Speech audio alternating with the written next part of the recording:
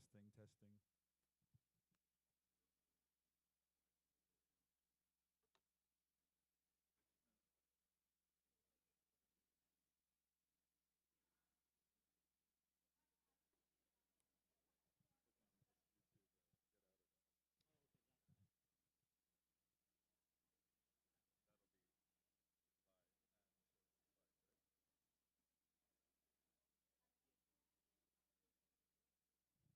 All right, 2 minutes.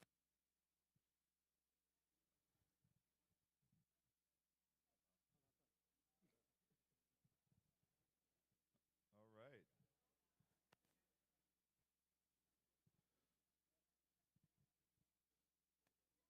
All right.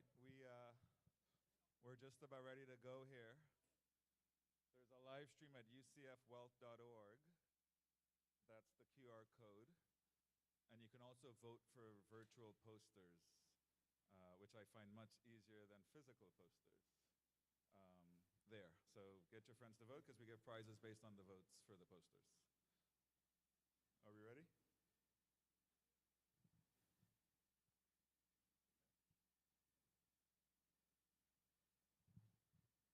Are we ready? All right, seems we're ready. Well, thank you, Lake Nona and friends, and UCF and friends for coming out. My name is Dexter Hadley. I probably emailed you at 3:20 this morning to remind you to come here, so thanks for coming. I have the dubious honor of introducing the Master of Ceremonies. He is well known to us in Lake Nona, the incomparable Habil. 20, 25, I lose track, maybe 30 years in the industry this guy has. Has worked at all the big companies, life sciences, life tech, health tech, biotech, all kinds of tech. And it's very nice to live in this neighborhood with people like Habil, his lovely wife. He is very much part of our community. And I think with that, I'll let him take over the show and make sure it runs smoothly. Thank you very much. Oh, thank you. That was... welcome, everyone. Good afternoon. Habil Ghazi. Pleasure having you here and honor having this privilege to present this incredible lineup of speakers that we have today in front of you. We're going to kick off first by a few words with some of the founders of this community. And we're going to do a little bit more introductions for each speaker as they come on. Just to kind of set the stage, I think you probably have seen the agenda for today. We're a little bit behind schedule, so sorry about that, but I think we'll have time to make up and still manage to get all the incredible content and knowledge that we're going to be getting out here today. So hold on to your seats. All right. So my privilege to first welcome somebody who's the reason why I'm here in Orlando, and I know many of us in this community. Dean German is the founding dean of the College of Medicine at the University of Central Florida, and oh, I need to get away from this guy.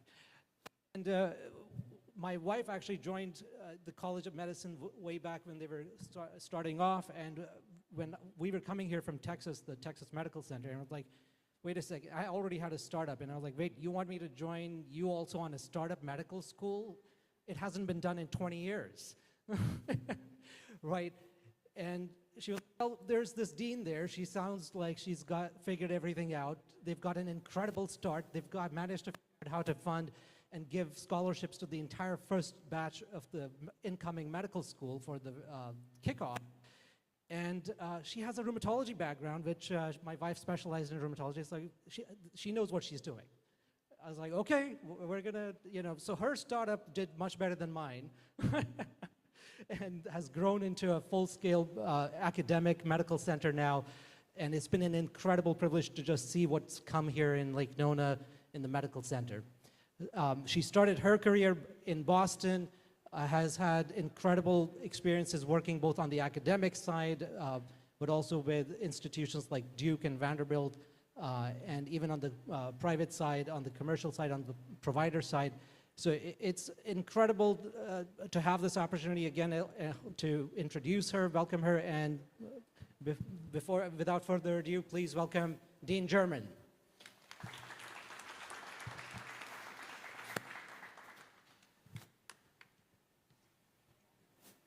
Thank you, everyone.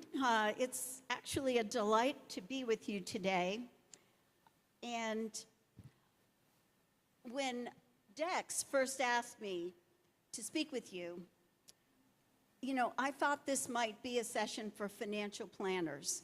He said, would you like to come and speak at the Wealth Symposium? And I said yes, even though. And then I learned that we were really here about what we all care about. Wealth, and you see it right up there on the screen, right? Wellness, education, AI, lifestyle, and technology, all in the service of health. And I hope that everyone here in the room is interested in that, because that's a passion that we all share. We are now all part of a medical city that is an emerging aerotropolis. And if you haven't heard the word before, aerotropolis, what it is a metropolis that has an airport at its core. So we are, and there are very few of these in the world. And we are here to create the future of health and health care. And my firm conviction is that the future of healthcare and wellness is right here, right now. So my job today, in just a few minutes, was to welcome you and to tell you the story of our metropolis's beginnings, where we are, and then take a peek into the future to see where we might go. So let's see, do you guys have my slides? I think this is a very technology-oriented scene. I hope that you have them, because it will not be as good without. All right, so let's move on to the next one. Oh, that's my job. Where's my clicker? Okay, thanks. All right. So what you all can see here is 7,000 acres of land with nothing on it, and that was taken in 2007, and you are sitting on that 7,000 acres of land. And what did we have in 2007? We had a dream to build a medical city. We had the state's approval to build a medical school. And we had the first employee, who is now standing in front of you. But I didn't come just to build a medical school. And as you heard, I've been part of some of the best medical schools in the country.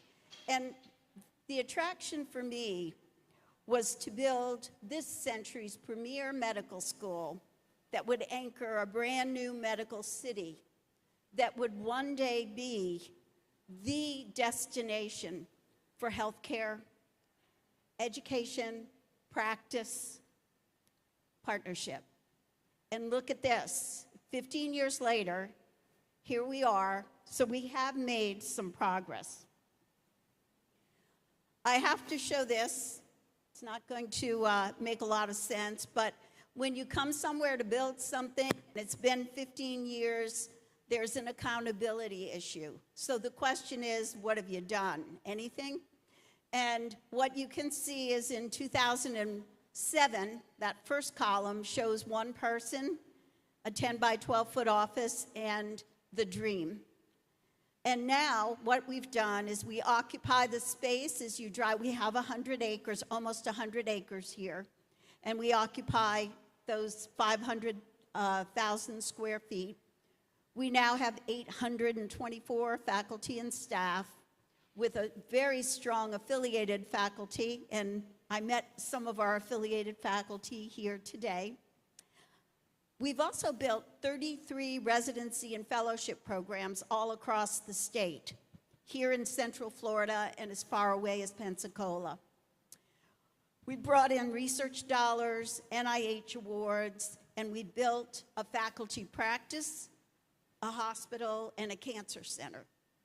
Okay, so that's who we are. And sometimes when I'm out and about and talking with other medical school deans, they will say, any one of those items on that list could have taken a decade to build. So some of you may be saying, how do you do all of those things in more than a decade? And the answer is we do it together. And that's what this is about. Okay, we've built more than a medical school. We are an academic health sciences center. And there's a little story embedded in here that I want to tell you. So as we were building the medical school and we got permission to build our teaching hospital, the day that the teaching hospital was approved, I got a call from Washington, D.C. The Association of Academic Health Centers called me and asked me to serve on their board. And I said, you must be mistaken. We don't even have a teaching hospital yet. And they said, we know that you got approved for one today, and we think you are the future. So we want you on our board. And the reason I tell you that is because it's not me they wanted. It's all of us and what we're doing. And this is an example of the kind of things we do together that create the success that can be recognized in Washington. So the definition of an academic health science center, you have to have a College of Medicine, check. Other health degree granting programs, we have nursing and health professions, and then that last and critical element for us, a teaching hospital. And this is a picture of our medical city. We can't keep them up to date, but the elements that are listed here on this screen are the elements that make up our Academic Health Sciences Center. Not all of them are here at this point in time, but they're coming. So, this is where we are. It's now time for us to take a quantum leap into the future. And how do we do that? We do it, in my opinion, by combining what we have, which is traditional in medicine. We have patient care, we have hospitals, we have all of that, we built that. But now it's time for us to distinguish ourselves. So what else do we have here in Central Florida? Well, we have technology. We have artificial intelligence. We have what all of you bring to the table. And the combination of traditional medical disciplines and engineering, computer science, hospitality, all of the disciplines that we have here will make our Academic Health Science Center unique and will make us something that didn't exist before. So, how do we do this? I want to share with you a little glimpse of the future. I'm going to go back for a minute. I'm going to take a drone, and one of the greats of this little image is right here. And we're going to fly from the Cancer Center, which you can see on the far left, your left, all the way across the UCF campus and show you what the future will look like. All right, if you could do that for me, Ryan. So there's the Cancer Center. Here is the land where our teaching hospital now stands with our medical office building, a powerhouse that will allow us to grow to 500 beds. And as we move down the landscape, you can see the circular College of Medicine building and Biomedical Sciences building, to soon be joined by the College of Nursing, College of Health Professions, and perhaps even a College of Dentistry. And then in the distance, you see buildings where we will have centers and institutes. What is your interest? Let's build a center around your interest. where people can be served, research can be done, and future caregivers can be educated. We have the land, we have the ability, we have the dream. I don't see any reason why we can't do that. All right. I'm going to end with this slide, and this is to show you that here in Central Florida, we really can accomplish anything. When we were planning our celebration for our 10th anniversary, rather than going to a hotel and having a gala, we wanted to have an open house and show the community all the things that we do in our College of Medicine. And we gathered food and contributions, so we had a dine around. But you all know, whenever you have an open house, the biggest problem is getting people to go home, right? There are always those people who will stay till 2 or 3 a.m. and you're ready to go home. So let's have fireworks. We'll get everybody to go out of the building, take a page out of the theme parks, right? But I was informed by my team that we couldn't have fireworks because we would be shooting down airplanes. We're on the direct flight path of one of the busiest tourist airports in the country, in the world. So I was disappointed that we couldn't have our party. Well, here's what happened. Police department, fire department, airport authority, and FAA got together, diverted flights from that runway for the entire duration of our party. Disney provided the fireworks, and we had this fantastic party. If we can do that, we can do anything. And I want you all to know that whatever it is you're dreaming, it can happen here. Do we have time? I think we can skip the little video and not take them to the party to conserve. I just have a video of the party. We'll save that. But my privilege right now is to introduce to you someone who's not here, but who's been with us throughout the building of this medical city and has been instrumental in helping us secure an Aerotropolis, and that is Mayor Buddy Dyer. How many of you know Mayor Dyer? All right, good.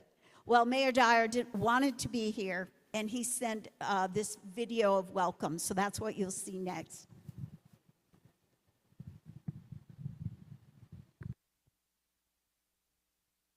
Welcome to the UCF Wealth Symposium.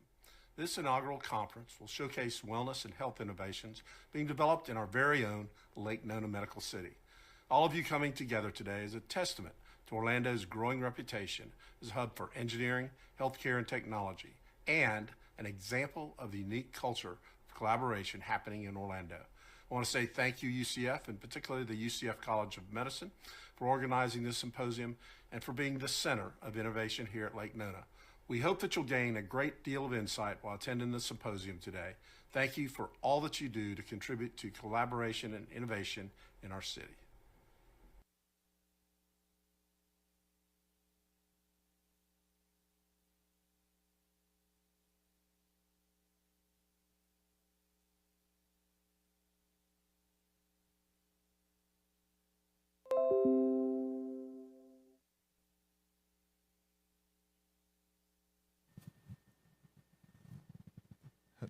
Testing, okay. Thank you so much. I am going to take the opportunity to introduce Habil again, who's going to introduce the next speaker.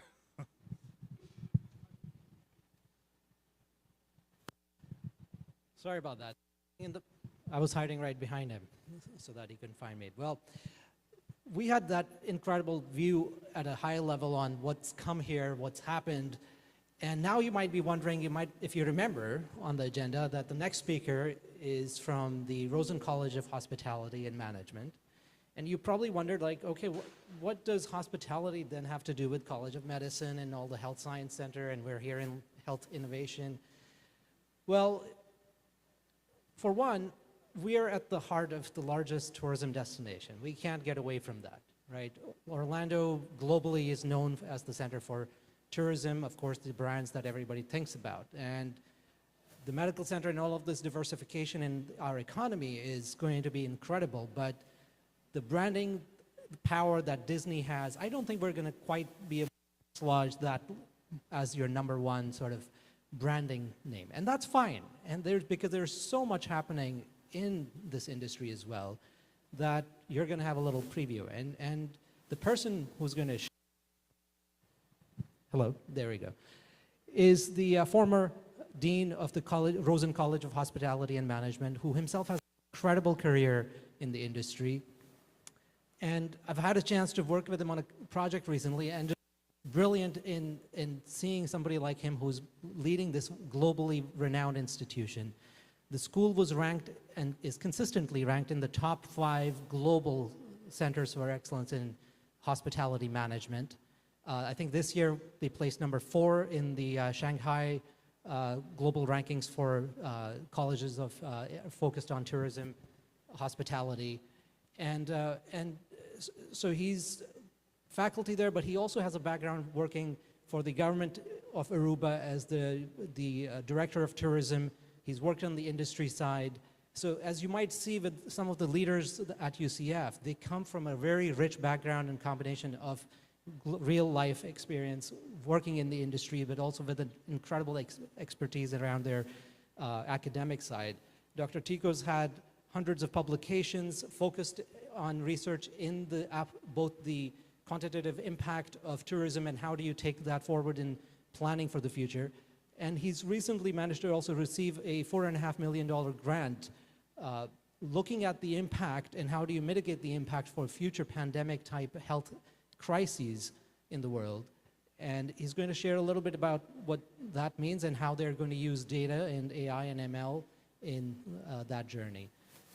Dr. Robert Tico Cruz.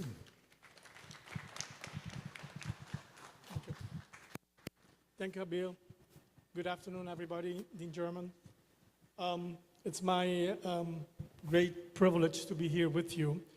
And actually, for me, it's a very interesting experience because my background as an economist coming from tourism and travel, so has in reality a little bit to do with the healthcare if you think about it. But somehow about a year and a half ago, I was invited to be a member of the Infectious Disease Committee. And I started talking to physicians. And quite frankly, it took me about 2 months to understand what they were talking about because of the language. And once I start noticing and understanding what they're talking about, I said, hey, there are some interesting potential things that we can do together. And I met Dr. Ross, and other colleagues, Dr. Hadley. And also, I start talking with engineers who also have a very different type of language compared to how we speak. So based on those conversations, we came up with some ideas about how can we interface, for example, healthcare with travel. And in particular, my whole research has been how to bring in underserved communities and individuals into the joy and fun of traveling. And because travel on itself is very important because it helps you, to enhance well-being. And that is what travel is all about. You can have fun, you can escape, you can learn, it enrich your life. And so for us, in what we did was the focus on, really how to provide the opportunity for people to enhance their well-being. And in particular, we start thinking about that underserved population, which is a very large population, but normally we don't think about, which is the population with restricted capabilities. For example, the disabled people that have a lot of challenges when they want to travel, and it's not only that particular person, but also the family who supports that individual. So that is one of the things that really start triggering, how we can come up with some ideas in order to enhance the opportunity and also the well-being of this particular group. And of course, when you do that, you're talking about potentially 60 million people who will have the opportunity to travel if you provide them with the right conditions and the right time for them to travel. So it means, as a consequence, you're creating new opportunities, business opportunities, and you're empowering people to, to do things that they want to do, which is very, very important. And the other important thing is that when you think about this group, you're not thinking about a very homogeneous group. It's a very diverse group.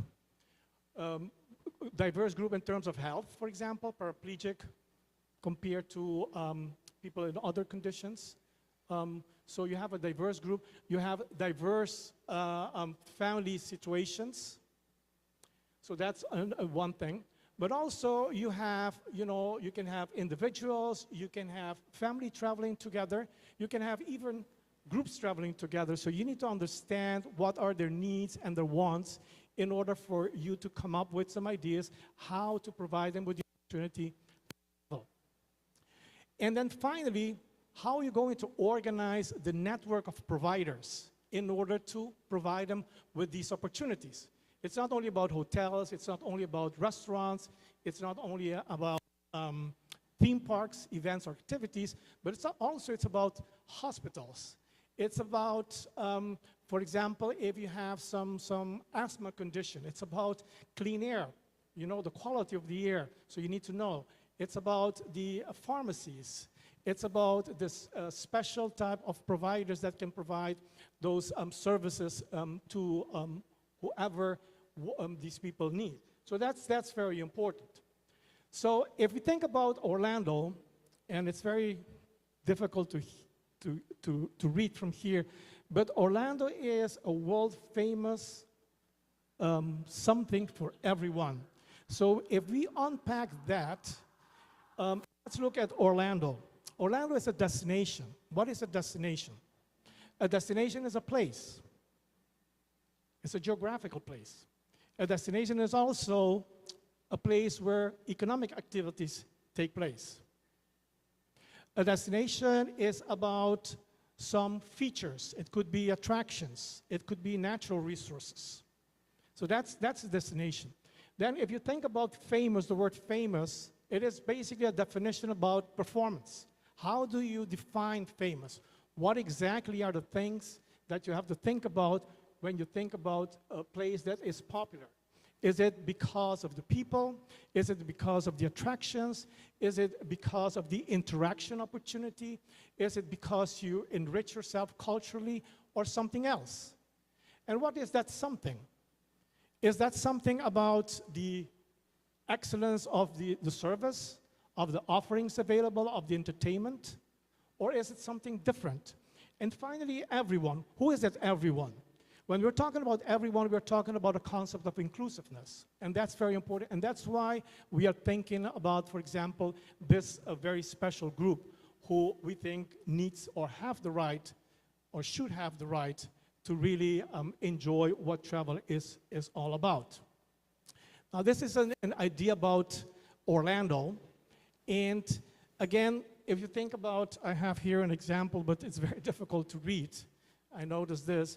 Is an example about Doris. And Doris is in a wheelchair, wants to do something. So how do you plan that from under Doris' perspective? So she has to think about first going through the airport. Does the airport have the facilities for a person in a wheelchair to go through the whole security, to go to the counter of the airplane, go through the security, the clearance, and then to the gate.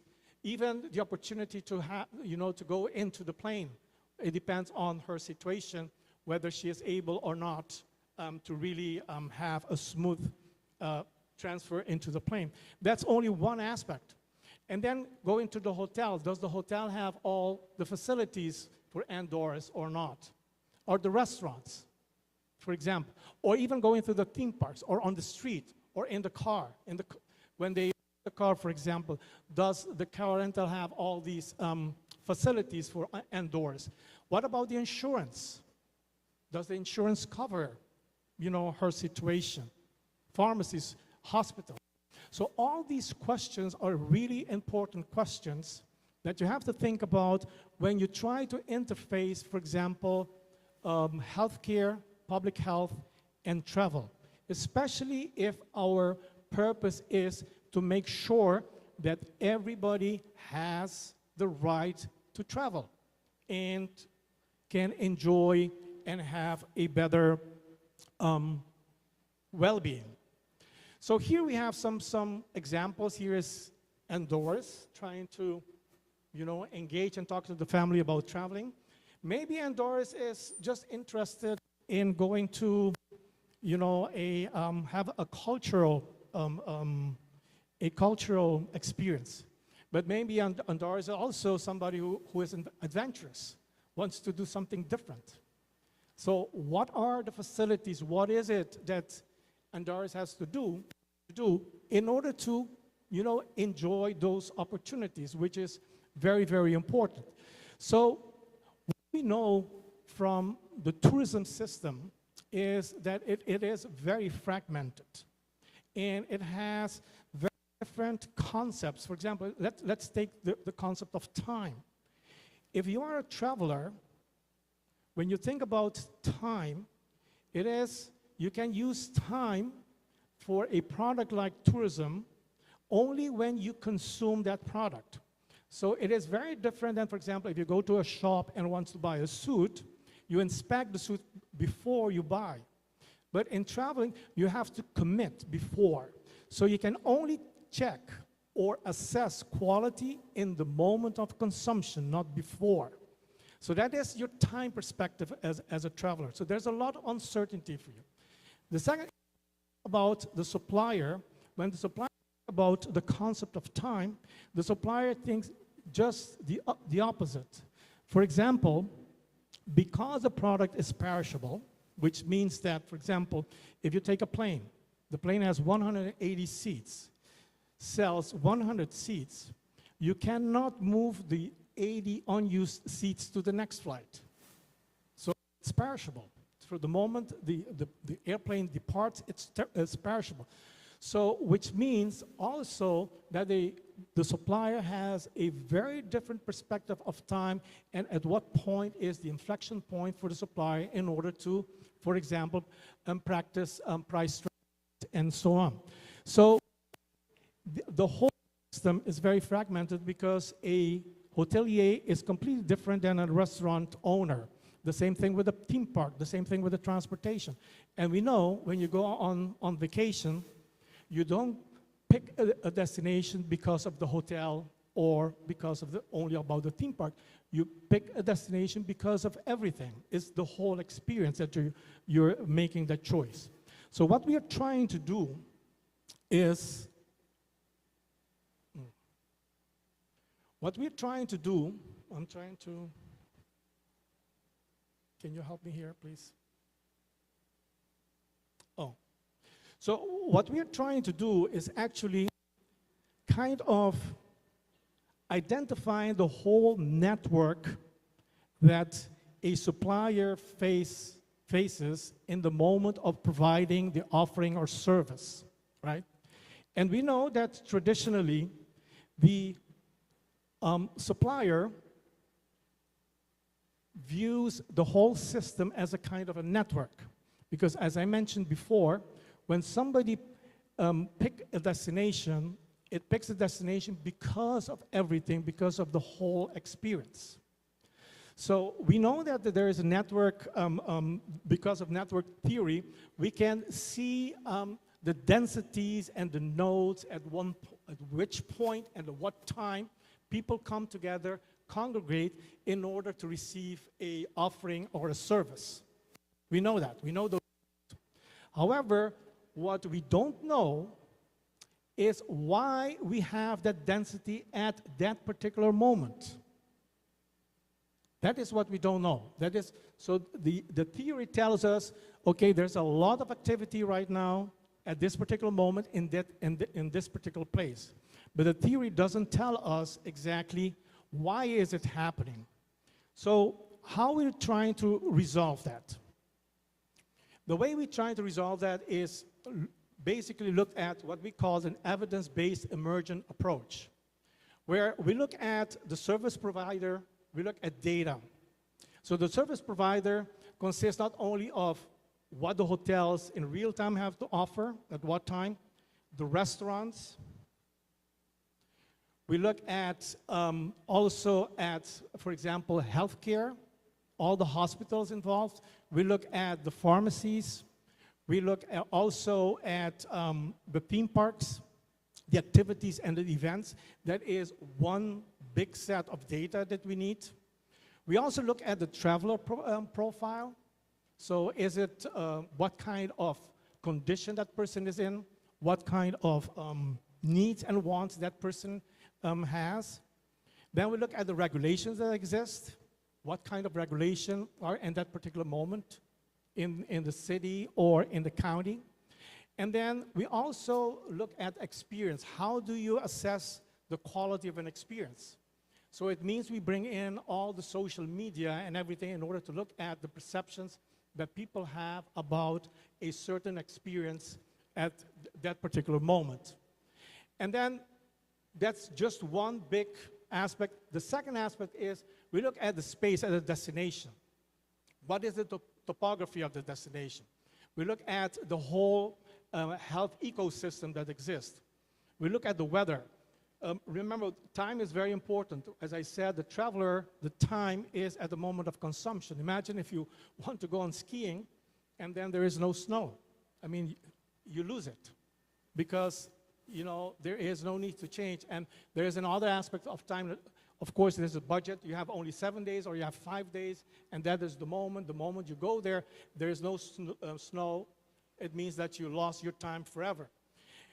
We look at the built environment in terms of, you know, what exists, the hotels, the restaurants, entertainment, and so on.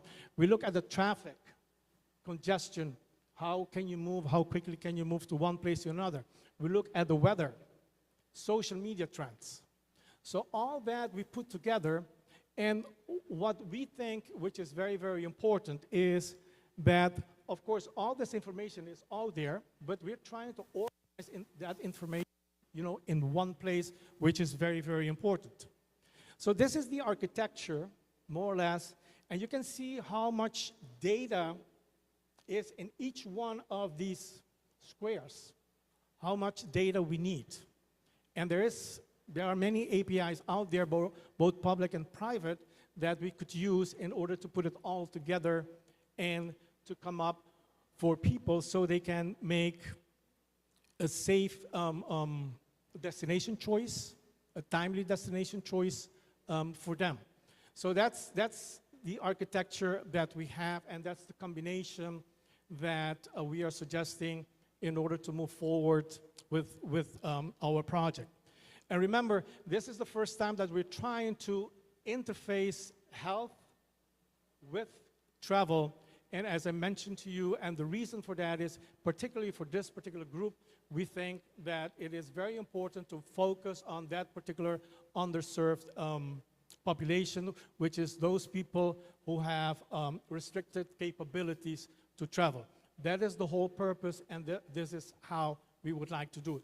So in a way, the implication is, and to conclude, the importance of this particular architecture is that for the traveler, it means that we reduce the search cost and we allow them and we facilitate them to make a very safe choice of where they want to go. That is one thing which is very important.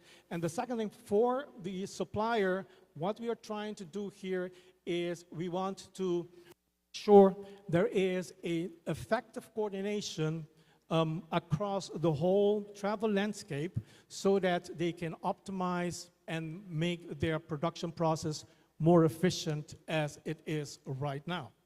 So that is, in a nutshell, what we're trying to do. This is the architecture. And right now, we are working with a team. Dr. Hatley is one, and person working in the team, and the other person is Chade. And we hope, we already have a prototype, so we hope that in the next few months, we will make more progress with this particular project. Thank you.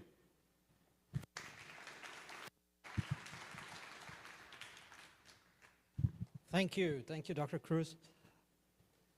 So one nugget I learned is Dr. Cruz did his postgraduate, his doctorates in the Netherlands, and his thesis was, I believe, on using travel to alleviate poverty or serve the underserved. So I can see that passion is continued into everything he's doing, and how he has linked together his career in that way. And what better place to bring that to fruition here in Orlando. And looks like we lost our stream here. All right, but as we wait for that, thank you again for the work you're doing, and great to see this collaboration coming to the front.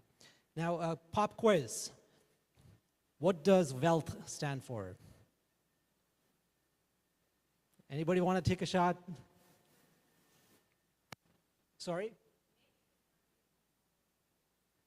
Mixed emerging technology. Oh, no, I was talking about the actual acronym that brought us together here, wealth. So wellness, education, AI, lifestyle, technology for health, right?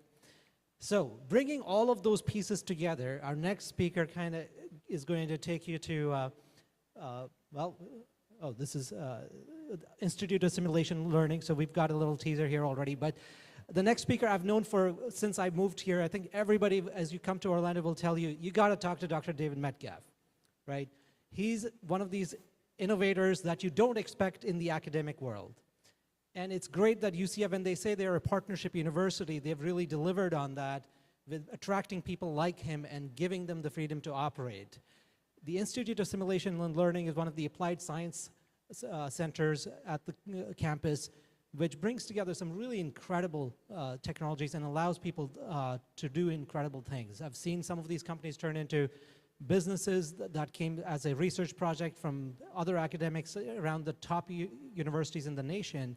And they came here saying that our universities were not, and I won't say names, but did not give us the freedom to really take this and apply what we want to do in the real world. David's kind of set the bar for that very high, and he is an expert in the lab he runs is called METAL, Mixed Emerging Technology Integration Lab. I believe that's what you were referring to. But he has a extensive background. He's a legend in the simulation space, in having worked in the industry with both on the education side, the healthcare side, working with small companies and encouraging his researchers to spin off companies, himself spinning off companies. Really a mover in the entrepreneurial space here in Orlando. I'm sure if you're in the innovation space, you've heard of him or have worked with him.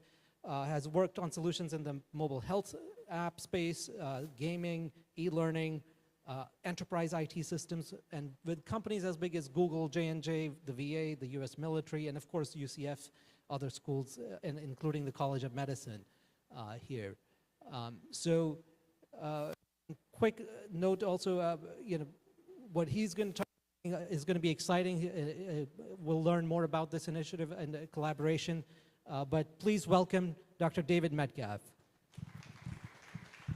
Thanks, Abil. It's great to be here. This really is the epicenter for how all these different components come together, not just technology, but also health, wellness. The whole community is built on that principle, too.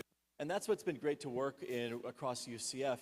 I know you've seen a lot about UCF, but just a couple other facts that might be interesting to you, some of the things up here, too. #1 game design school in the world.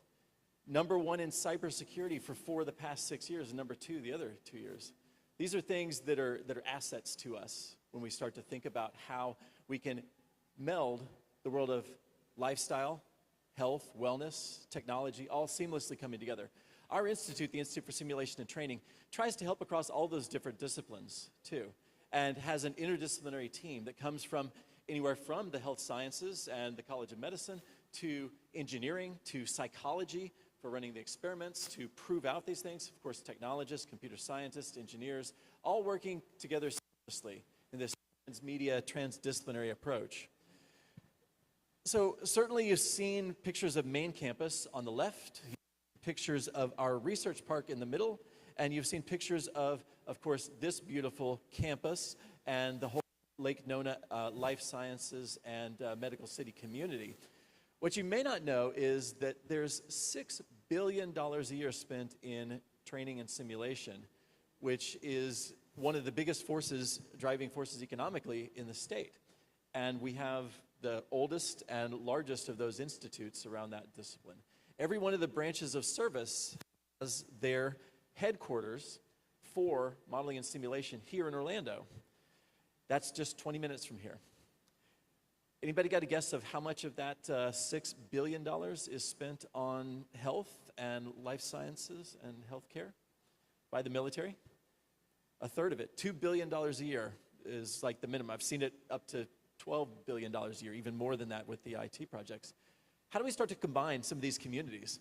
That's what we've been doing with some of the researchers at UCF's College of Medicine, in the health sciences, and other disciplines, is to bring the best of what we have from across those different colleges and different groups all together to work in these seamless areas. I'm going to breeze through a few slides just to give you a taste, a few examples of what some of those projects look like and what they might be for some of you who have ideas that you want to bring forward or who might want to participate and get involved in some of these things. We've got a labs beside mine too that are at the Institute. So I just put a list there too. It's probably too many to read, but you'll have it on the stream. And then we also have some things about our particular lab too, span across not only a number of technologies, but a number of different vertical industries. We learn a lot from working with companies like Google and Johnson & Johnson about what you might have or want to do in the healthcare arena. We learn a lot in healthcare about how the military might engage health better. We learn all those things by working in this interdisciplinary work, even when we have disasters like we recently had too, working ahead of and behind the development on those different social causes, whether that's STEM education or disaster outreach too. Our programs like I-Corps help with those different areas. We've done this for these type of projects for the Navy, large-scale support for them, academic support, and also for, even during COVID, for the VA. This was hundreds of thousands of people that used this personal protective equipment app that was used not just within the VA, but across a number of different agencies, and even out to the public and private hospitals were allowed to use these type of mobile apps. The same thing with training cards, something as simple as can fit inside of a pocket of a soldier and bring that out to those very quick, timely solutions. This is applied development, even more so than basic research. But those are some of the things that start to allow us to build out these advanced programs. You start with a deck of cards, you build a mobile app on top of it, you build an online game on top of that, you build an ability to just wave over any of those cards and they come to life and give you the media that you might want. Those are the types of things that we are doing here in this area. I love the fact that we're sitting here in this living laboratory. The whole community is a living laboratory, but this place in particular that you're sitting in is a combination of some of the sports, wellness, and fitness from the investment side, as well as from the academic side, as well as from industry, coming together in the Verizon 5G Innovation Hub. Those are some of the things that are quite unique about the place that we're in, too, and getting to explore that with you guys and being an academic partner in that is something that's been great for UCF across the board, our lab and a lot of others, too. The back-end technology that enables a lot of this, how do you keep health records safe? How do you make sure that the data can be verified? How do you make sure that no one is impersonating a doctor? These are all things that are very important to society, and that trust that needs to be rebuilt, especially after current situations and the pandemic and things too. Technologies like blockchain are helping do that. How can you trust those immutable health records that you could have across time and space? How can you leverage the power of augmented and virtual reality? If you haven't seen it, right behind us is the MetaViz example too, and a number of other examples that we've worked on trying to look at some of the latest and greatest augmented and virtual reality. How can you create a digital twin of this whole medical city? How can you go and tie that together with some of the other disciplines that might need that, whether that's urban planning, whether that's engineering, whether that is creating the health sciences center of the future. We're leveraging that power that UCF has of a large-scale Hack at UCF club, of some of the different disciplines in there, to go and build those types of technologies, and also to build things like our Trusted Ops portal with industry partners. And you keep hearing us talk about the fact that UCF is the America's Partnership University. Those are some of the types of things that when you have a crisis, like coronavirus tracking, or the hurricanes that we've tracked for years too, come together across disciplines and put all that data together so that you have a seamless, continuous picture. Those are things that have been quite helpful. I've shown you a lot of examples. One of the things that is really tough is how do you know which technology is going to be good, which ones are going to work, which ones are not? And that's what you see here. We have a series of grants that have come from the National Science Foundation that probably all of you in this room could qualify for. If you have a good idea, bring it forward just like in Shark Tank. And we do evidence-based entrepreneurship, 5 weeks of education for free for you, that we had to go to Stanford to get trained in these lean startup processes. And it's what the government uses, it's what the National Science Foundation uses, it's what NIH uses. And we also give a small grant to the teams that win. It's very competitive, but if you come in and win in this I-Core program, ICORPS, this is something that we already have won here at UCF, and that we're distributing the money to teams that have innovations. Maybe some of those teams go into the national competition, maybe some of those teams come into the facility like this and get a grant to, go and get an investment made in them to go and produce these types of things. This is some of the stuff that UCF wants to be involved in, wants to help all of you with when we start to look at these. How do we do that? We do that through partnerships. Partnerships with agencies like the National Science Foundation or Department of Defense. Partnerships with you, all of you, and partnerships with industry partners and others who are trying to do well while doing good. And with that, I want to introduce our team from Health Data for Good that are going to tell you, I'm going to cede some of my time to them just to have them give you a little taste of some of the things that they're interested in, just a few minutes to show you what one of those partnerships that's emerging right now might look like. So with that, over to you, Robert. Thanks. Thank you, David. Very nice. Hold that for a sec. So we're cueing the slideshow. My name is Robert. I'm with Health Data for Good, and we are going to be aggregating typically minority and Hispanic health data and really fighting bias in quite a few of the data sets out there. We're also going to be working in the area of data poverty, and it's not just the first world countries that need access to health data. And we're going to be talking just briefly about providing an open source access. I'd like to introduce Shell Dior, co-founder, and when you go forth to put forth a business, we want somebody who knows what they're doing, who's been around, who's been in the space, and who has relationships. So Shell. Thank you, Robert. So emerging is what David said, and that's really happening right now. So we hope that as the first audience that will be hearing this, we can excite you.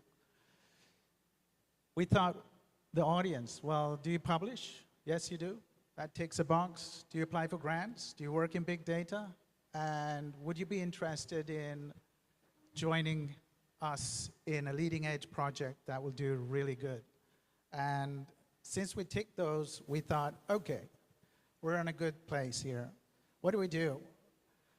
Health Data for Good, and I'll explain later why Hispanic health data is part of that as well. We fight data poverty.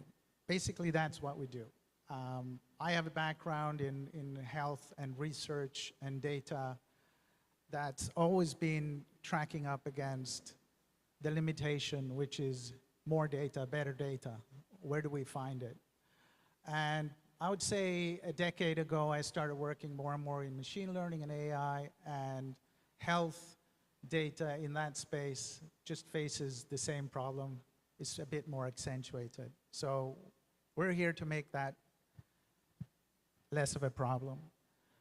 Now, if we look at health disparity and health poverty and who's writing about it and what are the problems, the list just goes on. It's infinite, and you've all seen that. One of the articles we just showed up here is from the Association of Blue Cross and Blue Shields, and they're seeing the ethical and transparent use of data as a big issue for them as well.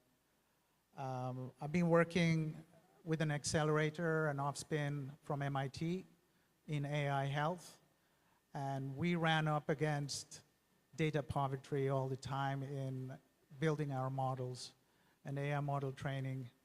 And that's despite us sitting on currently the world's largest AI patient data set with the Mimic database that we have on the team through MIT. It's not enough. And we risk creating stuff that's really exclusive and not inclusive and accentuating health problems.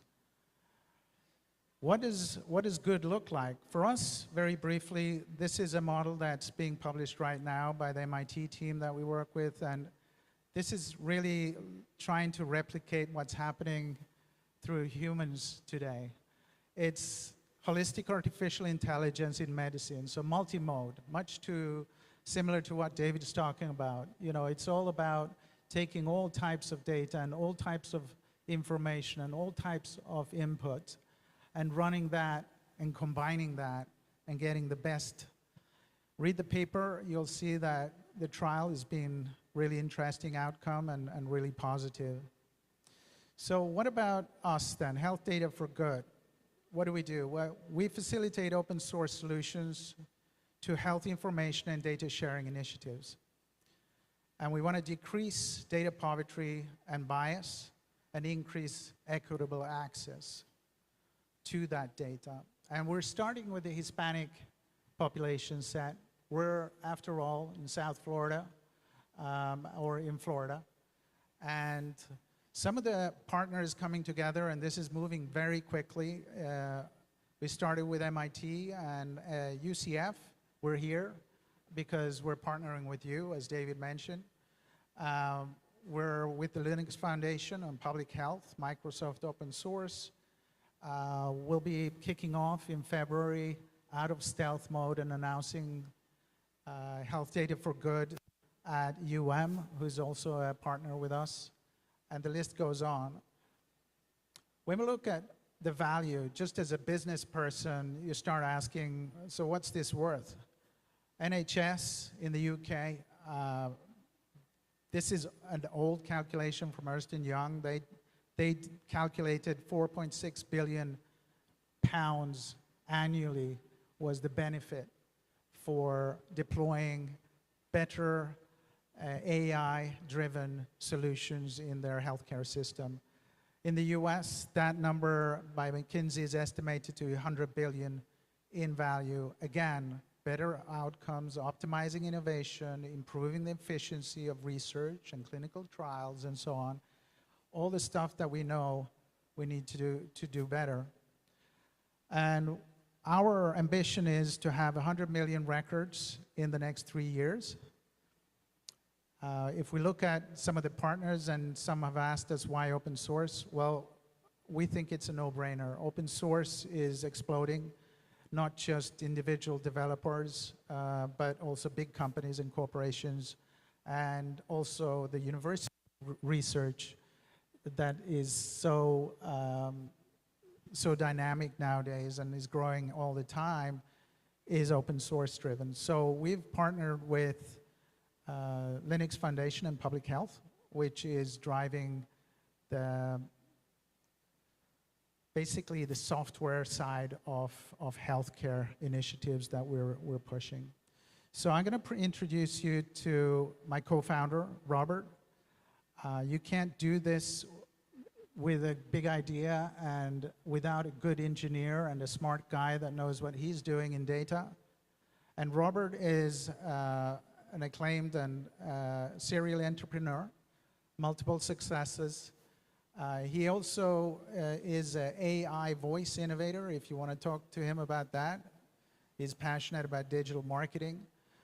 He also runs AILatam.com, which is the preeminent tech series that runs in Latam. And we're working on putting together an event with on February the 1st. We'll have UCF speakers there as well, where we kick off the official Health Data for Good. Robert. Thank you. Thank you, Shao. Okay, moving right along. I've never seen as good an opportunity for grants. Just crazy. Just those are Dexter's, crowd-assisted learning, to digital curation. So what we've got is, it looks like NIST, and we're here really to ask where you can help. This is a Greenfield Blue Ocean initiative. That's a DAL-E image, by the way. I've been having some fun with that. But data's going to come in. All data is good, and it's going to be identified and de-identified. There's a governance and steering in the middle, and then data users and buyers on the other side. And what we need is we need data wranglers, and I love that term, data wranglers, and that's what I see forming up here at UCF, and that's grabbing those doggies and putting them in the barn. So that's University of Toronto. This will be too small for you to read, but conceptually, the data sources, notice HSI, MSI, an intake committee. UCF is really looking strongly at data curation, data annotation, and data quality control. The IST group, the modeling and synthetic data. We think this is a very unique addition to the party where we actually have synthetic data models, not necessarily live data models that are used to validate the data before other people get to it. MIT is already serving the MIMIC database, and we're working with them. And then off the data goes into data buyers and data users. This is an example, the Veterans Association, which Dexter has a good contact with, we have contacts with. So they have existing data, and so we're going to be building APIs to get into that, as well as extending it through the disease states, and that's kind of interesting. So we're launching as we speak. Now we're coming out of stealth on January 30th. We hope to bring in some pretty large data sets next year. And David, do you want to manage questions, or do you want to close it down? Yeah, I think we'll probably just have to close out to keep us on schedule. But I wanted to thank you for coming and sharing some of the things that you're doing, the emerging way that we're working in this, and look at some of these things for opportunities of how the rest of you might be able to get involved in these community initiatives, these initiatives to bring equity and diversity to healthcare, and ways that we can look at these next generation solutions and how they're going to better society. So that's what we're about here at UCF, whether you're in the College of Medicine, whether you're in engineering, whether you're in some of the other disciplines too. And I'm really glad to have all of you here. I'll go ahead and turn it back over to Javier. Thanks. Thank you. Thank you very much, both David and Health Data. Great initiative. We're going to get a break soon, so hold on. We have one more great speaker for you, the person who kind of is the reason why we're all here, Dr. Dexter Hadley. Okay, he's here. So, of course, you know he's the founding chief here of the AI program at the College of Medicine at UCF. But he's had an extensive background in developing expertise in working with big data. As you've heard, a lot of the speakers today also mention some of the research collaborations. He started and did his PhD in genomics and computational biology while pursuing his medical degree at University of Pennsylvania.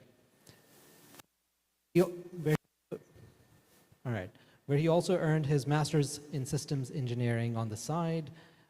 Did a residency in clinical pathology at Stanford Medical School, working with a lot of large data sets there as well, and then moving to the Children's Hospital in Philadelphia and as lead clinical genomics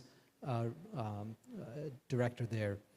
He, while at Stanford, also did work on systemic drug and biomarker discovery, worked as assistant professor at University of California in San Francisco, and continued to his work on translating big data into precision medicine and digital health applications.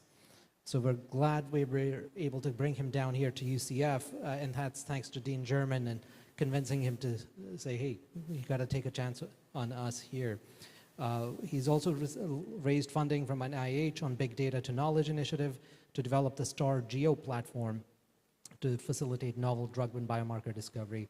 And here at UCF, he's also worked with the HCA, of course, which is next door, the hospital, the teaching hospital, in optimizing AI models for improved healthcare outcomes. He works with startups. He's very easy to approach. So if you do want to try an initiative, I don't think he ever understood that you can say no. He tries everything. Great guy to work with and pleasure. And thank you for organizing this again today with this awesome lineup. Please welcome Dr. Bradley. All right, thank you. Thank you very much.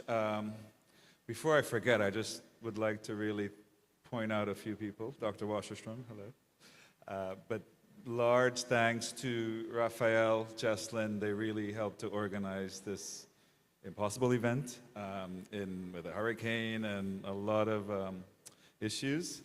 I'm glad we're here. I'm glad all the students are here. Please look at the posters. UCFwealth.org. You go vote on the posters, and we give out all these prizes you see there later, so I hope you stick around. Yeah, Dr. Metcalf just told me we are a top gaming school. We play a lot of games at UCF at a very high level. I think a few years ago, gaming overtook TV for most time wasting and probably generating income. So the gaming industry is huge. And, just keep that in mind because I'm thinking about how we can gamify a network of patients, providers, and clinical trials with AI. There's a required disclosures. This is the Wealth Conference. AI is in the middle of it. So when we say AI, what we really mean is algorithms that the human brain just doesn't understand, right? Most of statistical reasoning is really based on the equation of a line, right?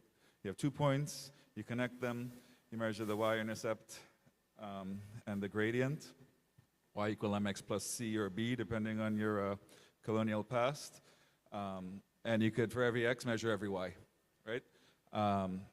So this is a deep learning model. You learn in the first year of medical school. Does anybody know who that lady is? Well, we know she's an old lady. Everybody could agree she's an old lady. We already learned that deep learning, but that's Marie Curie. So she's the mother of radiology and one of the only people to win Nobel Prizes in 2 different fields. And the reason you're going to remember that is because your brains are much better than the brains that Google and Facebook and Microsoft build. So with 1 data point, you're going to remember that's Marie Curie. Google and Facebook and Microsoft need thousands. That's not doing anything. But yeah, so y equal mx plus c is most statistical reasoning. There are more parameters in these models, which are deep neural nested networks.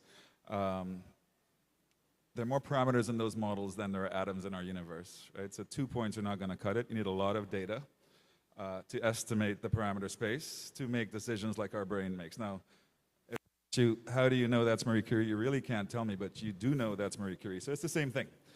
High accuracy, but I doubt you know the neuronal wiring to get you to that decision. But suffice it to say, it's accurate, right? So this is the ImageNet classification. If you walk backward in your mind, you probably started hearing a lot about AI in 2012, 2013, because that was when it was demonstrated that this type of based learning, right? So before, this competition is to predict 1,000 categories of images. It's called the ImageNet competition. So there's about 1 million images, 1,000 per category. There's a holdout set, and each of those points there is the accuracy to predict, dog, cat, bridge, or whatever is on, in the testing set. So in 2012 is when computers beat out human rules. So for you to predict that dog, you had to predict, you had to know it's a dog, first of all. You'd have to code, it has fur, it has ears, it has 2 eyes, it has this, it has that, which is fine. For computers, you just need about 10,000 dogs and 10,000 not dogs, and you hit run, and the computer figures out, the reasoning. And in 2012, they realized the green is this computer-based, example-based learning, deep learning. The blue is traditional computer vision, rule-based vision.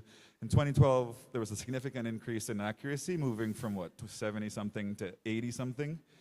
By 2015, computers had achieved superhuman performance, achieving a 97 point whatever percent. I think they stopped the competition a few years ago because it became sort of pointless, right? So this is why you've been about deep learning, why you're probably not going to stop hearing about deep learning, because these things just get better with time.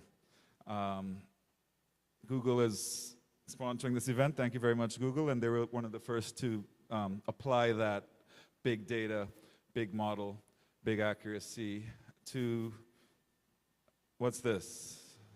A fundus image of diabetic retinopathy. So that's an image that a human turns into a 1 or a 0 disease or not disease. And the point of this slide is Google paid 10 ophthalmologists, first of all, to 120,000 images. Now, first of all, that's quite extraordinary. Ophthalmology is probably the highest paid specialty, so I could imagine how much money Google paid 10 of them to characterize 120,000 images.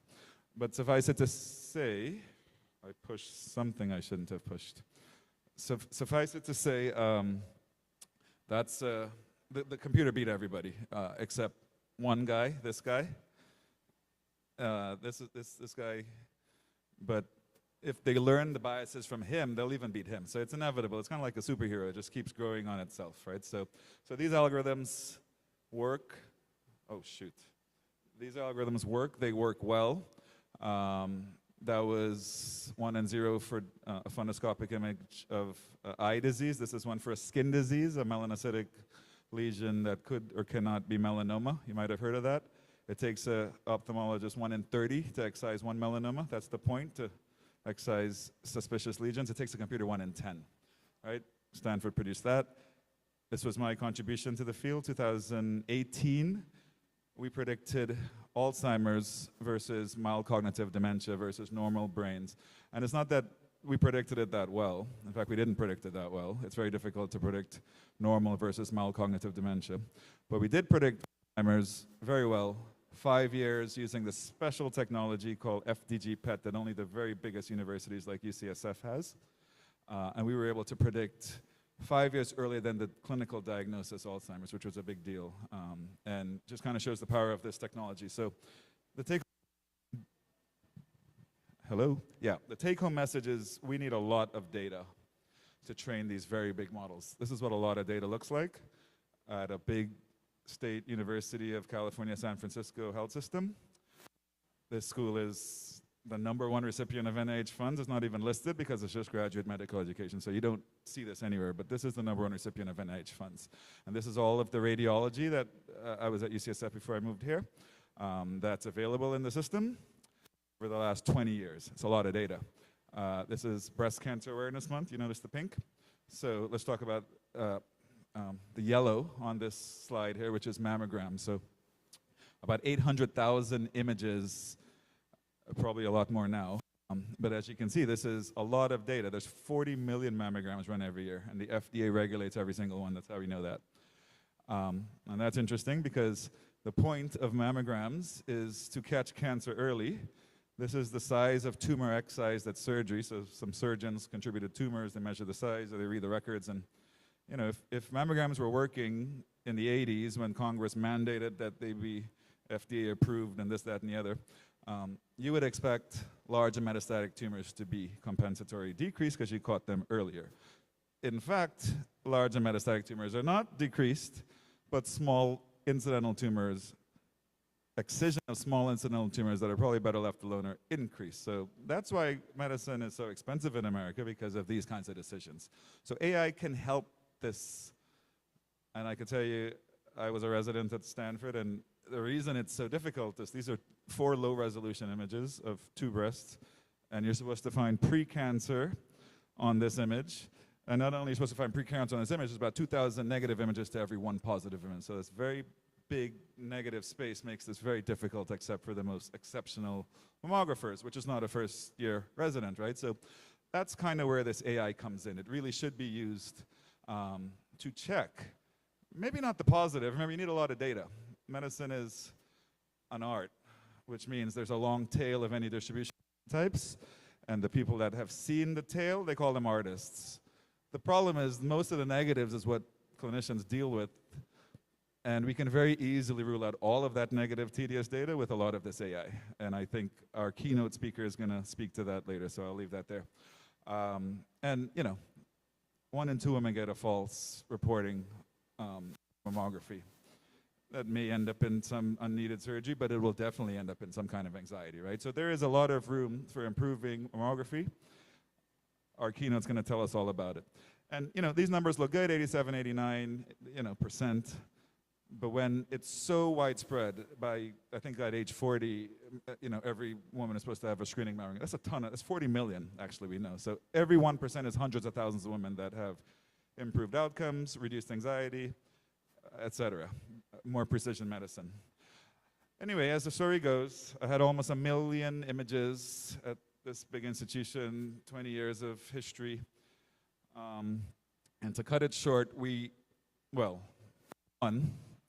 it's a lot of data, you would think. Except who's the data for? The data is for 2 people, maybe 3 if you count the med students. So take the med students out. So the data is for the practicing physician, 1. And the second professional that data is for, the practicing physician gets sued, is for the lawyer, 2. If the med student sees it, fantastic, 3. But you know who doesn't generally see this data? The data scientist, because it's unstructured text that is required to be written a certain way based on Congress and looks like this. Computers don't read this very well. Humans read this very well. Med students read this excellent. And our task is to go read 10,000 of these notes and label the images positive or negative, because that's how these computers work, right? That's how these algorithms. They're pretty slow, need a lot of data, big parametric space. But because Congress mandated how you report on these diseases, in breast cancer in particular, we hit 100% accuracy with very, very simple, non-deep. Any engineer could recognize these are just legit. These are y equal mx plus c type of reasoning, right? And I think that's because Congress mandated a template, essentially. So we did very well. We published that we can read the labels. But if you're going to deep learn, right, you need really useful images. So this is an image that a patient had in the record that has nothing to do with the patient. It's used to calibrate the machine. And nowhere in the medical record is this calibration of the machine noted. Why would it be? Medical record for computer purposes is ICD and CPT codes used for billing purposes. So nowhere in an ICD or CPT code is calibration, first of all. And it's not written. The doctor doesn't even see this, but we see it because we dump all the data. And we learn to read these images with the image itself. We learn to screen out images with the image itself. We publish that. So now we can read real-time patient activity, right? So a patient comes in, notes get written, we can read real-time what's happening. Images get taken, we can even read real-time what's happening there. And you know, the point is we could set up, now computers can read this. Now you can hit run and deep learn because you have very clean labels, you have structured labor. I'm sorry, you have not labor, you have structured data. And here, I don't even know, but so this is negative and positive. It's a pathology diagnosis. The 1 to 6 is a radiological diagnosis, which is basically a guess. This is non-invasive test radiology. So, you know, so this really well. We could learn.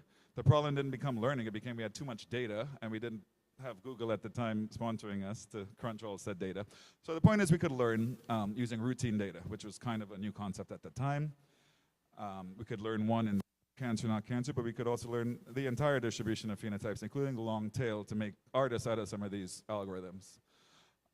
And before I left UCF, I was probably the only person that knew the distribution of pathology slides. I was at Stanford in residency for pathology, and there's over 90,000 slides that can be digitized to learn drug recurrence, drug response, side effects, et cetera, et cetera, et cetera, right? An image is worth 1,000 words.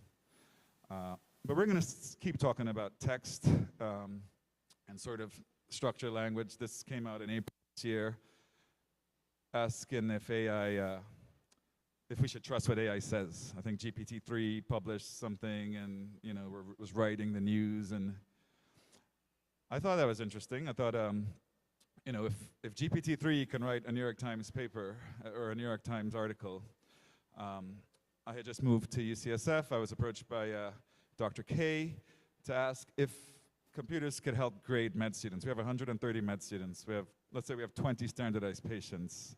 Heart attack patient, the pregnant patient, the obese patient, the whatever patient. That's a lot of grading for that medical experts. That's 1,300 texts that have to be read. So the take-home message here is yes, we could train models. These are more difficult than the breast cancer models, believe it or not, because Congress didn't mandate how these patients are reported. There's a rubric. We had a very talented PhD student, Ash. Ash basically spent some time with the librarians, read 300 textbooks with his little computer and his algorithms, set up a high-quality embedding space, read over 1,000 pages, and we think we have the best model of natural language processing because of it. We don't need to belabor the point, but in this testing example, we have 10 standardized patients. We have human and computer grading, and we have the distributions of the grading. So, this is a kappa distribution when you compare two interrators between two graders. And anything above 0.8 is excellent, or is really good for agreement. All of our distributions, so this could be, I forget what they are, but the pancreas patient, or the colors are different standardized patients. The distributions are mixed, right? And some patients are just really difficult, right? So what this shows is that we can match a human in performance. Now, that doesn't mean we've implemented this in our med school. That doesn't mean that at all. It just means we've developed that can match a human's performance. So, maybe we should trust what AI says. I mean, technically, I guess we can, but what are we really teaching our AI in medicine? To think, and I probably still think, that the way this works is entirely broken. I get sick, I get imaging of my breast or my prostate or whatever, I have pain and suffering, I have co-pays.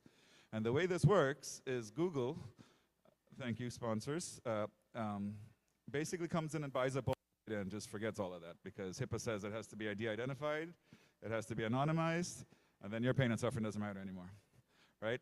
And, I mean, I guess that's secure, and that's one way to do it, but what should really happen is, well, what happens when you do that is people get upset, right? So Google is always making the news for the wrong reasons. 2017, this happened in NHS, very nice socialized country with very nice data sets. It didn't go well. It happened here, across the pond, in 2018 or whenever I made this slide. This always happens. This happened in our very hospital. Google used for mining data without really the patient's knowledge.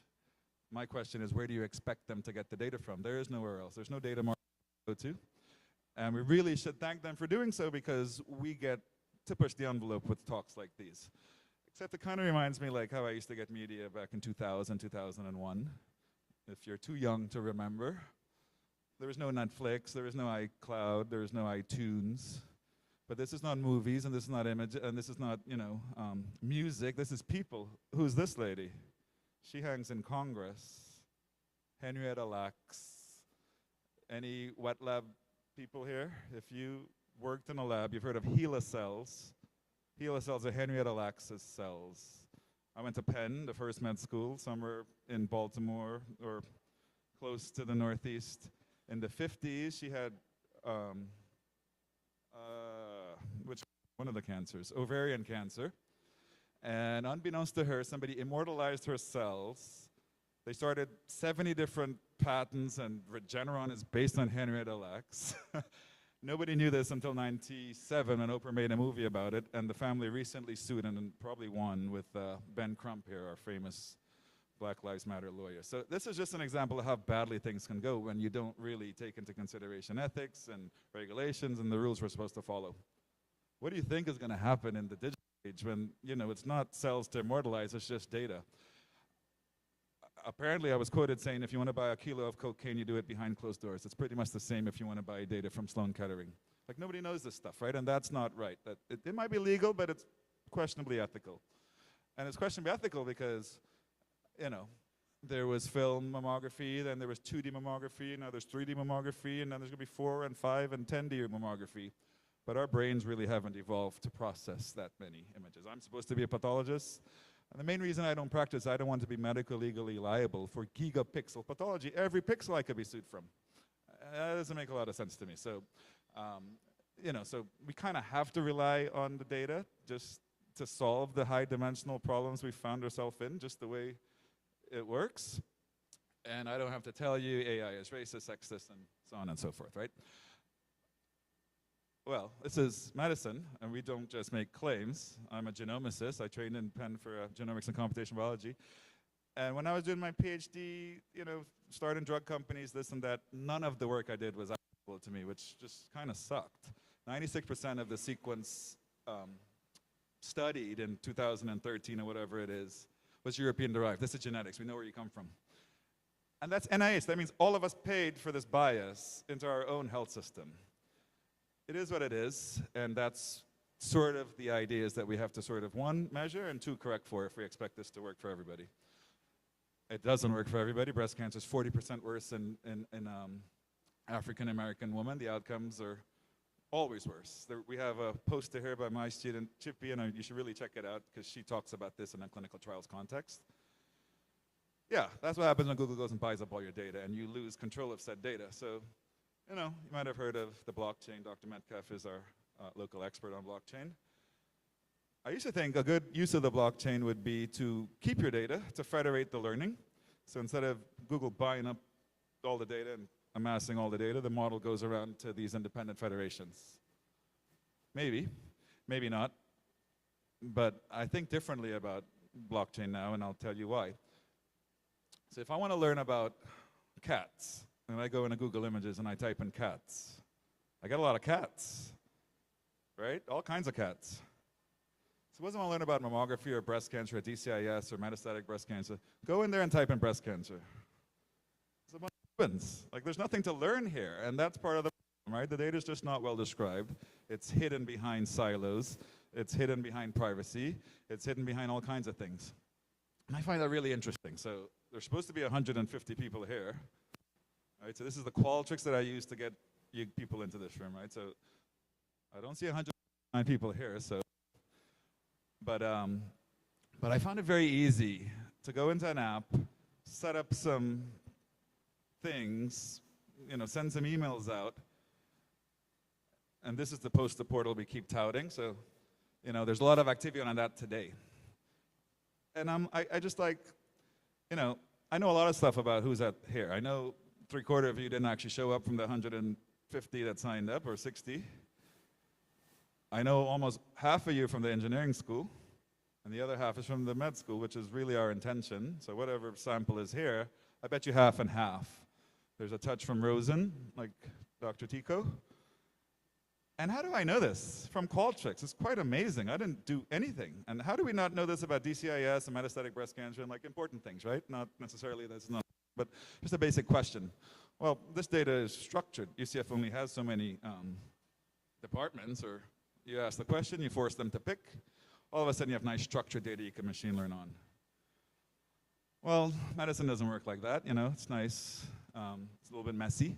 That's what med students are for. I think I wish Dr. German was here, but she instituted this program where to graduate, our med students have to do focused inquiry research experience. They actually have to do research. They don't have a choice. It doesn't matter if you like it. And I really feel strongly that that research should involve AI to just kind of understand some of the pitfalls, just kind of understand some of the promises. For the engineers in the room, there's something called active learning. It's how you train hard mission-critical problems to success. It essentially means you have a human in the loop. Well, we're a med school. We could be entirely in the loop. We're a med school, we're an engineering school, we're a material science school, we're all kinds of schools. And the idea is, can we put our students in the loop, starting with medicine? And obviously the answer is yes. So when I moved, studying breast cancer, hot and sweaty in San Francisco, and then apparently the pandemic hit and nobody was really interested in this breast cancer business. So we started studying COVID like everybody else. And I wondered, how would I get this level? How can I get this level of accuracy and just precision in health stuff? And I thought, well, I could use Qualtrics, right? So Qualtrics was good for this plan and this conference. We thought we would use Qualtrics to see if we could ask patients to give us their data. HIPAA says patients can give us their data. It was supposed to be mammograms, but the pandemic hit, so we started with covidimaging.us, actually. It still exists. The inclusion criteria for this clinical trial was you had to be 18 years old, you need to have had COVID and had an x-ray while having COVID. Pretty straightforward. We built some infrastructure, this was from California, to do so on a web app. We had partners to get the imaging, return the imaging with a URL, you know? How many people here have had x-ray imaging done at all? How many have the x-ray imaging at all? No, not the report, the actual CD. Like 2 or 3. And that's the point. We're gonna give it to you in some email. We spent a lot of money, ran these Facebook ads, got people from all over America willing to give us data, sort of emanating out of Florida. I spent $7,000 of the NIH money on this. We had 4 forms in Qualtrics, the form, the inclusion criteria, the HIPAA form, this form, and that form. And this is what we got. We got 1 black man, which was my dad, recently passed away, so he doesn't count. We got 1 black woman for $7,000. That's about $9,000 to recruit 1 minority patient in this age of AI, right? So for the engineers, that's a lot of overfitting to populations that are going to influence communities, right? Small populations making big influence. Not good at all, right? And very expensive to overcome. This is why it's hard to get clean data. Clean data costs money. So should we, trust what these computers say? Probably not. Not in medicine. Let's look at phase 1 participants in clinical trials. Well, we all know clinical trials are biased. You could see Chippy's poster for that. But if you look at phase 1, there's no clinical efficacy to phase 1. Phase 1 is safety. What do you notice? What class, non-white, is more than white? So in essence, there's a lot of, it is what it is, but there's a lot of phase 1s going on with no efficacy in minority populations. This is also well known in India and in Africa and wherever. But when it comes to phase 2, it's just not there. That's how you get 40% worse outcomes. The NIH knows this. The NIH sort of caused this problem. And there's $150 million. Dr. McIntosh and I wrote a grant, unsuccessfully, but we tried to get some of this money to build more diverse populations. But again, the NIH is the people that caused this problem with the sequencing and with everything else that came before it. Henrietta Lacks. So just kind of to end, this is what I think is going to happen. Just like genomics and in precision medicine, after, data sets are exhausted and power exhausted, you start to partner with your friends and build larger network effects and call it meta-analysis. And then you put together this biased data and that biased data, you put it together, it's even more biased, right? So, this could be Penn and Harvard and Stanford and here and there and wherever. They're all biased. Until our new UCF medical school with a new way of thinking. We don't even have a hospital, so we can't contribute to this game. But we could send our med students with some tools like Qualtrics into the community to go ask, what is the bias and how do we correct it? Just ask. And that's essentially what we're doing. So we're going to take this FIRE program and turn it into a digital realm where we have apps that I'm going to tell you that look like this. Before the pandemic, this didn't exist. For some reason, after the pandemic, a whole lot of people got together and made a whole lot of community-based decisions now that we all speak the same language. It's no longer just CPT and ICD. In fact, Dr. Crowe's talked about APIs. Every one of these is an API call. I like to program. I don't even program anymore because it's basically API calls. So essentially, you can get all of this data now, HIPAA compliant, relatively accurate, because if somebody transmits inaccurate information, health information, that's a $21,000 fee. So, there's a good pressure now to get this data. If you notice, everybody has an app. HCA has an app. Advent Health has an app. Everybody has an app. It's the type of infrastructure that they use. But what they don't use is the knowledge on the back end. ICD, CPT, I think I mentioned that's the most of compensation is to pay bills. There's no concept of recurrence in ICD or CPT.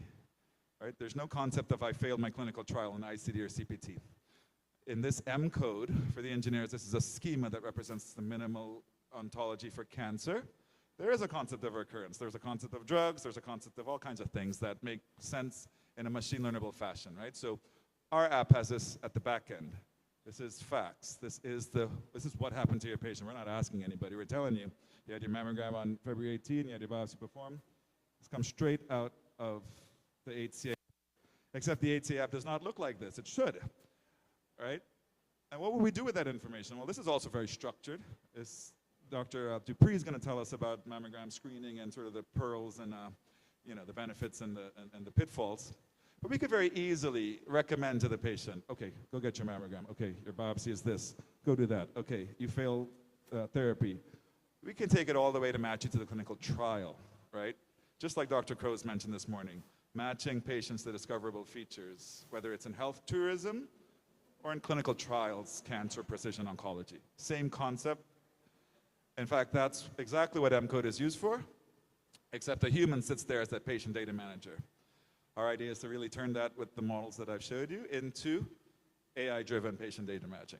And why is that important? It's because clinical trials today, there's 400,000 clinical trials on clinicaltrials.gov. It's the big and open data. Again, you got to see Chippy's folder to poster to kind of hear more about this. But this is an open database that sits there. So in essence, any physician should be able to match any patient to any clinical trial, except nobody's going to go and read 400,000 clinical trials. The way it does work is drug company A says, you, physician B, recruit me patients for my clinical trial. Forget the 399,000 other ones, just for mine. That's a pay-to-play system, and it sort of it propagates the that we clearly see and clearly document and clearly need to fix. So instead of having a human sit there and read ER, PR, HER2, TNBC, positive, this, that, we should have computers that understand the minimal coding ontology for cancer, read this. Then it becomes quite easy. So that same model I told you about that Ash built, we ran it on, remember, we built this model to read clinical notes from students. So we applied it to clinical trials. Clinical trials are very cleanly labeled: prostate cancer, stroke, asthma. There's 3,000 clinical trials here, distributed across the top 10 categories. We use generic models. This IDF is a generic model. There's a Google Universal Sentence Encoder. These are generic models that exist, and then MedBrain is our model, trained on 1,000 pages of 300 textbooks. And if you look at the average error of these models relative to the centroids, the engineers that care, there are all these clusters. We plotted centroids and plot the average error. MedBrain entirely destroys the pack, right? Because it's trained on the biggest and the highest level of data. So it becomes almost algorithmic, given that we can extract these entities to take a sentence like that and turn it into that we can match very easily. So this is quite doable. The only thing left is just to ask the patient, how do you feel? What happened? There's a whole nother consortium just to do that and standardize those outcomes. And guess what? It's on GitHub. Right? You go on GitHub, there's a survival and disease control terminology. It looks like that. And essentially me, I'm not a breast cancer expert. I have a Ukrainian developer. She's not a breast cancer expert. But with some very simple emails back and forth, we were able to build an IRB-approved app for cancer patients according to community standards, right? And what does that facilitate? It facilitates very easy communication. 1 in 2 women have a false positive. They can't really tell anybody with authenticity this false positive.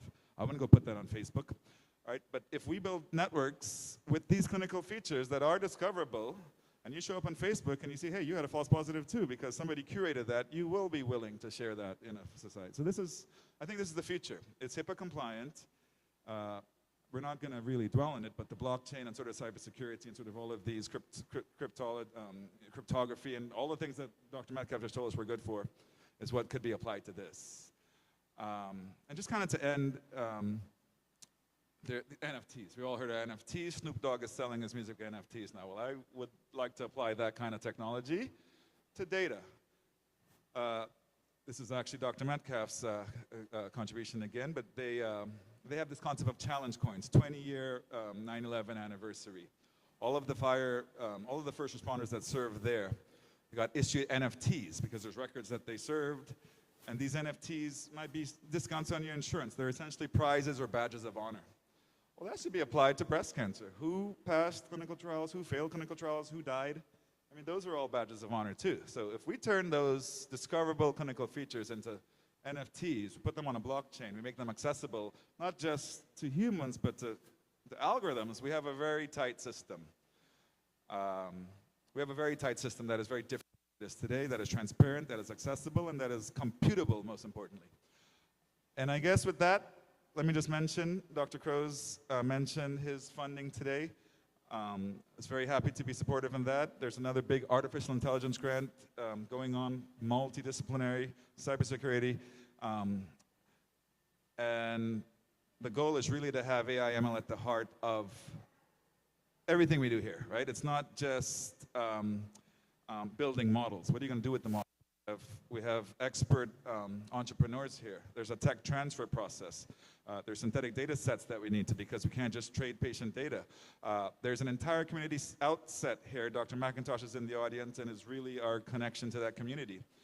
And obviously a whole, that's why we're here, right? So with that, I hope I showed you a little bit about what we in University of Central Florida College of Medicine that makes us different to other people. We're a brand new med school, and I suspect we are going to do this different to everybody else. Thank you.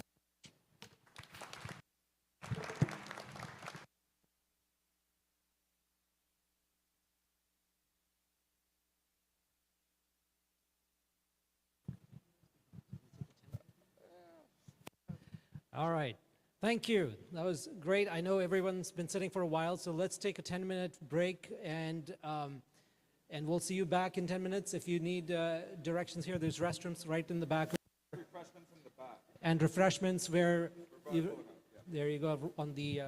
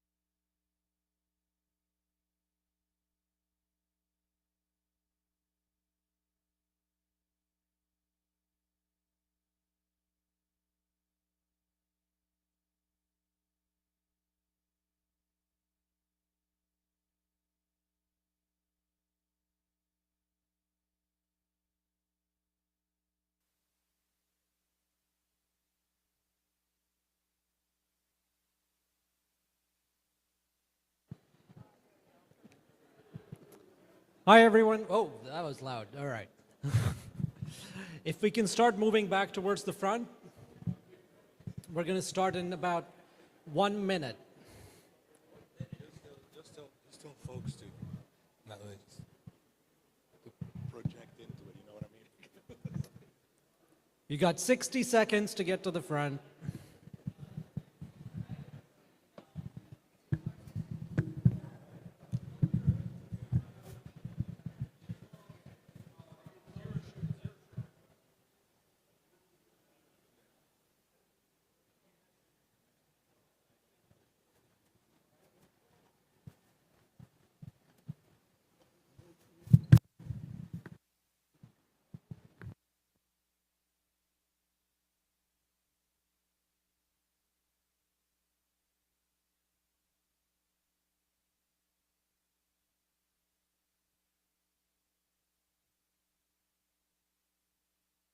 All right. Hope you got a chance to actually get to the food. I know there's a lot of interesting conversations to have had on the way there.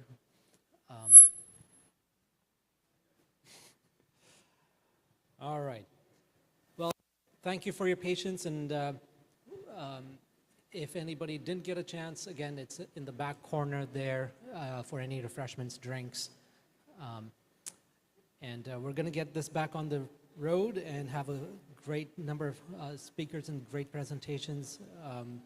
And then we'll be wrapping up by, I believe, 5 o'clock or 6 o'clock for the whole show, but for 5 o'clock for our presentations and poster sessions.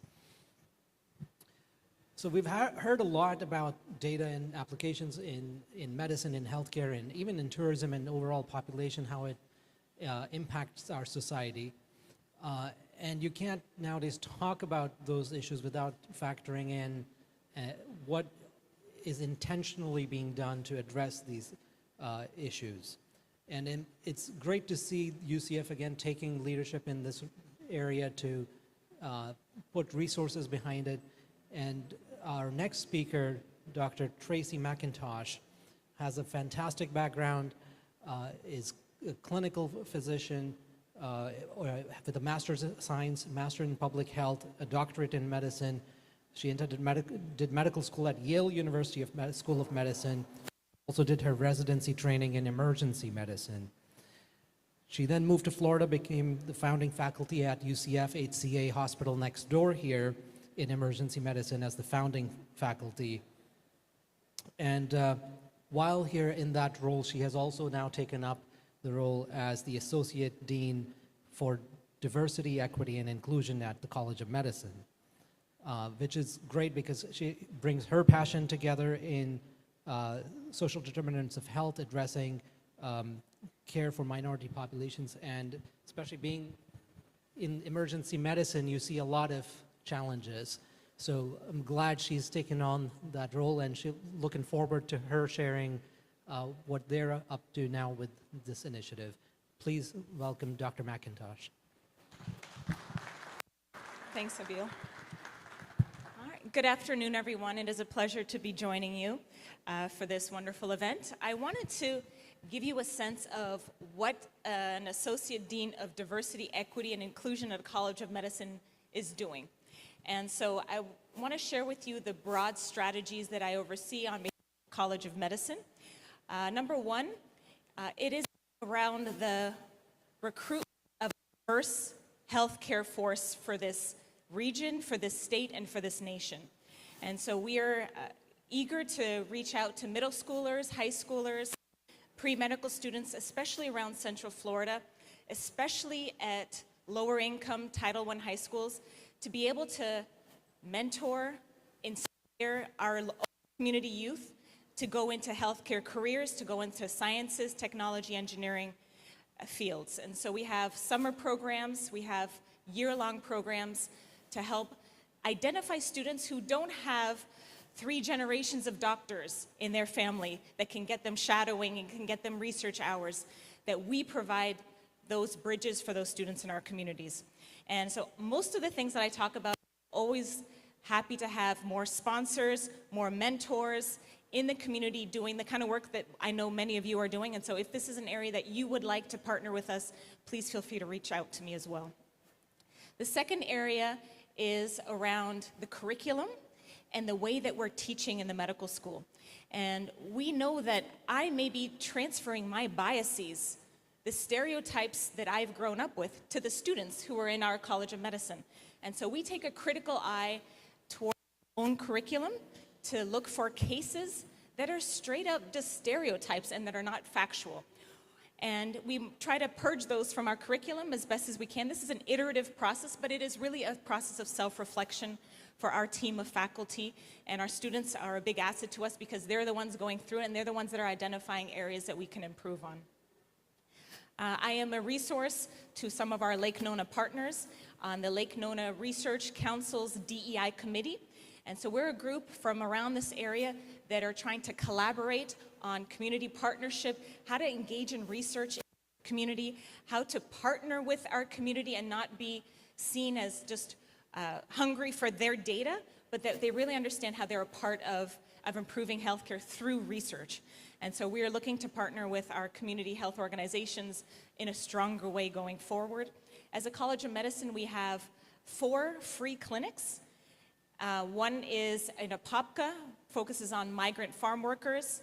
A couple in Orlando, we have a newer clinic focused on needle exchange for individuals who are addicted to intravenous drugs, and a homeless outreach clinic. And so those are the ways that we seek to address the needs created in our system due to the lack of universal health care, where folks are falling through the cracks. And so we want to be there to meet the needs of our community. I'm also interested personally, professionally in healthcare disparities research and looking to do grants collaboratively throughout the community in that area as well. And so that's what an Office of Diversity, Equity, and Inclusion does, and I'm passionate to be leading the helm in that area on behalf of the College of Medicine. So speaking specifically to this conference and some of your areas of expertise, we all appreciate that AI and technology can have tremendous influence and impact on reducing healthcare disparities. We talk about the art and science of medicine. And so the science is what we study, physiology, but the art part, that's a little bit more nebulous. That's, my experience. That's my perspective. That's what was taught to me by my mentors. But the art part of medicine is the area where my biases can creep into the practice of medicine. So to give you an example, we know when it comes to managing pain, there are a lot of disparities in how we treat pain. And unfortunately, we've seen studies that patients from underrepresented groups, Hispanic and Black patients, their pain is treated less often than the pain of white patients for the same painful condition. I'm talking about broken bones, I'm talking about kidney stones, I'm talking about appendicitis, so objectively 10 out of 10 pain.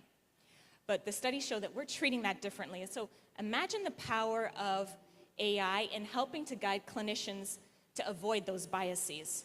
That instead we'll just treat pain based on past history, the condition that we're treating, allergies, a prior history of opioid abuse, anything that's relevant, but no bias. And so that's what we look for in clinical guidelines and algorithms to help us to do that better. However, we need to be intentional about incorporating equity into the fabric of AI programs and systems. We hope that algorithms will help us to eliminate these biases that I described and create consistency in medical decision making. But AI is based on learning. And so if the data is skewed and biased, as we've learned about in the past presentations, it's going to perpetuate these biases. And so thinking about your industries and your teams and hiring, AI has been shown to replicate systemic and historical disparities that are reflected in differences in standardized testing scores, rankings of educational institutions that candidates attend, or the prestige of their internships, which can all be linked to socioeconomic status and race in America. We need to design tools that are proactive in addressing disparities that currently exist. These tools should be studied and validated across multiple populations and designed to ensure that representation and diversity are integrated. The time to raise important questions about race, for example, is at the outset, planning and development. What are you going to capture? Are you capturing self-reported race? Are you capturing ethnicity? How many racial categories are you going to include? What about ancestry? So these are the questions to have as we're designing systems. How are you going to capture the impact of structural racism in America? Next, we need to carefully monitor the tools we employ from start to finish, checking to see our biases creeping in. Much of this work will be enhanced by having more diverse teams. More diverse teams means more perspectives. And that means that I have less chance of having a blind spot that nobody on this team is going to be able to notice. A study by AI Now in 2019 found that, for example, women make up less than 15% of Facebook's AI researchers and less than 10% of Google's AI researchers. And so there's going to be blind spot on those teams if we don't have diversity. In this way, diversity is not just a nice checkbox to put a check in, but it's essential for identifying biases early, pivoting, redirecting a tool or project before too many hours, too many resources, time, money has been wasted. And including team members with expertise and a commitment, dedicated time to focus on DEI will be critical to bring this perspective to the development of these new technologies. Operationalizing equity through the development process and throughout our teams will best position us to create innovative solutions to continue to solve healthcare's biggest problems. Thank you.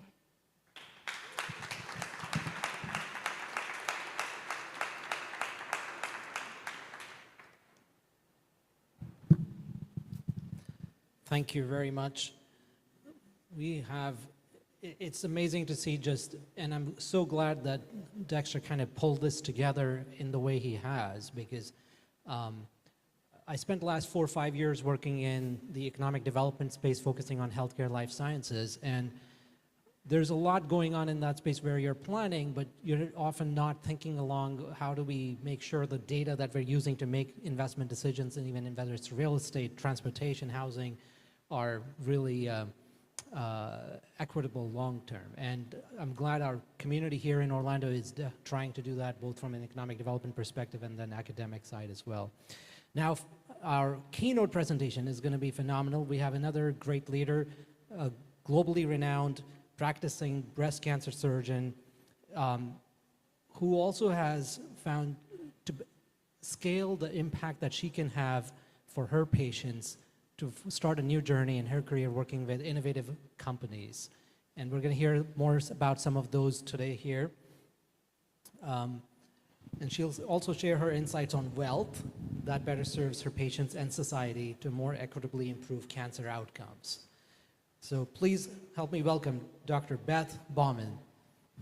Thank you. I switched microphones. Apparently that one's bad. Hit that first slide, could you, so you get to see my beautiful starry sky. My last name's actually Dupree, but I know it's okay. It's Bachman's my middle name. That's what I was born with, and I married Dupree, and I think he's in Sedona watching, so I can't screw that one up. It's really an honor to be here today, and you might be wondering, why the hell did Dex Hadley invite a breast cancer surgeon to talk to you at a very, very techie kind of day? So I hope I don't disappoint you. If you come visit me, you can sit on my porch and actually watch this. My son, Dean, did a time-lapse photography of this. He is a mechanical engineer, so is my other son. So clearly, I can only give birth to engineers. So I'm going to talk to you today about the acronym of WEALTH and what it means to me, what it's meant to me in my practice as a breast cancer surgeon. I am not your typical cut-from-the-cloth breast cancer surgeon. I'm hoping that by the end of this next 50 minutes, you're going to know why. I work with a lot of different companies that I believe in their technologies. I speak. You'll figure out that I'm not really a bad public speaker. And I do a lot of work for them. But I'm here for the next 50 minutes only to inspire you. I didn't fly to Florida to come see Mickey Mouse, even though the pilot on the plane started talking like Mickey Mouse, which was a little scary once we landed. But my last 2 trips to Orlando have been here to Lake Nona. And I'm beginning to realize what an incubator is.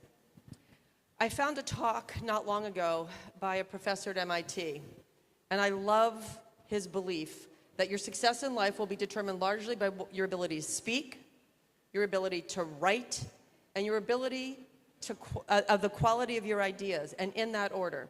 And if you haven't watched Patrick Winston, you need to watch his talk. He passed away in 2019, but he is one of the fathers of AI, of machine learning, and some of the stuff I'm going to talk about today that's happening in the world of breast cancer care is happening in a place that he developed. And so we're going to follow Patrick's rules today. This does not apply to those of you who are watching this remotely, because if you're at home and you turn off your computer and your cell phone, I'm done, so you get to leave yours on. But everybody else in the room, close your laptop, put down your cell phone, because I only have 50 minutes to inspire you. And if you're on your phone, if you're multitasking, your brain cannot be doing two things at once. And I'm hoping that at the end of 50 minutes, you're going to think that you spent a good 50 minutes with me. This is my family growing up. That would be me. I am the 7th of 7 children. My parents had 7 kids in 10 years. We are not Catholic. I just think they liked each other. I found out recently from a colleague who is Irish that the 7th of 7 has very special healing capabilities. So I have to do a little deeper dive into that. But that was a little nugget that I found out this week, and I thought this will come in handy when I'm in Florida. This is my mom. My mom was a wife, mother, grandmother. She finished 8th grade. Never had the opportunity to go to high school. She went to work to support herself. She passed away, unfortunately, in 2021 after a 13-year battle of Alzheimer's, which will explain to you why some of the work that I'm doing. But she was a consummate caregiver, and I got the caregiver gene from my mom. And when we talk about the art and science of healthcare, which is so, we are taught the science, science, science, and I've really had to learn the art of healthcare from other individuals who've inspired me. My mom always put herself last on the list, and that's one of the things that I'm trying not to do with my life, and it's something that I inspire my patients, is to recognize where they're putting themselves in their list of priorities, because we cannot care for others unless we care for ourselves well. My dad's another story. My dad is 94. He's living in a retirement community. I don't know that he's online watching this. It depends if any of my sisters got there to hook him up, because he has an iPad, but that's about it. It doesn't really get much further. My dad instilled in all of us that the only limitation you have in life are those you place on yourself. And that was probably one of the greatest gifts I could get. My dad finished 11th grade. He went into the military and had a very long career as a police officer, and then left the police force because you really couldn't support 7 kids on a policeman's salary, and finished his career as a cement contractor. So I do know how to finish cement. I can drive a dump truck. And I think that the work ethic that was instilled by my parents is pretty evident. What I tell all my patients when they're diagnosed with breast cancer is the adversity of their cancer is going to be their greatest opportunity for spiritual growth if they choose to accept that. What I found out was when my brother, who was the oldest of us, the oldest of 7, my only brother, he absolutely grabbed the brass ring, everything he did in life. He was a pilot. He was a skydiver. I remember him driving home from the ski slope one night with a broken nose and a broken arm, and he had his friend drive around the block so that my mom didn't see him so he'd get to the hospital to get taken care of. He lived a very full life, but unfortunately at the age of 27, driving home from my sister's 21st birthday party, he was killed by a drunk driver who ran a stop sign. And I know now as the surgeon that I am that, this was way before airbags. When that steering wheel hit his chest and severed his aorta, there was one heartbeat between his life and death. So I know he didn't suffer, and he's been one of my greatest gifts because I learned at the age of 17 that none of us are guaranteed tomorrow, and it gave me a very different perspective on how you go through life. This is my pedigree. I've been all over the place. I started at the University of Pittsburgh, went to the University of Hawaii for a year because I could, got my pilot's license while I was there, went to Hahnemann, which is now Drexel, so that's another confusion. Have had a very wonderful career as a breast cancer surgeon. I'm very proud of the places that I've worked and the things that I've accomplished, but that is not the totality of who I am as a surgeon. My friends that taught me more than my medical education ever could are my girlfriend Lauren, who, when she was pregnant with this beautiful child, who's now, I think, 24 years old, actually 25 years old, Lauren was diagnosed with a grade 3 astrocytoma and was basically told by the doctors that initially saw her that she had about 8 years to live. And I don't know about you guys, but we don't give expiration dates where I'm from. I don't tell someone their life is going to expire because you pull away every aspect of hope from that person. Lauren taught me about Japanese energy healing called Reiki. Lauren taught me about healing. She did not have an easy paper route. She's a doctor. She got every complication that could possibly be, but she's alive and well today despite all odds. As if she wasn't enough, my girlfriend Chris, ball-buster orthopedic surgeon. People think I have a trash mouth. Chris is where I learned it from in my private practice. As an orthopedic surgeon, she was thin and fabulous and tough, but I think she had to have that tough exterior to make it through orthopedic surgery. When Chris was 42, she got diagnosed with ALS. So as my mom was losing her memory and her body was fine, my dear friend was losing her body when her brain was completely intact. And to see the juxtaposition of these two diseases gave me a completely different perspective on healing. And Chris and Lauren and my mom's disease have given me an opportunity to be a much better healer. It pushed me to write a book. I never thought I needed to write a book. Somebody asked me about this at dinner last night. I started writing in my journal, never thought I would publish it, but literally 2 weeks after Chris died, I was emailed by 2 publishers to see when I was going to publish the book that I thought was just going to sit on my shelf. Chris told me she wanted to read it before she died, but I guess she wanted it to be in print. I like to do medical missions because I like to give back to the world when you can. Marjorie, I met on a medical mission many, many years ago. She was 36 years old. She had a lump in her breast, which even though I didn't have a frozen section there, I knew it was cancer. We removed it. We were able to get it tested. It was estrogen receptor positive. We were able to put her on tamoxifen. She had no access to radiation. She had no access to chemo. 3 years later, when we came back, her tamoxifen had run out, and we didn't have a means to get more tamoxifen to her. She didn't know that she shouldn't get pregnant because she didn't have continuous care, so she had this beautiful baby. When I went back on this trip, my son was with me on this trip, was actually in the OR when I did her surgery.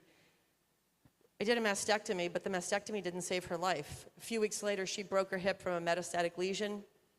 The orthopedic team was down there to fix her hip at our clinic, and she died of a pulmonary embolus several days later. And what this has given me in my life is the opportunity when I have a patient that I need to tell them they need chemo or they need radiation or they need some type of intervention that's going to change their life, I'm able to give them that news knowing that Marjorie didn't have that option. In this country, even individuals that don't have insurance, we can still get them covered. It is not the best system, but we are a broken health system in this country, but we are much better than a lot of other places in the world where the disparities in healthcare are huge. So I'm going to talk about wellness first, because wellness is what we all kind of aspire to. It is a $6.75 trillion industry estimated by 2030.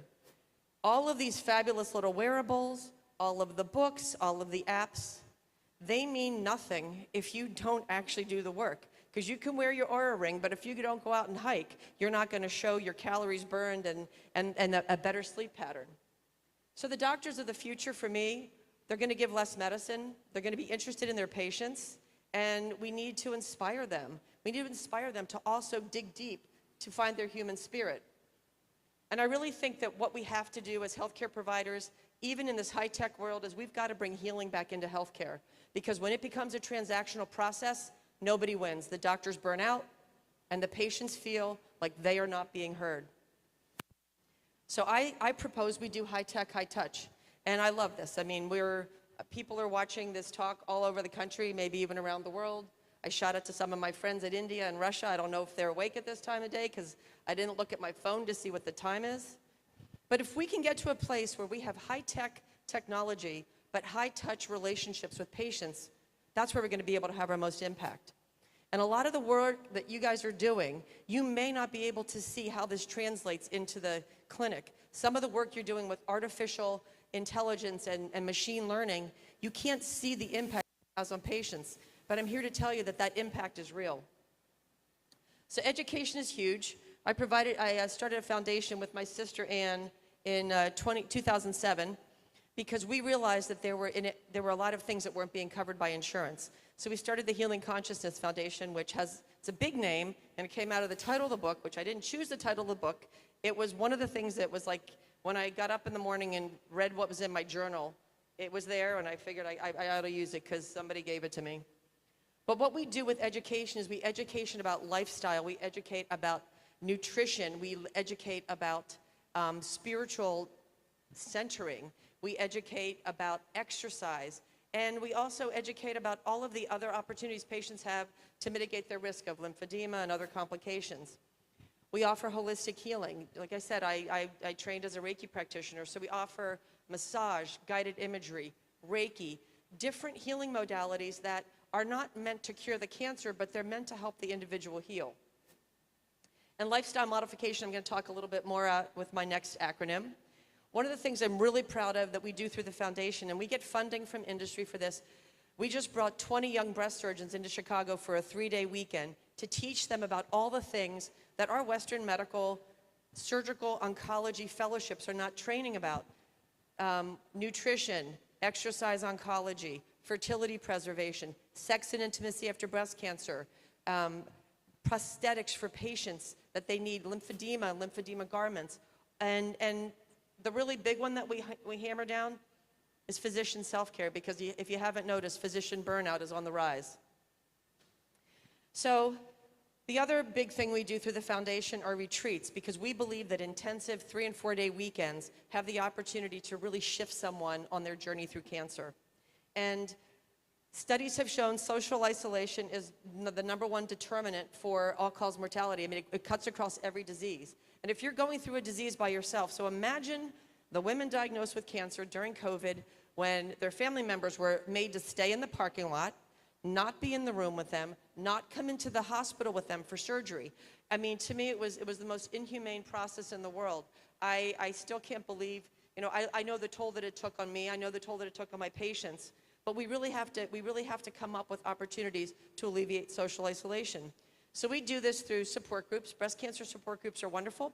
We know that's people that are in support groups that do yoga and lifestyle and other modifications do better stage for stage, grade for grade. So we've continued to do these retreats, and we plan to do more of them in the future because they are transformative for these individuals. The group that comes together on a Thursday and leaves on a Sunday, they are bonded for life, and it is a sisterhood like none other.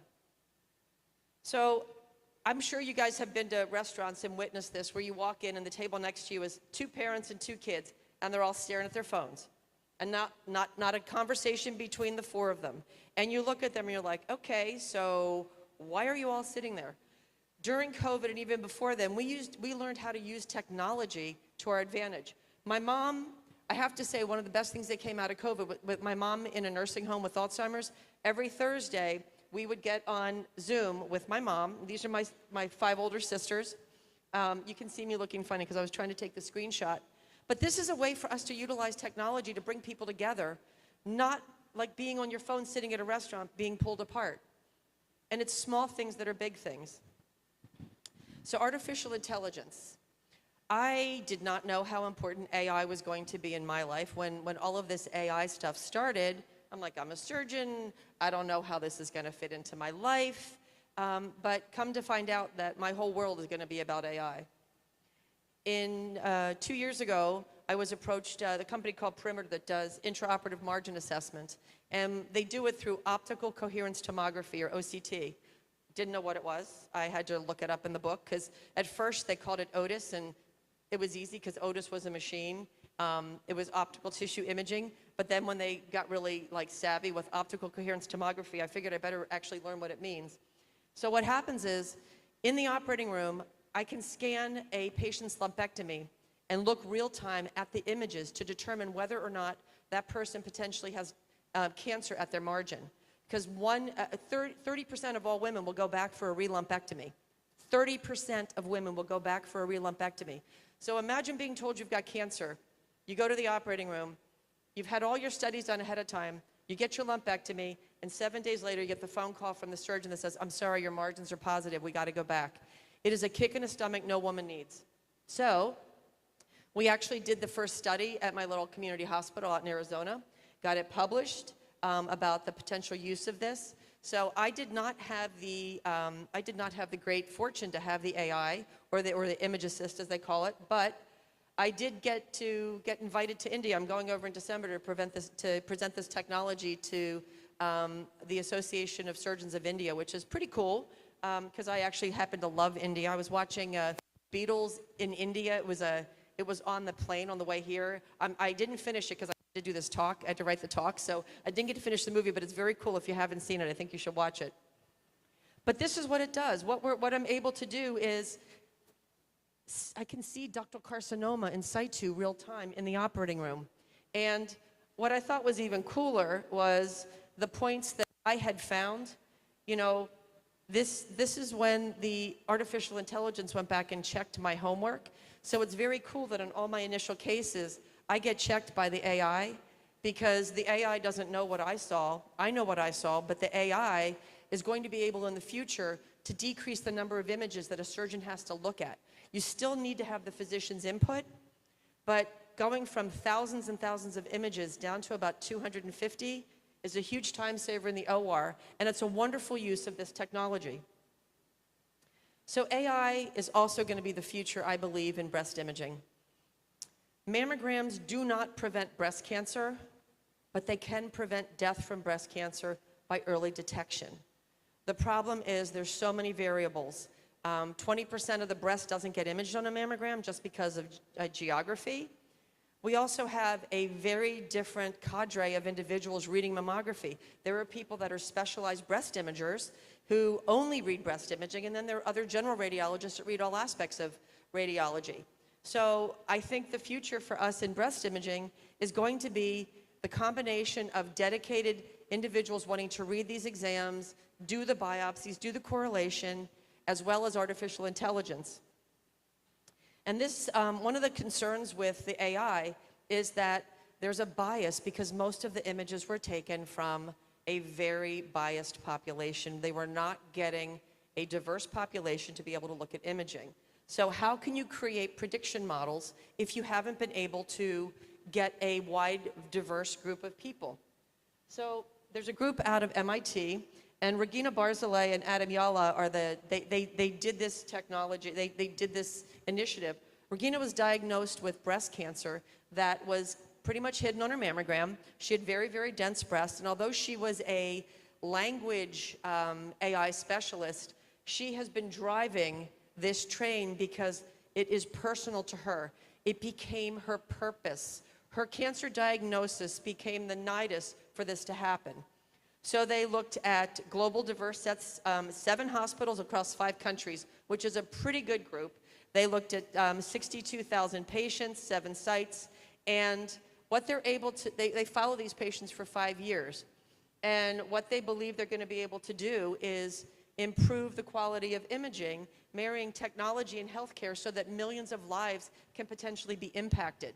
And this is the kind of data that when Dex talks about this data needs to be shared in large groups, not hidden away, because the more data that we have and the more AI we have for this, the better off we're going to be able to screen patients better. We have technology now that you don't have to be in the same hospital to look at this. So imagine a world where we can have a giant data bank of AI with breast imaging, and women can upload their images, or hospitals can utilize that resource as the first screening tool and have that in conjunction with the breast imagers to be able to get to early detection. The GSAIL facility at MIT is what Patrick was part of, the guy that told you to shut your laptops and turn your phones off. This was one of his initiatives, and you can see in this corner this tiny little nubbin of nothing that was actually that little tiny cancer, but it was in a very preclinical phase. So imagine the ability to predict that someone's going to develop cancer and find those areas, because that is where we're really going to make the biggest impact. Because there are some types of cancers that show up within 6 months of a mammogram. They're called interval cancers. They are typically triple negative or HER2 positive. They're very, very highly aggressive, but they are the minority of cancers. These are the kind of garden variety lesions that we see. So lifestyle matters. 75% of all breast cancers have 0 family history, 0. 6 to 7% have a genetic predisposition. The rest have family history. The one thing that we know that affects breast cancer risk is lifestyle, and we do not do enough about talking about lifestyle in the United States of America and around the world to educate women what their lifestyle risks are. I actually wrote a chapter in a book called Lifestyle Medicine with my colleague Jody Hutchinson, because we took a deep dive and looked at every aspect of nutrition, sleep, stress, tobacco, alcohol, you name it. But lifestyle does matter. And as one of the pillars of this conference, it's something that we all need to be conscious of because we have a choice in how we live our lives. Survivorship is also really important because when someone's done their cancer treatment, they hit a cliff. They get to a place where their radiation is done. They might not even have started to take their anti-estrogen medicine yet, but they're kind of out there on this limb because they're like, okay, what do I need to do to decrease my risk? I don't want to get this again. I know I need to get my mammograms. I probably need to get my MRIs. I need to see my breast surgeon. But survivorship through breast cancer is about helping women navigate the side effects of the drugs. Nobody wants their vagina to be the Sahara Desert when they go on anti-estrogen medicine, and a lot of doctors do not address this with their patients. That is why lifestyle medicine is so important, because in survivorship, you don't want your patient to quit taking a life-saving medicine because of a side effect. And again, this is where that relationship, and that is the art that comes with this in healthcare. Exercise is one of the mainstays now in oncology care, where exercise oncology has just hit the charts and it's off and running. One of my colleagues, Dr. Jay Harness, has really taken this on. He's a past president of the American Society of Breast Surgeons.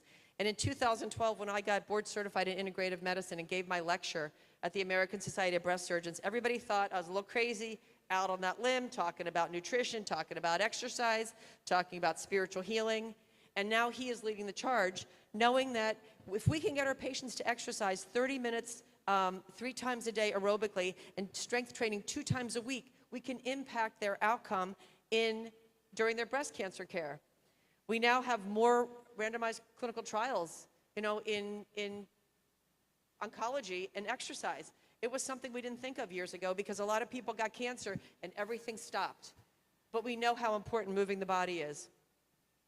The impact with physical and psychosocial impact of exercise, just obviously, these are not little numbers. These are major strides in quality of life, cardiovascular endurance, and feeling more positive. And this is the big deal for Western medicine because everything now is about money. So if you have a program in your hospital for exercise oncology and you decrease readmissions by 47%, you decrease length of stay, you decrease ER visits, that is more money back into the health system to provide other services for patients. But they need to be given a framework from which to do it because a lot of patients are scared after surgery to go do some kind of exercise program. I helped with development of the Viver Guide, which is a nutrition guide, because obviously our standard American diet on the left is not going to get us to stay out of the emergency room. It is really something that it needs to change. We have not done our job at health and nutrition. And food is medicine, whether you believe it or not. I mean, don't believe all the ads you see on television. But this guide was created to help give our patients the cliff notes. Vicki Bargett was a breast cancer survivor who I met on her journey through breast cancer. And she's a healthcare economist. And I said to her, Vicki, want to help me do this Healthy Cooking for Life cookbook? She came with 300 peer-reviewed articles. I'm like, Vic, you got to dumb this down. No one's going to read them. And so this Viver Guide came out of that as the cliff notes for nutrition. The other thing that's really important in our patients and in ourselves is, being centered on self is not being self-centered. Being centered on self means you are taking the time to take care of yourself, to breathe into who you are, to recognize every day that you deserve to give yourself the gift of some type of spiritual practice, some type of calming practice, whether it's a 10-minute meditation, whether it is a 15-minute yoga class, something to actually quiet your mind, because you can probably imagine I got a lot of ticker tape going on in my head. Pranayama yoga, or slow yogic breathing, has beneficial effects, and it's one of the things that I think that we don't do enough of. We don't do enough of the Eastern healing modalities, and these are things that we can give our patients as gifts to carry on with them through the rest of their life. So this is the fun part, technology. This is the part that you're all going to love, and many of you may be working in some of these areas, and these are things that I got involved with. And I didn't get involved with these technologies because I wasn't a good surgeon. I got involved with these technologies because I am an early adopter. I like to see things right out of the gate, find out whether they're good, find out whether they're bad, and if they're good, I'm going to be part of them. And if they're bad, I'm going to pull the bullshit card and say, listen, this is not a good technology. We've had several technologies in breast care over the years that have just not forwarded our process. So this is to technology. This is at 5 a.m. I'm at the Wave, and my toilet opens up and lights up for me at 5 this morning. And I thought, how appropriate for this conference to have this type of technology. And I had no idea. Like, I literally got up at 5 this morning and walked in there and was, like, freaked out because it's like, how does the toilet know I'm here? And how does it know to turn the light on? But that's what technology can do. You know, you can also open it doesn't open if I say open the drapes. I actually have to push a button to open the drapes, but I thought it was pretty cool. Think about what happened over the last 150 years. Many of you in this room are so young, you did not have a rotary phone at your house, okay? I grew up with the rotary phone on the wall. We had to answer the phone. Hello, Bachman's Beth speaking. How can I help you? Because if my dad called and you didn't say that, you were in deep trouble, okay? Absolutely. I had that hideous bag phone when I was a resident because that was like, oh my God, this is such great technology. I don't have to stop at a payphone to answer a page when I'm on call. And now we have an iPhone. So it took 150 years, but that's not a long time to get that far, honestly. Take a look at the other technology we have now, computers. Look at that mainframe in 1938. Oh my God.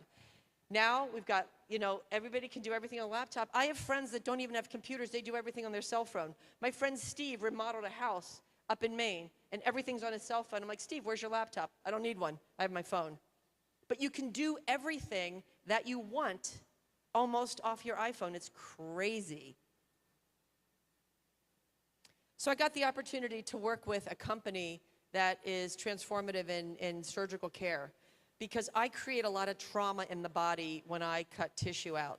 And there's a device called the Bovi, which was invented by a physician who died diabetic and poor and sold his patent for $1.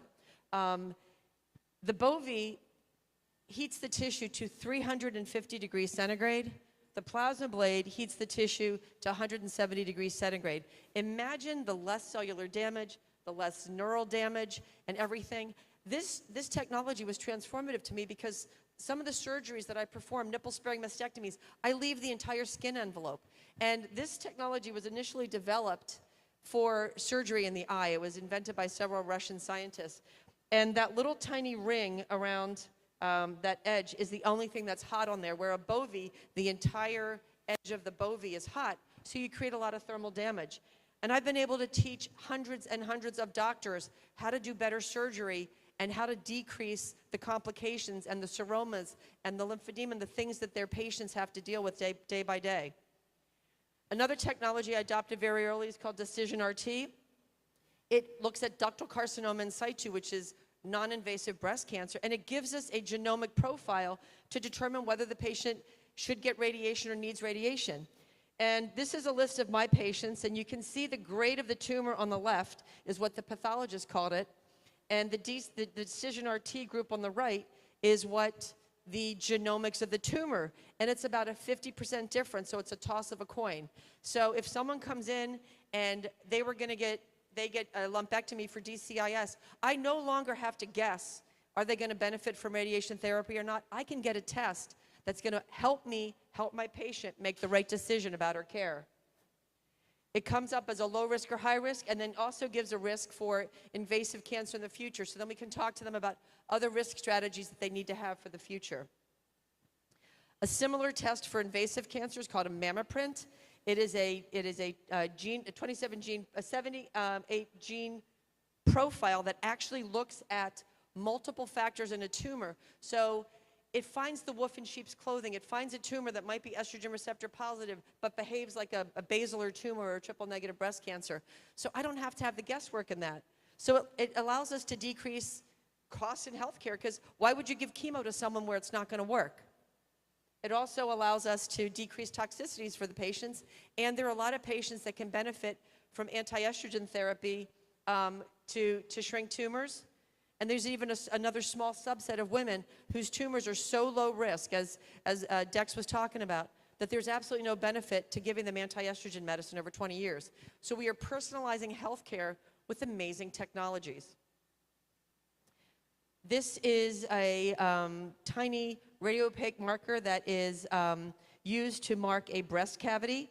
It is called Veriform, and it marks the cavity after a lumpectomy so that the radiation therapist can focus their treatment. And it's currently, they have programs for machine learning to be able to do the 3D conformal, to be able to decide how to do the treatment planning for a patient to decrease toxicity. And they've worked with MIM and rad formation, okay? Very cool technology. Just found out today, 10,000 women have gotten this technology. In February of 2019, I put the very first one in a breast at a little community hospital in Verde Valley Medical Center in Sedona, in Arizona. And I like to call it a vortex because I put it in like a vortex, but the guys that own the company think vortexes are bad, but in Sedona, vortexes are awesome. But I didn't go to an academic institution. I didn't do a ton of research as an undergrad or as a resident, but I've been able to do really transformative research as a surgeon because I care about the quality of care my patients get. I care about the journey that my patients are on. And so you may think that you know where your path is going to lead you, but it doesn't always lead you to the same place. The work with Perimeter, again, great technology. And then I had the opportunity, I was at a talk, I call it COVID Day. It was the Friday when the world shut down in March because of COVID. I was giving a lecture in Las Vegas, and the keynote speaker there was talking about healthcare disruption. And I'm a disruptor. I am an indigo child. My son's an indigo. My other son's a crystal, but I'm a disruptor. I try to be positive about it. But the gentleman that was speaking, Nick, he came back from his talk about healthcare disruption. I said, man, you did a great job. Loved your talk. We shook hands. I gave him my card. Several months later, he called. He said, I'm doing a documentary called The Healthcare Cure, and I'd like you to be in it. So not only was I in it, we won the most impactful film, and it really speaks to the doctor-patient relationship. It's like we can have the best technology in the world, but if we fail to recognize that connection that you guys are allowing me to have with you today because you're not on your phones, you miss those opportunities for deep human connection. Out of this documentary, the guy that filmed this then introduced me to this company. I was not looking for any other jobs, believe me. I was minding my own business, and Chad called me up. He said, Beth, you got to try this technology. There's this patch that uses no narcotics, disrupts electrical signals of pain, and it's unbelievable, and you need to meet them. And I'm like, okay, Chad, I'm going to Mexico for 2 weeks. I'm turning 60 years old. That was just a day ago. No, it was 2 years ago. I don't have time. I'll deal with it when I get back. He goes, you need to know about it now. He had his wife, Rachel, drive me patches up from Phoenix so that I could take them with me. And as luck would have it, I get L4-5 disc issues when I fly because I didn't want to have surgery. I nurse it with my core strength. But I also rolled my ankle in Mexico, so I had an opportunity to be my own test case. I met the guys from the company. I said, this is a great technology, guys, but you need science and you need to get through the FDA because if this stuff works, this is going to transform post-operative care, which as a surgeon, every time I'd write a prescription for a narcotic, I know that 30% of the patients had the potential to become addicted to narcotics just because of pinging those receptors. 80% of heroin addicts started with a narcotic script. So I know that as a doctor, I'm part of the problem. And the only way to change this is to become part of the solution. So I joined forces with this company. If any of you are brilliant nanoparticle technologists out here, I need you because we still haven't figured out the mechanism of action, but I'm going to get to the bottom of it. It uses a nanocapacitor slurry that was developed to be an antenna for the military, and when it's on the outside of the body, somehow attracts the pain signal. In our clinical trial, we were able to decrease the narcotic use in patients by 91%, decrease nonsteroidal use by 96%, and 74% of the patients had relief of their pain. I've so far used it in 10 total joints, no narcotics. And if you guys know anything about orthopedic surgeries typically they're on narcotics for a week or two, they have less mobility in physical therapy. So I believe it's going to be a game changer, which is why I got involved. So I saved my H for last because it was the N, but I added an M to it because, as I said, our health is our greatest of wealth. Our mental health is our main top priority, because you cannot ask someone to get physically healthy unless they are mentally healthy. Because someone who is depressed or anxious or doesn't sleep or is living in their PTSD hell is not going to be able to physically care for their body. And I think this needs to become the #1 priority in this country right now, as far as our healthcare concerns are. Because once we get people into a mental wealth state, we're going to be able to help them into a much healthier physical state. In 2019, I happened upon this book, How to Change Your Mind. It was during a tough time in my clinical practice. If you haven't read it or if you haven't seen the documentary, I encourage you to watch it. I was pulling slides up for a health and wellness lecture on nutrition, and I pulled up Michael Pollan's book, Food Rules, because I wanted some of the slides. And then I saw the book, and I downloaded it, and I thought it was How to Change Your Mind About Eating. So it was on my Audible, and I'm driving to work to the OR, and this guy starts talking about LSD. I'm like, what is going on? Like, I was born in 1961, so like, I am the no marijuana, no drugs, no LSD, like I am the conservative, like drugs are bad. So I listened to this book and I thought, oh my God, maybe I need to open my mind. So what I did was I opened up PubMed and I pulled up all the articles I could on psilocybin and ayahuasca and MDMA. And I recognized that we have other alternatives in mental health care in this country, but we weren't really looking into them because of the war on drugs, which, well, we can get into that later. That's a whole other lecture. 80% of women have PTSD after breast cancer. You think that's not a healthcare crisis? Because if we cure someone's cancer, if I cure someone of their cancer, but they live in their kitchen with their lights off waiting for their cancer to come back, have I really done them a service? Because now they're not living their life. And if someone's got PTSD and they're paralyzed and they are having outbursts of anger with their husband, the marriage is going to fall apart. It's kind of a big deal. And this really there was a big light shown on this for me during COVID because it was escalated even worse. So I told every drug company I've ever worked with, every device manufacturer, give me a technology that cuts out fear when I cut out cancer, because then I will be the best surgeon on the planet. Don't really have that, but I do have some data. MAPS organization is looking at MDMA. They're in their phase 3 trials. It's going to be rescheduled very soon. What's interesting is 88% of the participants in the 3-session MDMA with therapy had unbelievable results that were sustainable out, way past 2 months. Some of the people that just had the therapy and the placebo, they did better because they got therapy. And so we know that part of this is the therapy works. But MDMA is slated to be legalized for therapy. This is not about going out and I think it's ecstasy and Molly are the real names. I don't know. People have to educate me because I'm not a street drug person. But this isn't about, somebody gave me this analogy. They said that, going and dropping acid or doing shrooms or taking ecstasy, you are on a tourist visa and you don't know what's going to happen in that country while you're on that tourist visa. Doing this in a therapeutic setting is like getting citizenship where you know who's there, who's got your back, because someone is with you before, during, and after your treatment so that you understand how to integrate what you've seen when you see the other side. Depression and breast cancer, globally, it's studied way more than it's studied in the United States. But 32% of women have depression after breast cancer. That's unacceptable because we don't treat that. We look at the cancer. Very few doctors ask their patients or do a PHQ-9 or even a WHO-5 when they come to the office for their exams. They're not doing assessments to be able to determine whether they're depressed. And suicide's still on the increase, whether you like it or not. And suicide's unacceptable. I mean, we now know that if someone's got suicidal ideation, they can get a dose of ketamine IV to break that suicidal ideation, but most ERs don't offer it yet. I don't know why. Do you offer it in the ER? We're going to talk right now when we're done. Ketamine is an amazing entheogen. And an entheogen is something that gives you that spiritual experience that makes you not want to kill yourself, where you recognize that you're not alone in the world.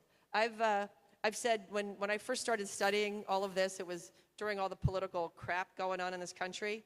And I said, you know what we need to do? We need to go to Washington, lock the doors in Congress, give them all 4 grams of mushrooms, and by the end of the day, Nancy Pelosi's going to be dancing with Mitch McConnell on the top of the thing, and they're going to be gaveling together because they're going to go, oh my God, I am you and you are me, and we're connected, and we're on the earth, and we're in this great country, and why can't we get along?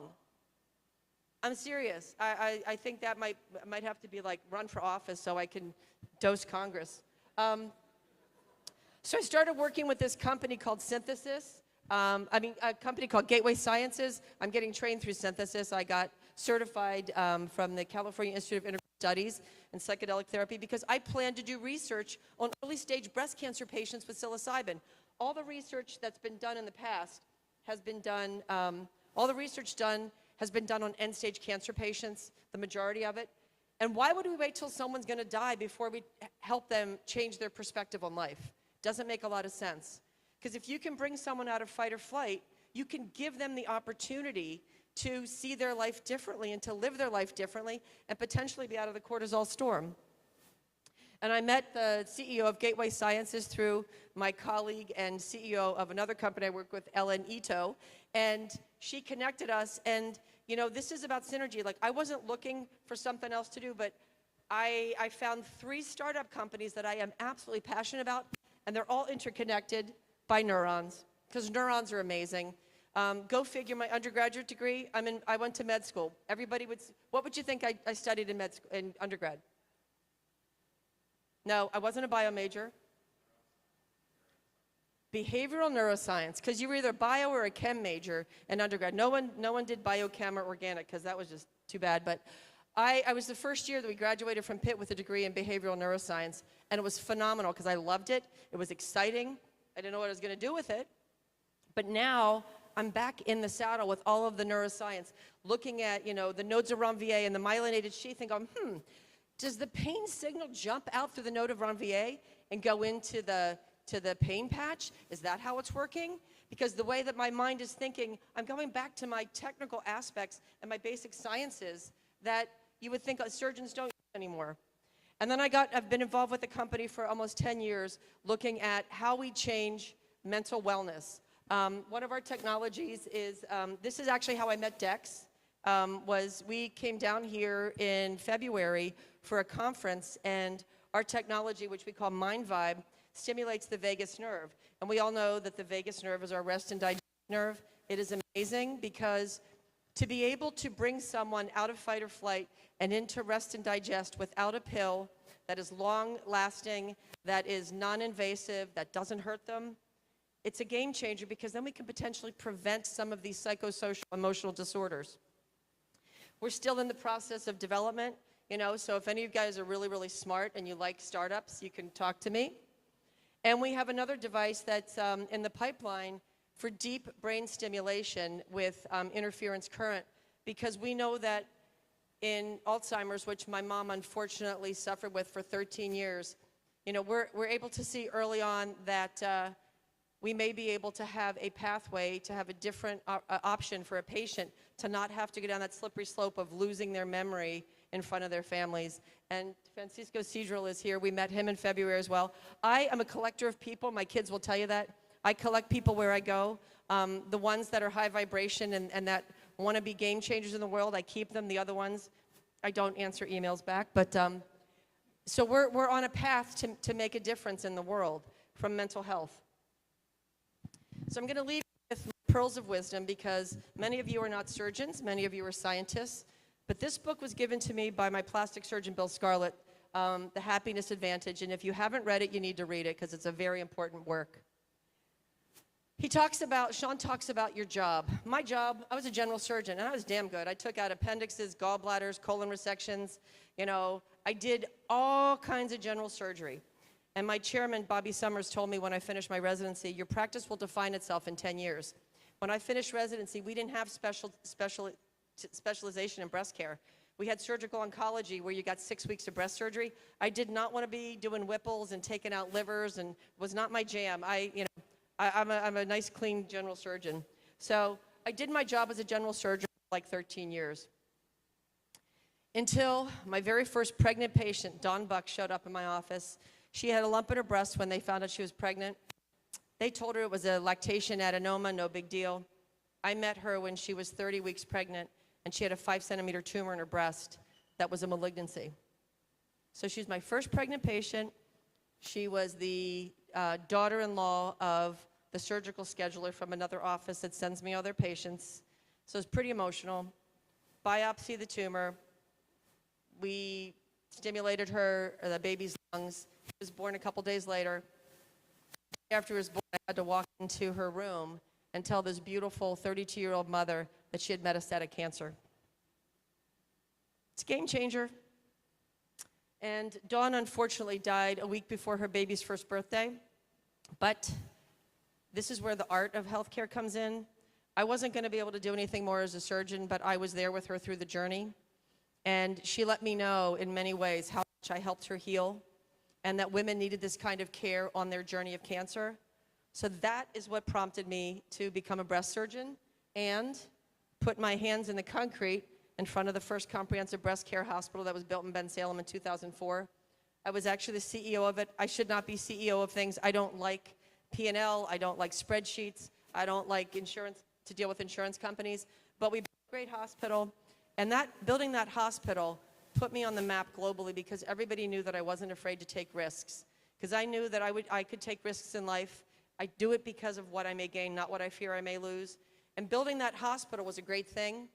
Who knew the economy would tank in 2008? It was very bad timing. I wasn't very happy because a lot of my friends lost their jobs, but now it's an orthopedic institute that Rothman loves because we built it so that we could do orthopedic surgery there. And that launched my career as a breast cancer surgeon. Made it on the nightly news a bunch of times, made it on the Today Show, became a thought leader in breast cancer care. Not only because I did good surgery in the OR, not only because I took good care of patients, but because I wasn't afraid to look at new technologies, to vet them for how good they were, to help improve them. I've worked with a lot of companies to improve their technologies. Most of the time I wasn't getting paid for it. It's just because it was better for me and better for my colleagues. And then that hospital turned to Holy Redeemer. It was is my East Coast hospital, Redeemer Health, and that's how Ellen and I know each other because we sit on the board together. And Redeemer Health, our breast cancer program, was NBC accredited and is now part of MD Anderson's program. So it's not for nothing that a community hospital raised its bar, had high quality, high reliability, and was something that was sought after by one of the biggest cancer centers in the country. I did that out in Arizona when I went there, got our center of excellence, because I didn't want to live in a city that wasn't providing excellent care. And so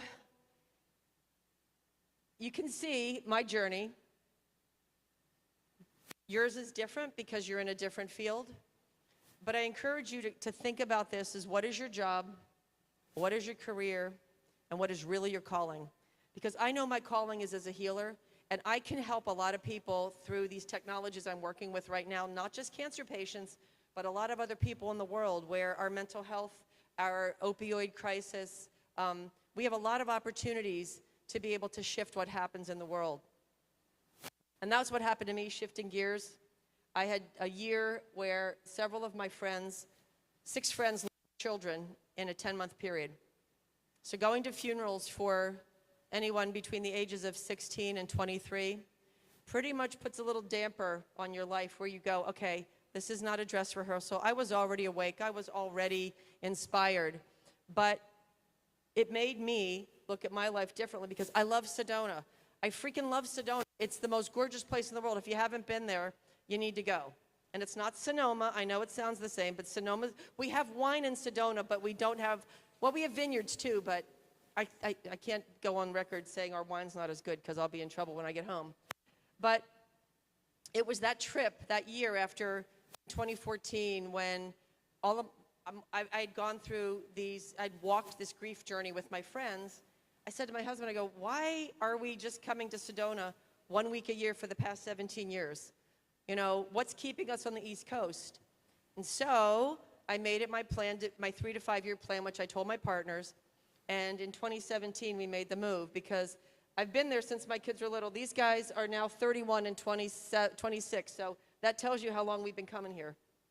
And it's been our family place, and I give you advice if you've got sons, live in a place when you retire or you plan to retire that your boys love, because that's how you're going to get them to come to you. Girls will come to you no matter what because they're girls. And my husband now drives pink Jeeps 2 days a week, so if you come out there, he can be your tour guide. And his favorite thing to tell people is when they're driving through town, they go, "Oh my gosh, the McDonald's has green arches." He goes, "Yeah, it's a vegan McDonald's." And then he waits for about 3 or 4 blocks. They're like, "Really? But what do they serve?" He's like, "No, it's McDonald's. You just can't have yellow arches because it's not in the color code." And this is my beautiful family now. I inherited 2 daughter-in-laws this summer and a 9-year-old grandson, Caden. But these are my why. These are the people that inspire me. I mean, I look at my kids, and they've helped me create balance in my life, because that's something that nobody's going to give you. Because I was working 18-hour days during the pandemic because of the number of patients I had to care for. I was so out of balance. It's one of the reasons why when I read How to Change Your Mind, it changed my mind, because I was like, wait a minute, what am I missing? So healing is my calling. And I happen to be a healer that chose to be a surgeon and a physician. And it's not about cutting out the cancer. For me, I believe it's important to remain on the cutting edge of Western technology. That's what I'm doing. But I'm also a Reiki master. I'm also doing other forms of healing. I'm doing breath work. I'm doing yoga. It doesn't replace what I do in the operating room, but it enhances the journey of healing. Like I said, it's about being high tech and high touch. And I really believe that's the future of healthcare, where we're really going to make the biggest impact. And at the end of the day, it's about finding peace in your heart, because if you don't have peace in your heart, you got nothing. And here's my challenge to you. As you sit here and you think about this later today, 18 inches, longest 18 inches in the world is from your head to your heart. Because when something comes from your heart, it is coming from the inside of you. But if that just stays up and swirls around in your head and never gets down in your heart and becomes your passion for doing something, you're never going to act on it. So I had to do a lot of things in my life where I was jumping out of that fishbowl. You know, and it's not easy to jump to the other side when you think you're going to be all alone. But if you jump there and you are passion and have purpose behind what you're doing, people will follow. So here's the deal. Are you energized by what you do right now? Do you get up in the morning and say, "I love what I do"? I know you do, because we met some guys at lunch, Evan and Zach. Evan and Zach are living their passion and purpose, because they lost a friend on the soccer field, and they want to make sure that other kids in this world get evaluated with an EKG and are going to be able to be identified as having at risk for sudden cardiac death. That is living your passion and purpose, okay? I love it. I was with Skylar, who's living his passion and purpose in everything that he's doing in athletic training. That's why I love this place down here. I think I'm going to be back, and not just for the toilet, because the toilet was cool, but I will come back here, because this place is incubating people who have passion and purpose. So you've got to give your soul what it needs to be. It's got to be fed. If your soul's not fed, you're going to be empty inside. And you got to balance your health. No one's going to do it for you. And you got to figure out what your legacy is going to be. And, you know, I always thought my legacy was going to be all these women, which I love the women that I've cared for. It's been the most amazing career as a surgeon. But I'm telling you, I think my best is yet to come, because the things that I'm choosing to do now with my time and talent and energy, I think they're going to change a lot of people's lives in the world. So where your passion and purpose collide, that's your calling. So when you figure out your passion and purpose, you're going to find the collision. And this is a beautiful road in the northeast of Pennsylvania. And I love this road because in the fall, there's nothing like the leaves changing. It's absolutely perfect. And for a lot of you in this room who may be machine learners or AI people or numbers people, you know, you could probably calculate the number of breaths that you're going to take in this lifetime, but that really doesn't matter, because it's the number of moments in your life that take your breath away. They're going to define how you live the rest of your life. And it is all about the journey. You know, if you get stuck on a destination, doesn't matter. If you're in the car with your kid and you're stuck in traffic, and you're trying to get to Disney, who cares if Disney's there? You got time in the car with your kid. And too many of us miss those moments. So I'm encouraging you all to be trailblazers. I want you to go out and follow your heart, follow your passion. Let me be proud of you. When you come to Sedona, this is the view from my porch, and I'm not kidding you. The nighttime view was cool at the beginning, but this is the view from my porch. So go out and be the change you want to see in the world. And you can find me on social media and stuff, and thank you for your attention.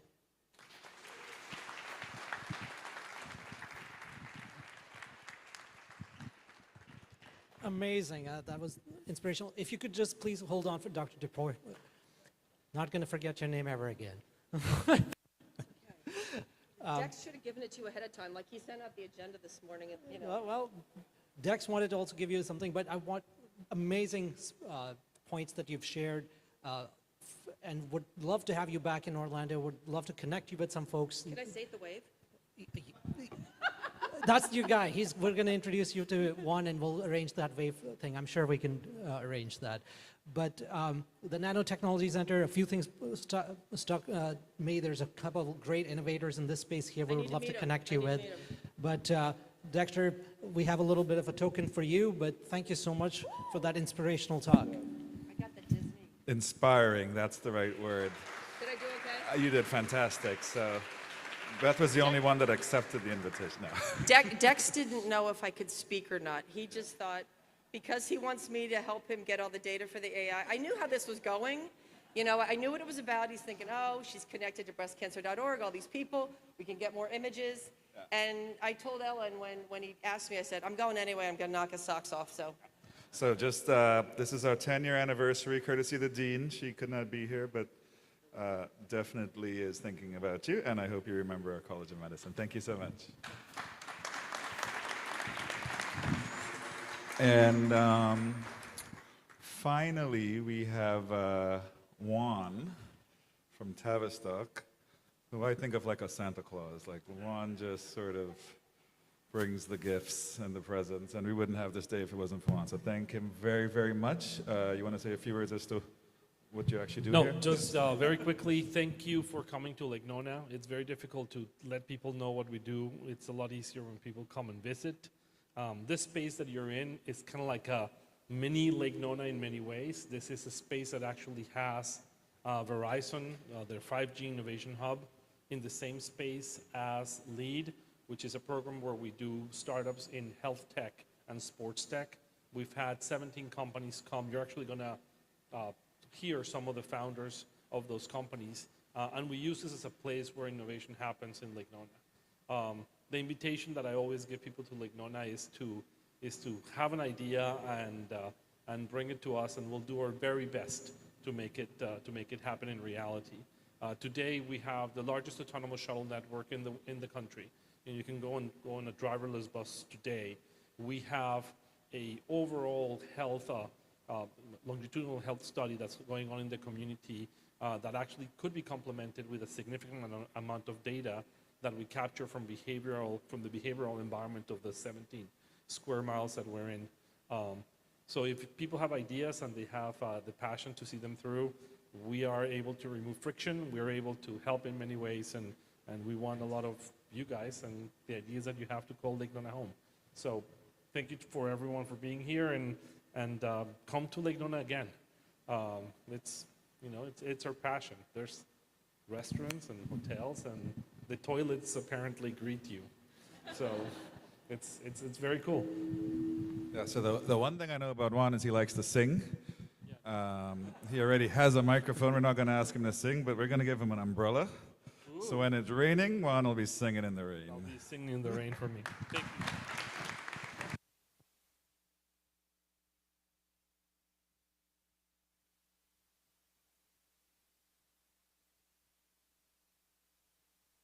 Yeah, I think this is the informal part of the show, so we'll take another break. There's food in the back, and then we have a town hall panel, whatever you want, and then karaoke after, so just take a break.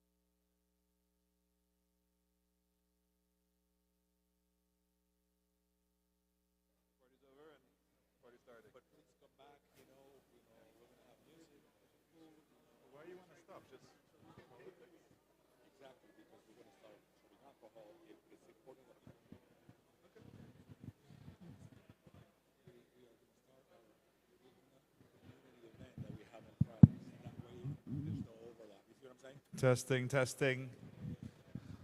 All right. We're going to start the town hall.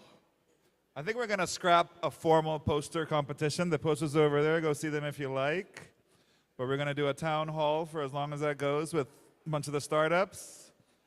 And just kind of transition to live music and sort of a social. And we could sort of wrap it up into one. So 2 minutes. We'll start a town hall.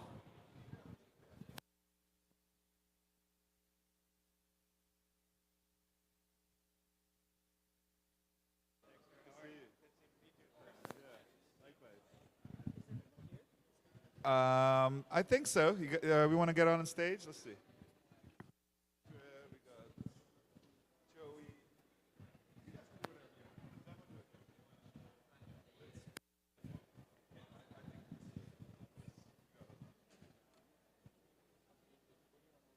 So I had prepared like a short 2 minutes, and then there's that video I sent you. He said that as long as you have it, then Do I have it? I emailed it. You email me too? Oh, shit. You ready, Suma? So, let me see. He emailed me. So that would be. It's easier. I can just, Do you have a talk thumb on drive? stage. It's on YouTube. It's just a YouTube thing. I can. Do you want me to text it? Or? Juan has to have it, not me. Question? Yeah. Better. Yeah, so we're going to do this and then prizes. So I need to find out. While you guys are talking, I got to figure out who got what prize. Okay, so we have some videos we need to show a video. Yeah, And you sent it to me. Where's my slide deck? I'm going to get it for you now. Let me make sure we can find it. So this is Tommy. You sent it to me? Yes. I have yours. Yeah, we have that. Do you have email here? No. Can do you from email? No? Maybe I do, yeah. Can you just send it to me again or find it quick? Or do you remember when you sent it? Yeah. I don't remember at all. So let me get it and just put it on Drive.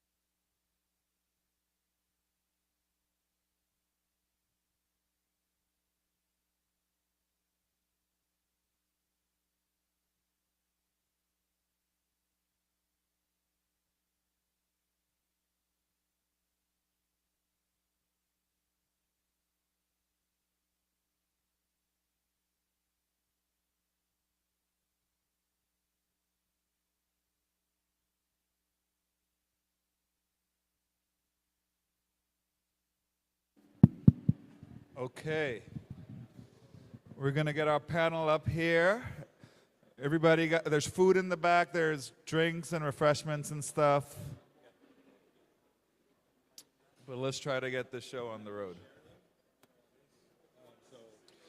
Please, that'll look official. Put him there. We got a stage and all. Yeah. Are we doing the presentation pieces first, or are we not doing that? Yeah, so you go first, do your thing, and then just go down the line until all you good present, elevator pitch, whatever. I'll introduce you guys. Yeah, you too. So we got the three leads. Who's next? Summer. We got Summer. We got Evan. That's it.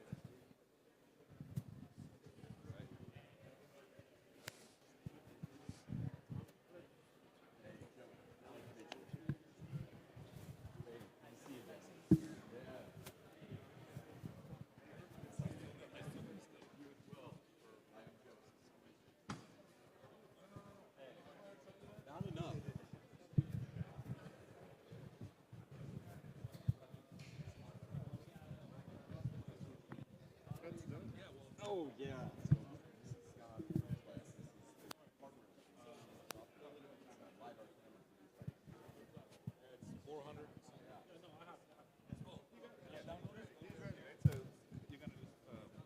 I guess we'll just ask you to play the videos, we'll play them.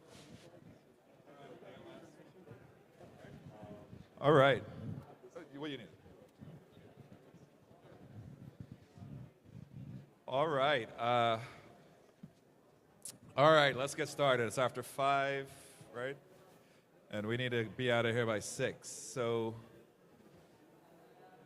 could I have everybody sit down or quiet down? So again, we're going to preempt a formal poster session. We'll just wrap it into the, networking hour. We only have about 10 posters anyway, so I don't think we need to, force anybody to stand in front of one. But I would like to hear from this panel.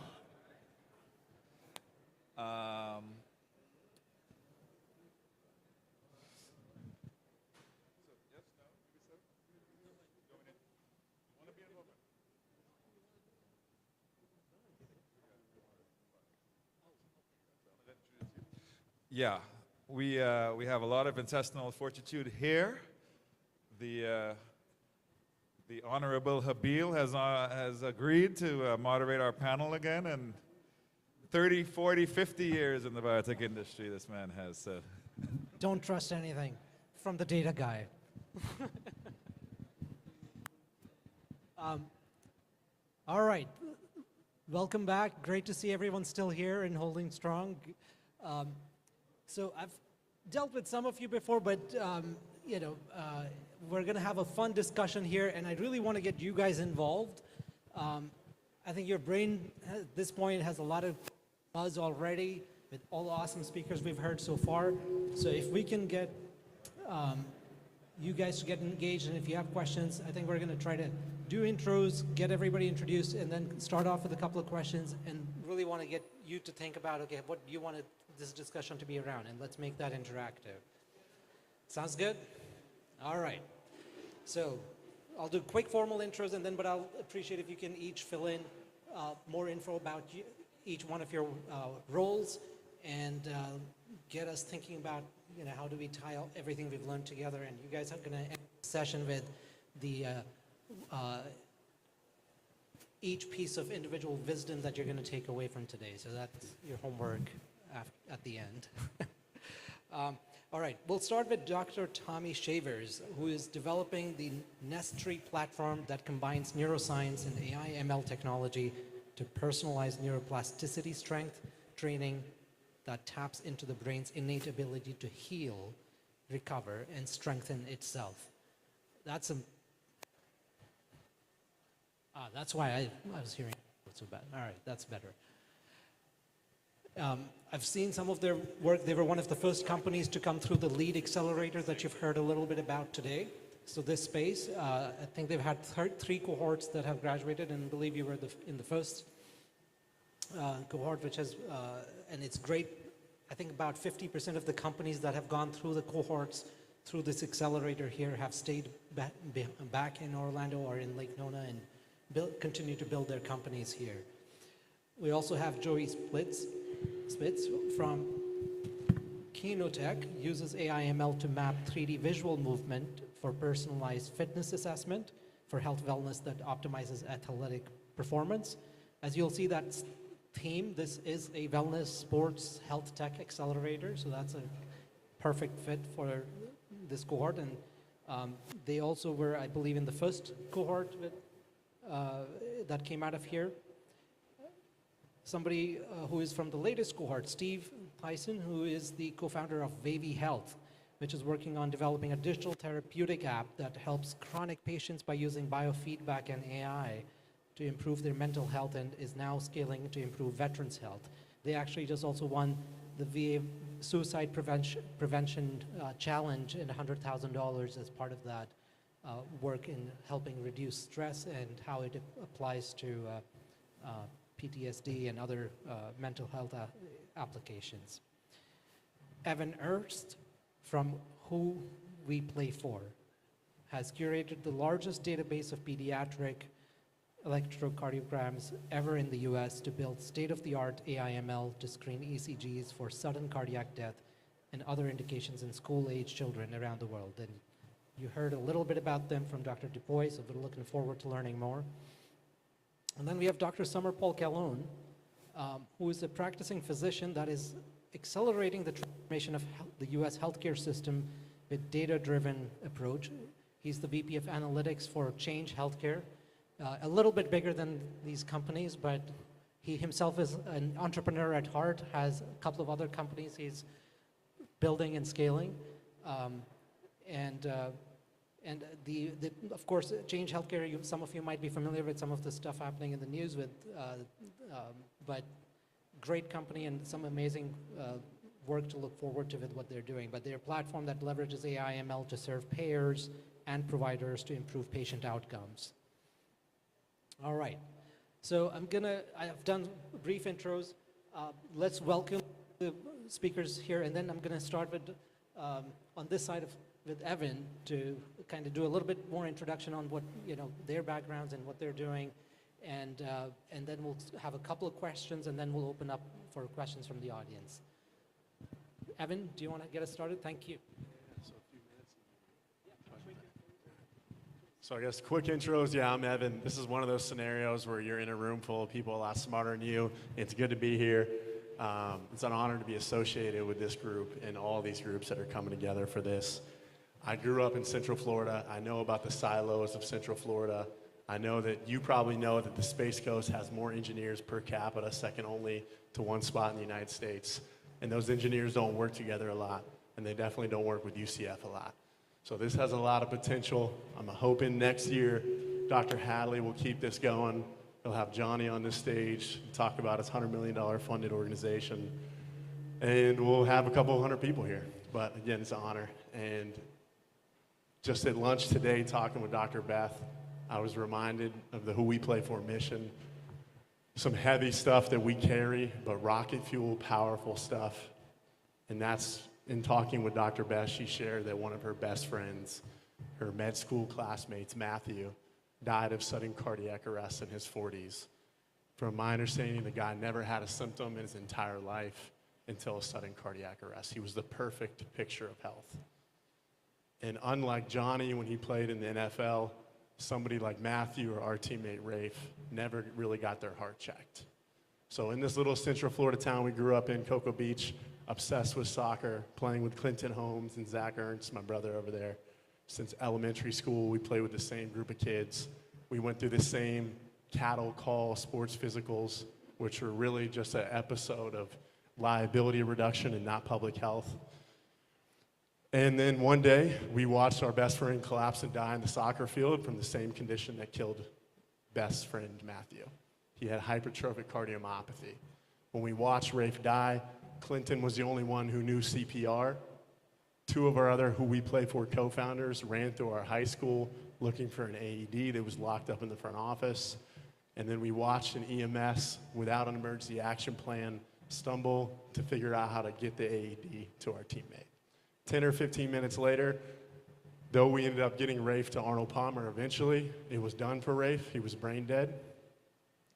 And it put us on this path thanks to Dr. Cosgrove and some really brilliant cardiologists in Central Florida to understand what our teammate Rafe's life represented, what Matthew's life represents. And that's the leading cause of death in sports, the leading cause of death in the U.S. school system, the leading cause of death arguably in all children, and one of, before COVID, the leading cause of death in adults. So when Dr. Cosgrove, who at the time was the president of the Florida Academy of Pediatrics, showed us behind this curtain, we took this fury and this pain to Florida State. And then in the early days of talking about Rafe every day and wanting to do something, there was a kid right next to where we lived in Tallahassee. His name was Tariq Barfield. And Tariq dropped dead on Godby High School's track of the exact same thing we watched Rafe die of the exact same heart condition. So 100 of his friends did the exact same thing we did. And when that happened, we brought back together all the OGs and our best friends, and we made a covenant in room 114 of our fraternity house at that time that we would create a national movement to protect kids like Rafe and Tariq. So fast forward 10 years later, we've screened in 500 plus communities across the country, in dozens of states, and a few other countries. We created a heart screening program that works with the biggest colleges to the most vulnerable high schools and middle schools. We passed 26 laws. We made Florida the first state to require CPR 2 times in high school. We presented on the same stage as Dr. Fauci during COVID at the American Academy of Pediatrics. We got the first 9 school districts in the United States to require ECGs as a part of the high school and middle school sports physical. And the vision for that pitch was it's the recommendation in the fine print. If you're Rafe Macaron and you get an ECG, there's a 95% chance that HCM, his condition, is detectable on that ECG, compared to about a 4% chance. Unless you're Johnny and you get to go play at Kentucky or you get to go play in the NFL, you don't get an ECG heart screening. You get a sports physical with a questionnaire, and your parents or whoever gets you in and out typically knows all the way through. When we got down this road and made these pitches, we connected with a combination of regional and national and international experts on this topic. Dr. Trivedi, who's here, is one of them who's helped to advise us. One of the most eye-opening things we've learned on this road is that, yes, big-time college athletes get this, professional athletes, Olympic athletes, prisoners, people who study abroad in China for over a year get their heart checked with an ECG. And if you grow up in a country like Italy, thanks to a guy on our team named Dr. Policia in the 80s, they've required ECGs. And in their country, they've seen a 90% reduction in sudden cardiac death. Kids don't die from detectable heart conditions in Italy if they play sports. In America, 40 years later, tens, maybe hundreds of billions of dollars spent on AEDs and CPR. All things who we play for creates laws around, advocates, so strongly for. We haven't reduced sudden cardiac death in any sort of statistically significant way in America in 40 years. So this is the policy we're trying to bring to America. These first 9 school districts, including Orange County, are the first of 14,000 to do this in the United States, we hope. It put us on this path, and then I'll have to get out of the way here, hand off the mic. It put us on this path where we realized that we can either spend the next 30 years building who we play for, one school district at a time, safely implementing this policy to require ECG heart screenings to make sure there aren't kids like Rafe, there aren't kids like Tariq, and in 30 or 40 years there aren't gentlemen like Matthew who have detectable heart conditions that can be caught earlier in their life before an episode doing what they love or whatever it may be. But what put us on this path, and we realized the major issue on why this isn't a standard of care in America is the variability on reading pediatric ECGs. If you're Dr. Trivedi over there, a pediatric electrophysiologist, and you read this ECG on what's called the international criteria, no one on earth I think can reasonably debate that's not a fantastic public health policy. But if you're the chiropractor or Joe Blow at the urgent care who's really not comfortable doing this, it's a reasonable debate. So there's a lot of education, and there's a really an elevation of the medical community to read these ECGs. And it's a problem that's not going to be solved by humans.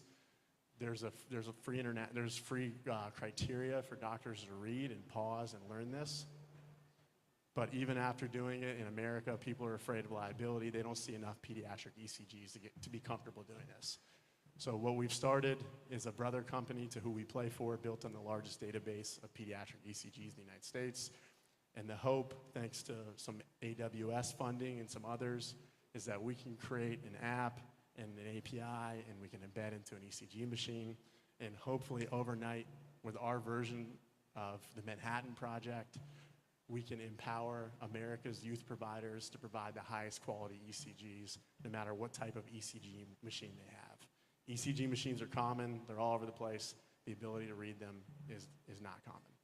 So that's the pitch, that's the hope. Right now, hesitantly but confidently, after about 10 months of building, we have the best or the most accurate machine learning tool for pediatric ECGs on earth right now. We got a ways to go, we got a lot of learning to do, but that's our story, we're sticking to it. I don't think that was 5 minutes. My bad, Dr. Hadley.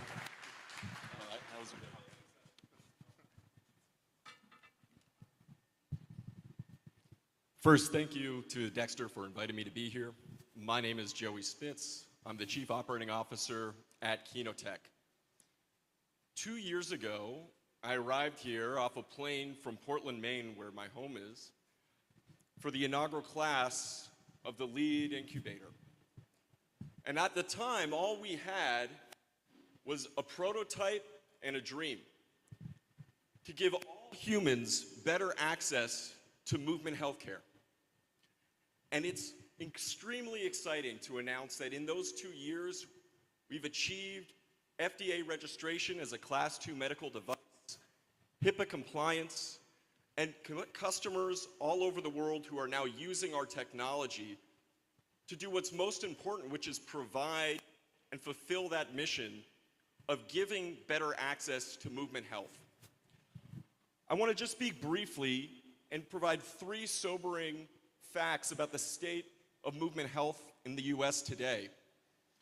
One out of every 2 Americans today suffers from a musculoskeletal issue. The vast majority of those people are not ever going to see a doctor for that issue, will remain untreated.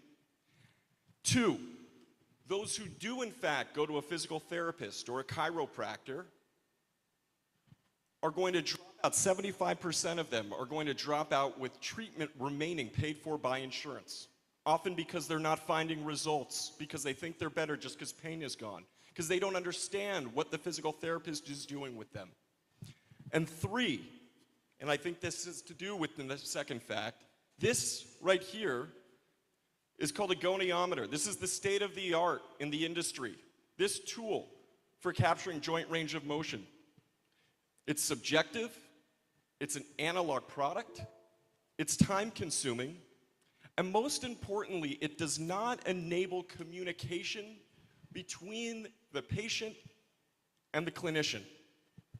What we sought to do, what we are doing at Kenotech, using this technology, this LiDAR camera developed by our partners at Microsoft, is use computer vision to enable musculoskeletal analysis in seconds, giving clinicians the opportunity to elevate the conversation with their patients using 3D visualizations in all 3 planes of motion, gamified features, objective data, demonstrating progress over time, so that now the patient can truly understand how they're moving, why they are being treated the way that they are, motivated to do their home exercise program.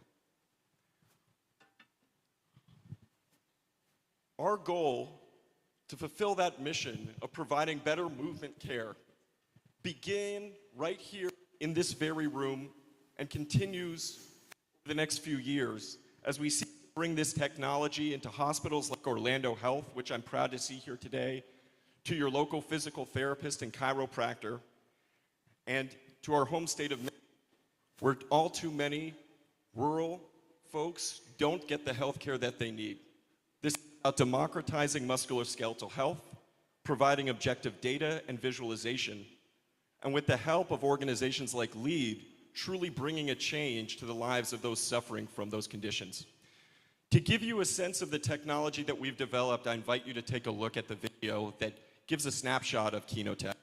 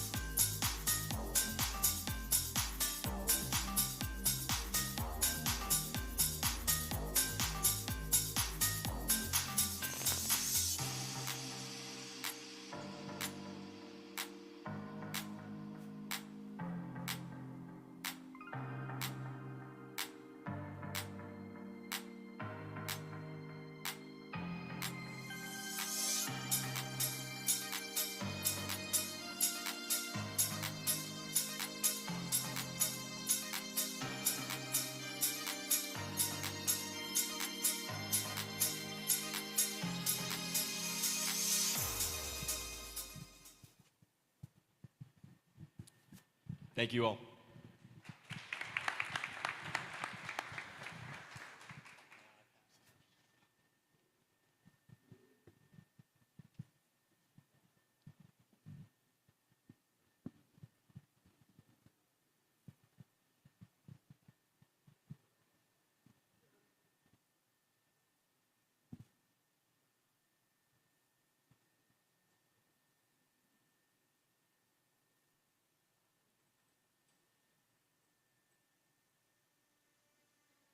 Better.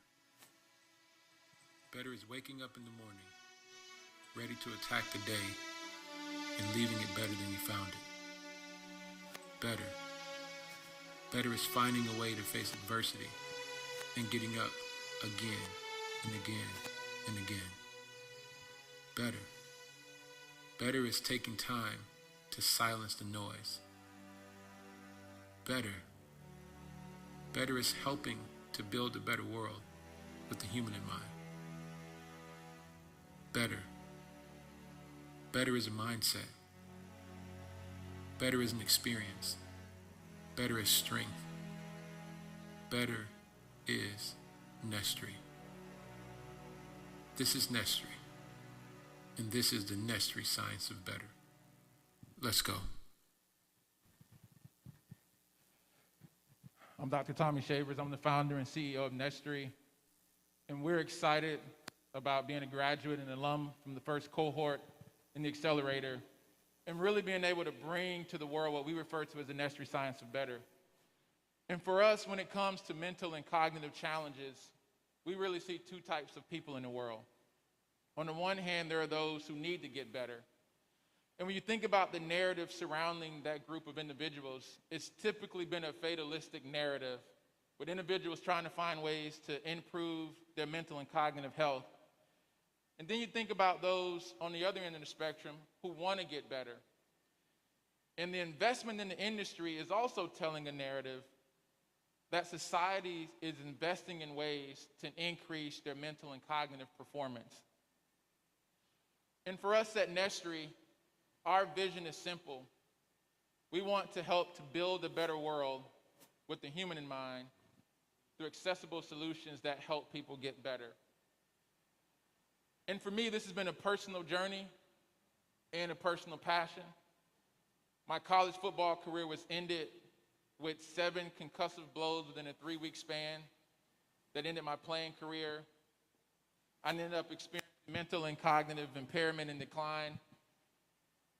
And my doctor told me that the science says there's nothing that can be done to get your affairs in order, that it doesn't get better, that it's only going to get worse. And so I refused to accept that narrative. I went on to create my own cognitive conversion theory, a paradigm and a model for self-recovery, was able to improve my mental and cognitive capacity. And really that gave me the insight into the world of neuroplasticity and the aha moment of, we have an opportunity to be intentional about how we can help individuals get mentally and cognitively better. And so at Nestry, we have 3 standalone and integrative solutions that we're really bringing to the world to help people to get better. Our neuro rooms, which we now have our showrooms over in the Lake Nona Performance Club. We'd encourage you to come over to spend some time with us there. Our mindset profile and our Nestry app. In our neuro rooms, we're looking to be the first scalable neck-up fitness, wellness, and performance experience. In the same way that you're able to train the body and how physical training has evolved, we're excited about bringing neck-up fitness to the everyday individual. Being able to have unique insights into your cognitive preferences and to be able to customize training at a cognitive level brings intentionality to how we can improve cognitive performance. And so we've been excited about the work we've been able to do in some of our case studies to show how we've been able to get individuals better. And we've been using that science, the data, and that technology and bringing it into our digital solutions that we're bringing to the world, which is our Nestry app. We refer to this as the first digital environment created to better both the mind and the brain, giving users their first betterment experience of their day. So you can come inside of this app, experience our third solution, which is our mindset profile. We've built this based off of the science of neuroplasticity, really to discover someone's cognitive preferences and how they want to experience their inner and outer world. And so you'll be able to come inside of this app. The profile takes 10 minutes, 25 questions, 3 numbers. We get incredible insights, really to help individuals personalize their betterment journey along the way. Some of the core features inside of the app consist of our daily workout. Based off of AI and machine learning algorithm, we're customizing mental and cognitive experience for every individual unique inside of the app. We'll have mental framing training, which is Nestry's mental framing method, inside of the app to help increase mental flexibility and strength for users. Evidence and adaptive-based cognitive training to improve cognitive flexibility, focusing on core applied neuroscience.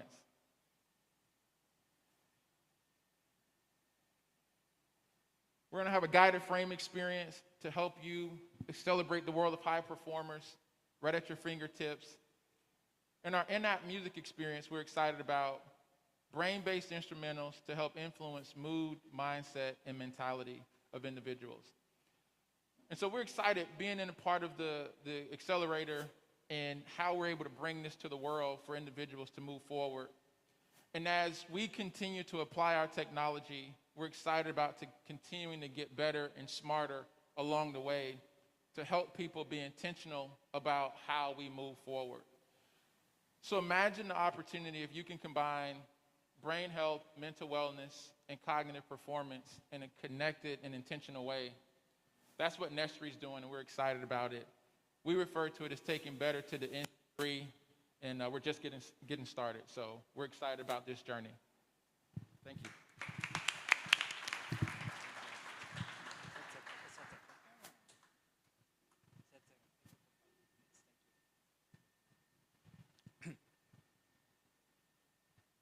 So, hello everyone, I'm Steve, the co-founder and CTO of Wavy Health.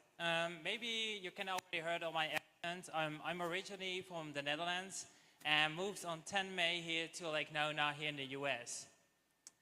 The greatest thing, I don't know, I have the slides that will be up. I can also do otherwise by my own, but the greatest thing when I came here to, oh, here we go. So, Wavy Health have a heart for your mind. It all started by a journey because cardiovascular disease is a big, big disease everywhere in the world. We from Wavy Health bridges the gap between cardiovascular disease and mental health. And we have a goal, we have a vision to provide mental health everywhere and every time. Because when you're feeling good mentally, you are strong enough to also create a good position for your life and for your healthcare. So what we're working on is that with Wavy Health, we can not only make an impact in cardiovascular disease, but there's so many more areas like veterans, but also other diseases and also pregnancy women.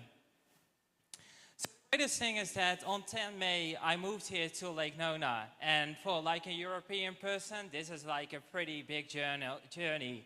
It's pretty overwhelming, but the mentality and the support in this program was absolutely amazing. I met some very, very great people that helped me during this journey to help our startup to create a good vision and also to scale our product from Europe to the US. So this is the thing where our journey started. I really like to do hackathons. I did over 70 hackathons worldwide. I really like also winning. But on one hackathon, I was focusing on heart disease. And during this journey, we went to San Francisco, won a big award. And this was where our journey started. And a very beautiful thing is that in the newspaper, Professor Dr. Anja Maas, who is one of the most influential women for cardiovascular disease in Europe, she's one of the writers for the cardiovascular disease guideline for women. I saw it in the newspaper and I reached out by email. And in an hour, she went right back like an email, and this was our journey started. Because 45% of people in the US have cardiovascular disease in 2035. And a very big part of this is that if you're not working on your mental health, it will create a big effect on your cardiovascular disease. Because stress and pain is a loop. It's connecting all the time. So stress affects chest pain, tightness of chest, and heart pain. And this can go even worse, like strokes and heart attacks. So very important is that we really prevent ourselves by mental and also work on this. So also in the research, they found out that 46% of women and 37% of men get also a mental depression next to the heart disease. And this means we really have to power the people and also help them to make this better. The very great thing is that there are now guidelines published, like in the US and Europe, but also in my country, the Netherlands, where coping with stress is the 5th pillar in cardiovascular disease treatment. And this is where Wavy comes in. Wavy is a deep tech medical device app for digital therapeutics that helping managing stress and reducing stress. So how it is working, we're connecting a bunch of wearables, like existing wearables, using this data in combination with qualitative data like voice technology, also triggers like chest pain. We're using this data through our AI model that can create a personalized stress profile from each individual user. When the stress is going up or you're not feeling that well, you can do one of our relaxation exercises like music, breathing, but we're also now editing like video content. And the greatest thing, this can be all done everywhere and anytime at home. And the best thing is that for a cardiologist, where normally you have so many gaps from appointment to appointment, you finally can get like better insights, and you also can help the patients directly to work on their mental health part. So a little bit, because we are here for talking about AI.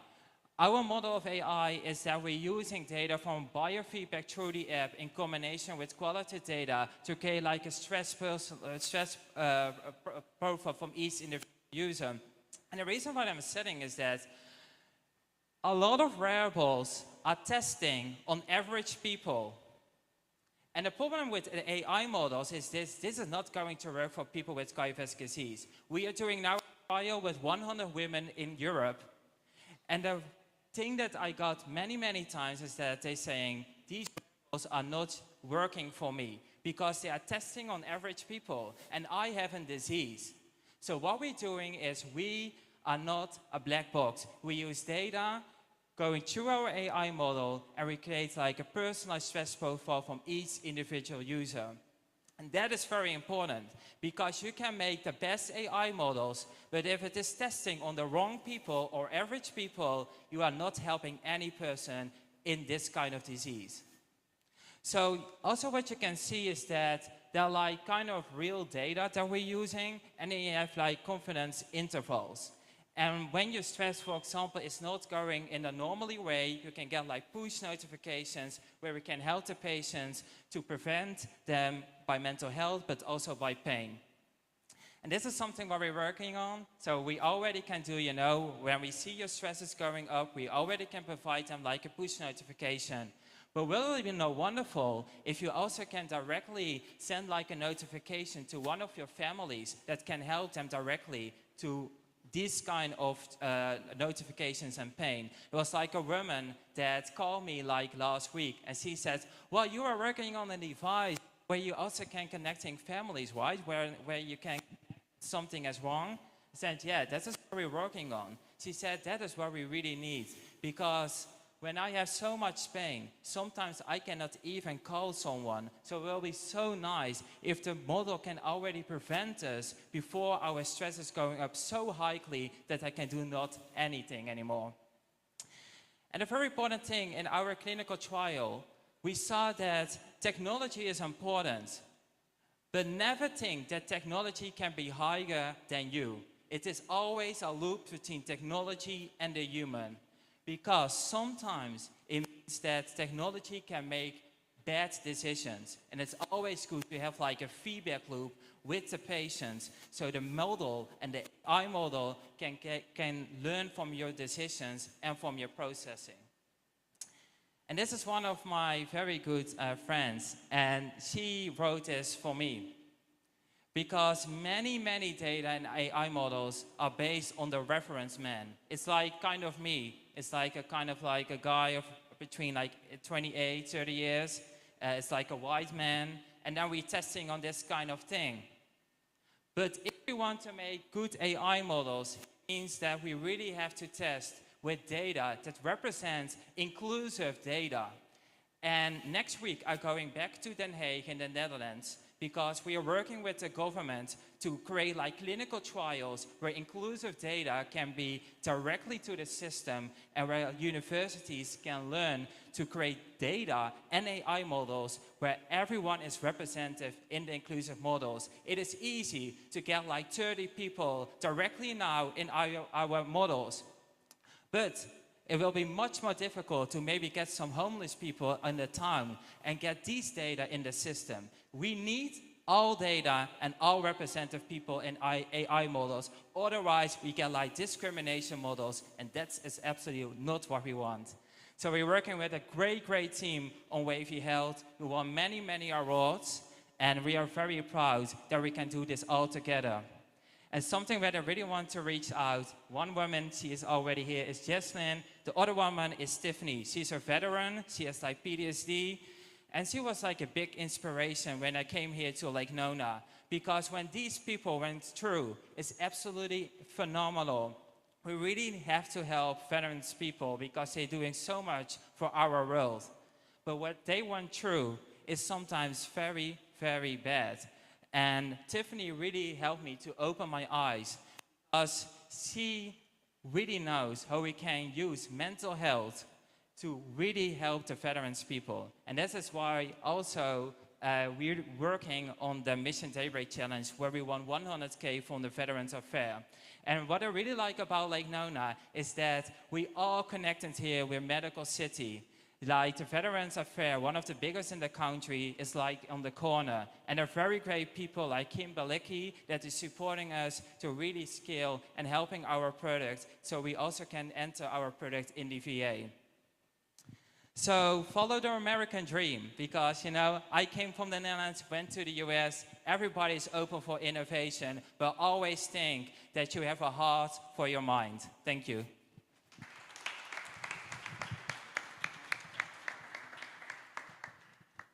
All right. So See. All right. So we started in Cocoa Beach and we'll end in Cocoa Beach. So my name is Summer Paul. I go by Summer.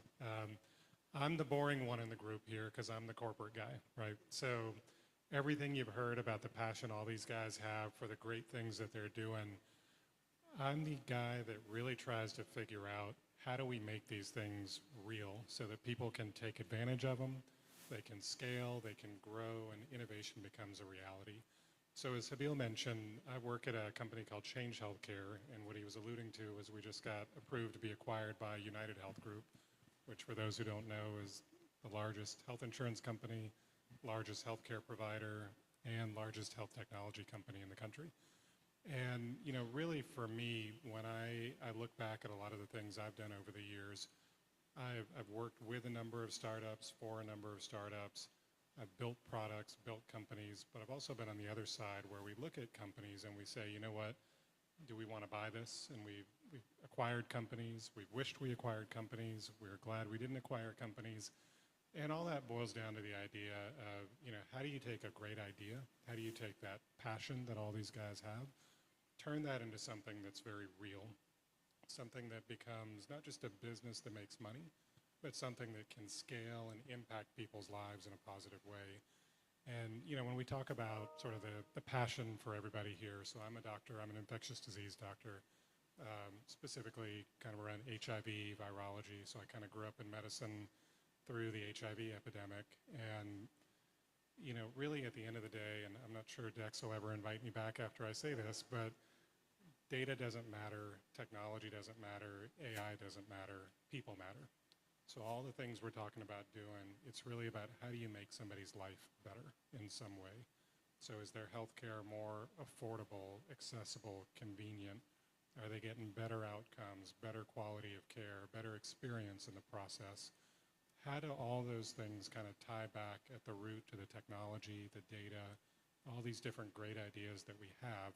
How do we take those great ideas and impact somebody's life in a positive way?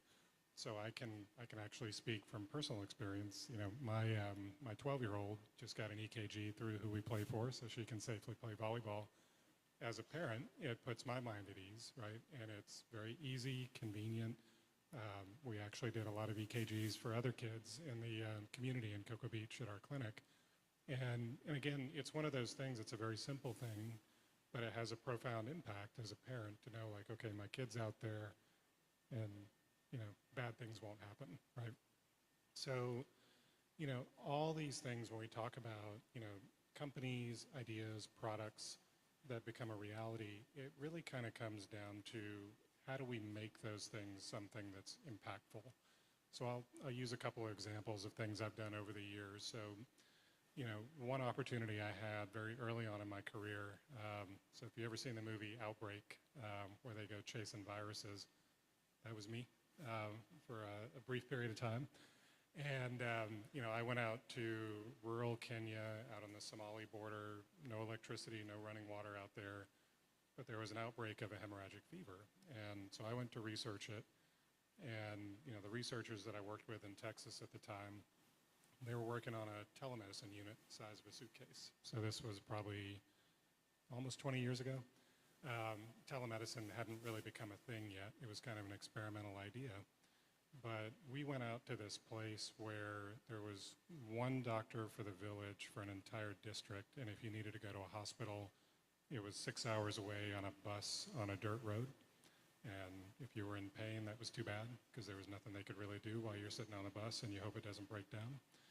But we were able to deploy a telemedicine system out there, experiment with it, test it out, and find that you could actually deploy expertise from various centers around the world, even as far away as Texas. So somebody in a rural hospital out there could get state-of-the-art care in the middle of a viral outbreak from experts who might be half a world away. So again, it wasn't that the technology was special, it was good technology. But what it really meant was people got access to expertise that they wouldn't have had otherwise. And really, in the case of that particular outbreak, wouldn't have been possible to get to them otherwise without that technology. So, you know, I'll give you another example of one where if you've ever picked up a prescription, especially back in the old days when they were paper, and you went to the drugstore and then found out it's not covered by my insurance or it's too expensive. Do I need to move over a little bit? Am I getting feedback? Yeah. So, you know, if you've ever gone there and said, oh, well, I can't afford this. It's too expensive. It's not covered by my insurance. A lot of people would just walk away and never fill that prescription and never get the benefit of it. So, you know, we looked at this idea that there is a way the pharmacist knows exactly what your drug will cost in real time. When you drop off your prescription, we'll tell you, hey, it's a $5 copay and here's what you need to do. But the doctor doesn't know that. So how do we take that information and pivot it to the doctor in the exam room? So as a patient, when you're sitting there and, you know, you have that conversation about which medication should you be on, what are the side effects, what should you expect, but also, hey, this is covered by your benefit, or maybe it's not, but I think it's worth it. We can look at assistance programs, or is it worth paying out of pocket? It changes the dialogue. It changes the impact for that individual, for that patient, to where now I'm informed. So I've not only picked the right drug for me as far as what'll work, and I know the side effects, but I also know I can afford it, I can get it, it's covered for me, and I can take it and get the benefit of it. And there's this old saying, pills don't work in people who don't take them, right? So, you know, those are just a couple of examples, and you've heard a number of examples up here of all these really interesting, incredible things people are doing. And I think really my takeaway for this group and for this discussion is always think about how is this going to positively impact somebody, and how am I going to go step by step through that impact with the business case, the impact to say that people will pay money for this, they'll buy it, it will become part of the system, it'll scale, it'll get adopted, it'll become a real impactful innovation going forward. So I'm not sure the next format here for doing Q&A, but look forward to it.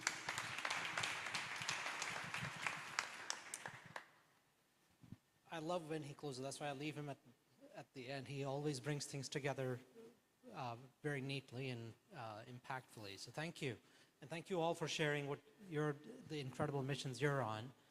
I don't want to go too much over time, so I'm going to ask a quick question for each one of you. If you want to give 1 to 3 things that you think this audience can help you with, right, that you are either in need of or something that would be beneficial that we could do, because you are so diverse. So, but there is a common theme here as well, right? So if you want to share thoughts on what could help on your journey, we have an incredible diverse group of people here right now. So, you know, if we can get a little bit on that, and then we'll take some questions from the audience.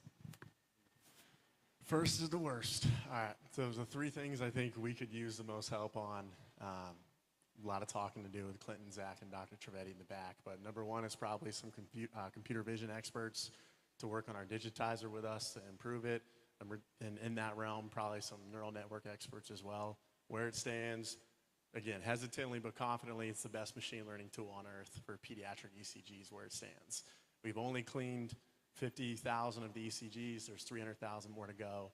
A lot of room for improvement, but the best supposedly on earth at this moment. So that's number 1. We could use a little help there. Number 2, if there's any big Google grants, if anybody knows any of those or any other big grants, that'd be fantastic. We'd love to take some money that isn't other people's money, whether it's NIH, whatever. And then maybe number 3, we have a lot of folks who want to do research on this. Excited to work with Dr. Hadley on that as well. But we could probably use some more experts there. So I think 1, some neural network geniuses, digitizer geniuses. 2, some help getting capital. And 3, some research help. Is Ian still here from Senfluence? No? I guess not. That'd be somebody we should connect with. They have a great team. It's a Orange County funded initiative for cluster support, and there's a life science cluster within that. And they also have people who have great experience in helping find grants and other funding. And there's no fees and stuff as part of that, but the network itself is also pretty powerful, so that'd be a good one to connect with. So one of my responsibilities is leading the commercial team at Kenotech, which will reflect my answer and my disposition. We're really excited after about 2 years of research and development, alpha and beta testing, about 60, and I mentioned the FDA registration piece, all of that led to about 60 days ago when we could fully commercialize the product. And it's extremely exciting to have our technology in hospitals, physical therapists' offices, chiropractors, outpatient rehab centers, really all over the country and now all over the world. So we're always looking to expand that. If you know of clinicians who you think would benefit from our device, from our technology, would love to have that conversation as we begin to scale the product and commercialize. Thank you.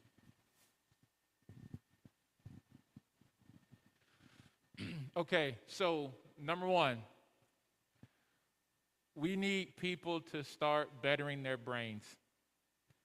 So we invite you guys to come join us over at the Lake Nona Performance Club on the second floor. Come over, get a brain map, see how you're doing, see how we can help you get mentally and cognitively better.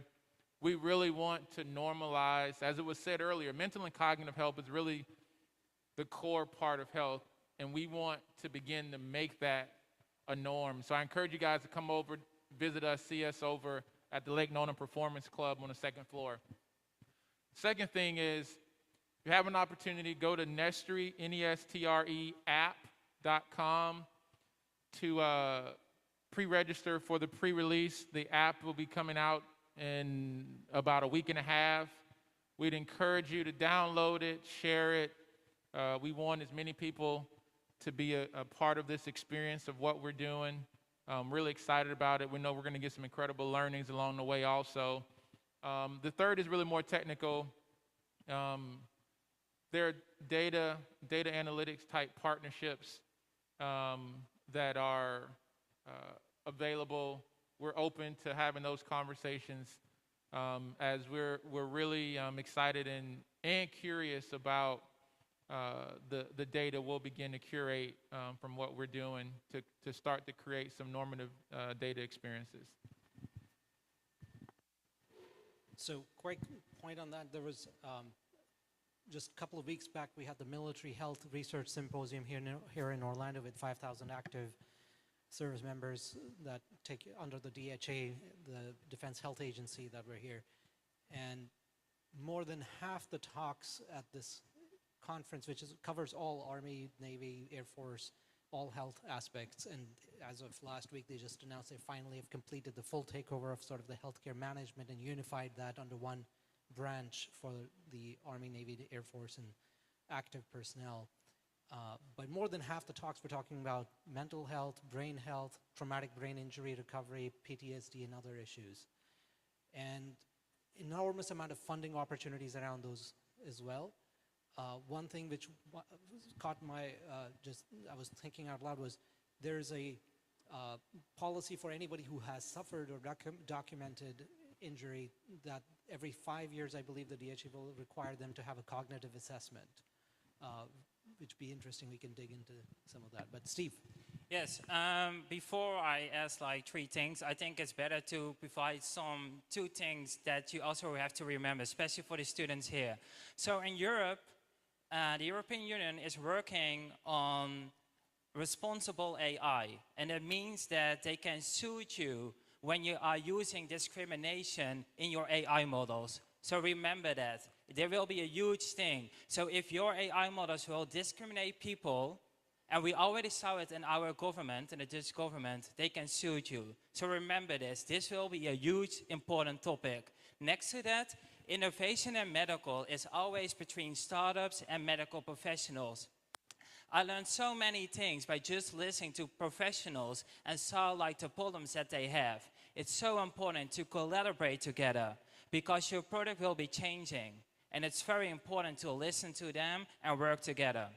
So my 3 asks, I think very important thing is that everyone that I want to work with is people that really want to take care of mental health and really want to help these people. So we're really looking for people that are focusing on cardiovascular disease because that is our main topic. So if you're focusing on cardiovascular disease or mental health, reach out to me because we're really, really looking for people that can help us in this part. Secondly, In the Netherlands, we're working on clinical trials to make it more diverse and inclusive. So we are almost close to work with our government on a pilot. If you really like to disrupt clinical trials and using data in a better way, reach out to me because we need support in that way. And next to that, I'm very, very open to innovators that really want to take care of mental health in many different ways. We did it for the VA. It's a big, big inspiration. So I'm really open my eyes. And if you can help us to make it a better mental health in this world, reach out, because we need to collaborate together to make this world a better place for mental health everywhere and anytime. So let's see. So my ask will be actually pretty simple and straightforward. I'm always looking for partners who have thought about, how do I scale? How do I take my idea from idea, pilot, proof of concept to something that hundreds of thousands or millions of people can take advantage of? So, you know, for me, those partners are the kind of partners that I always look for, the ones I always enjoy working with, and the ones that usually drive success in a meaningful way. And, you know, again, meaningful way really means when you walk around and you talk to somebody who says, oh yeah, I used that thing you made. Or you see it kind of live somewhere and you say, oh yeah, I made that, or I helped make that, or I worked with the people who made that. That's where you see that sort of real impact, you know. So anybody who's interested, partners, door's always open. Thank you all. Questions?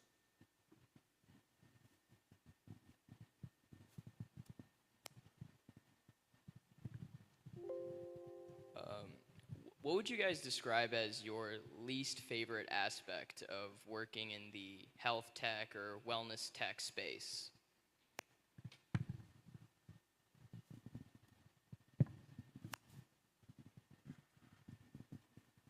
You just jumped right out there, huh? Let's just get going. Okay.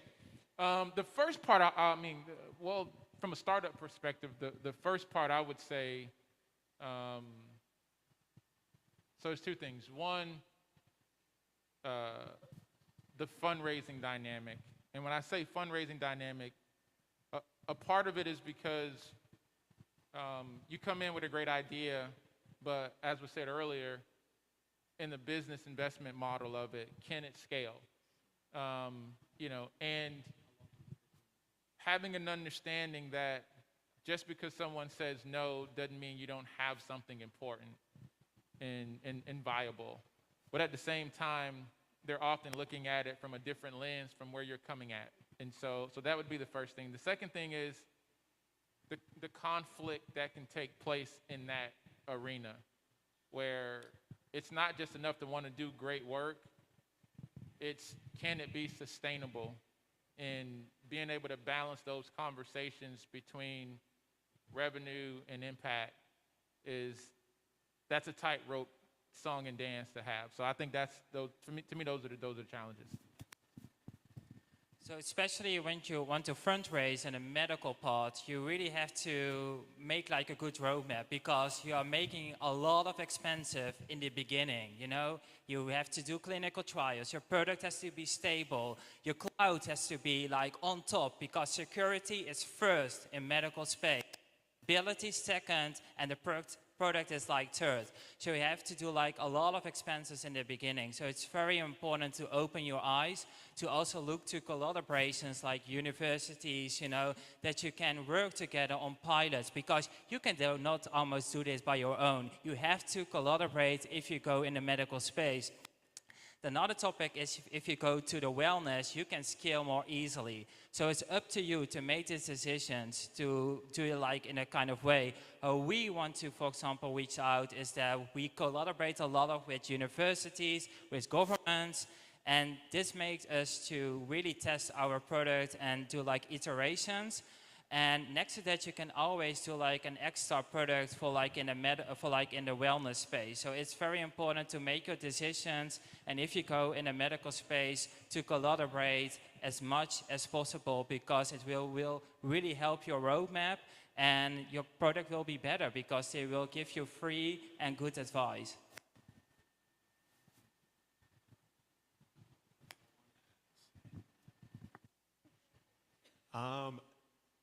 It's more so, I think, just to something that's exciting, speaking of that whole space, whether it's health or whatever.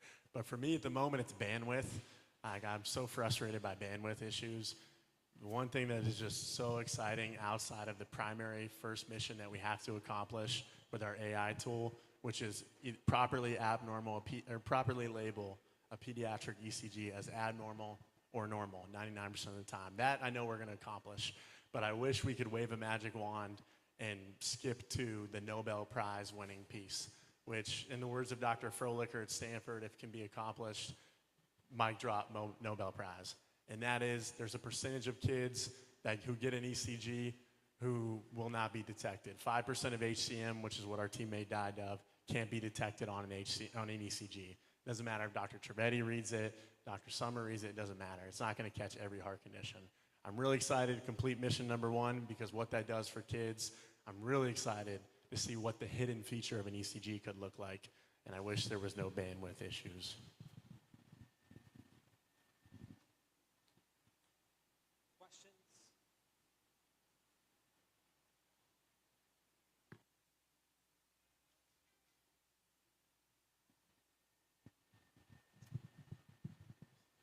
So it's really exciting to see really brilliant people that are in the process of changing the world.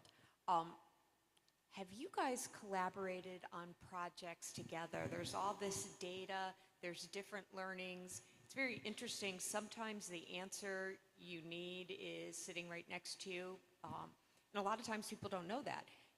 Do you all work together and maybe learn from one another in this space?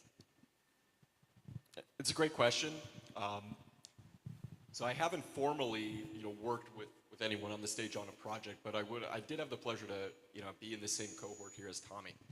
And what I gained, what I learned, is when you have someone who's going through the same process, it can truly empathize with, some of the things that were mentioned up here, whether it was the clinical trials, whether it was the fundraising issues, someone who actively understands what you're dealing with and can give you not just guidance, but their own experience in turn to give you that perspective.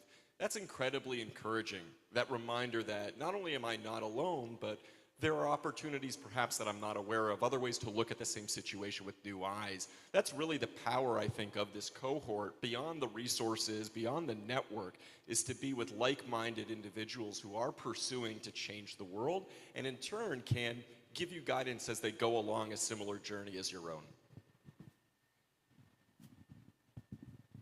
Yeah, so I'll say for me, I just met Evan maybe a couple hours ago, but funny enough, like I mentioned, our clinic site does the EKGs. My daughter's had an EKG by his group. So, there's a natural sort of collaboration that sometimes just occurs from proximity. And I think we already have been kicking around a few ideas, and we'll catch up after this, and it's good to get to know these guys.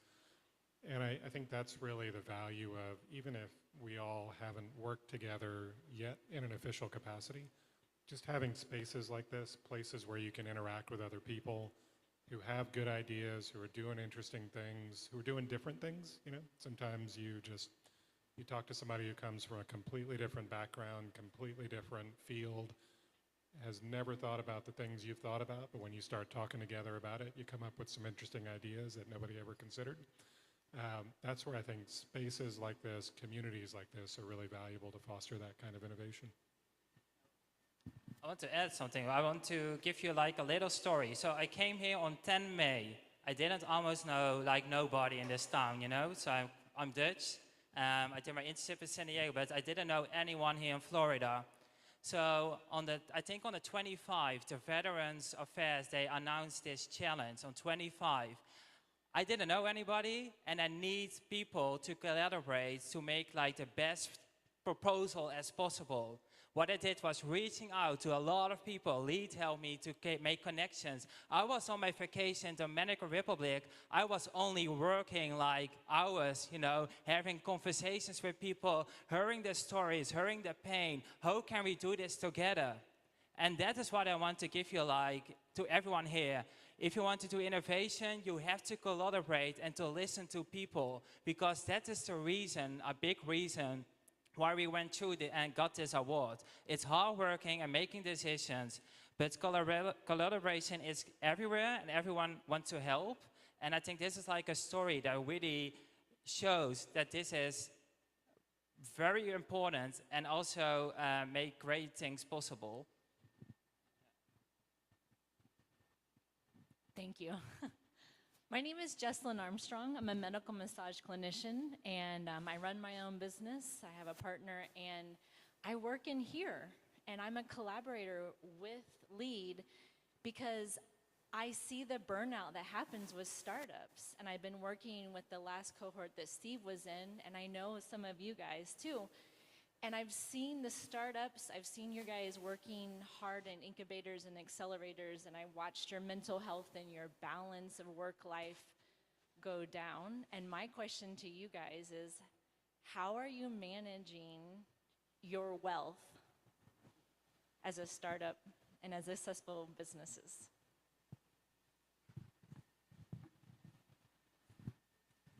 For me, it starts with the people in my life more than any activity I'm doing.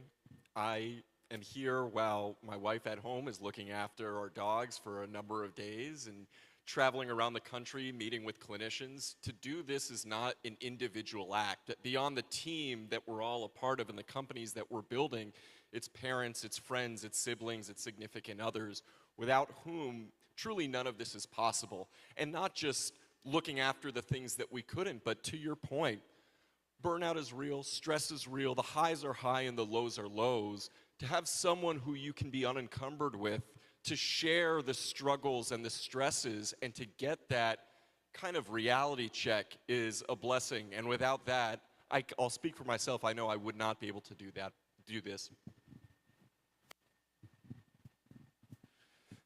Yeah, so, for me, my personal wellness is everything. So I have this saying that as long as we're still on the earth, tomorrow always comes.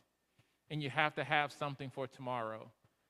And so I really live that way, where I protect my mental, my wellness, my family, community is core for me. I've been married since I was 18 as a high school senior.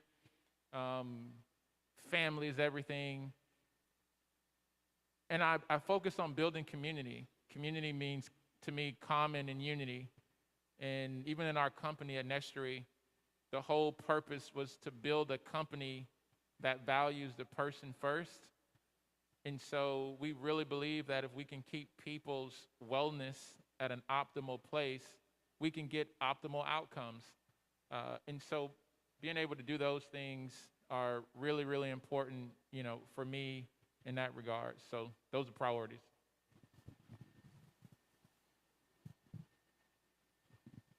Yeah, I mean, I'll say, I've been through it myself as far as kind of going through the stress and feeling like you're getting pretty close to rock bottom. And I've seen it in a lot of friends as well who have kind of successfully exited startups, as well as those whose startups didn't make it. And, I think that's one thing you just have to always kind of keep in perspective is, it's an idea, it's a product, it's a company, but it's not your life, It becomes a major part of your life. It's an important part of everything you do, especially if you have a passion for it. But still, when you talk about your family, your friends, your personal well-being, your company is not going to be very successful if you crash and burn personally. So you always have to kind of find that balance of, it's always a race. I call a startup a 5-mile sprint. It really is. Once the starting gun goes off, it's constant. These guys will probably be going back home and working tonight for a little while. I'm sure a little bit tomorrow and a little bit on Sunday too. It's just the way it is. But, finding that balance of saying there is such a thing as too much. There is a point where it's just too much. It's a burnout. You're not helping your company or your product or your future in any way. You just kind of have to realize when you've hit that point and just slow down a little bit.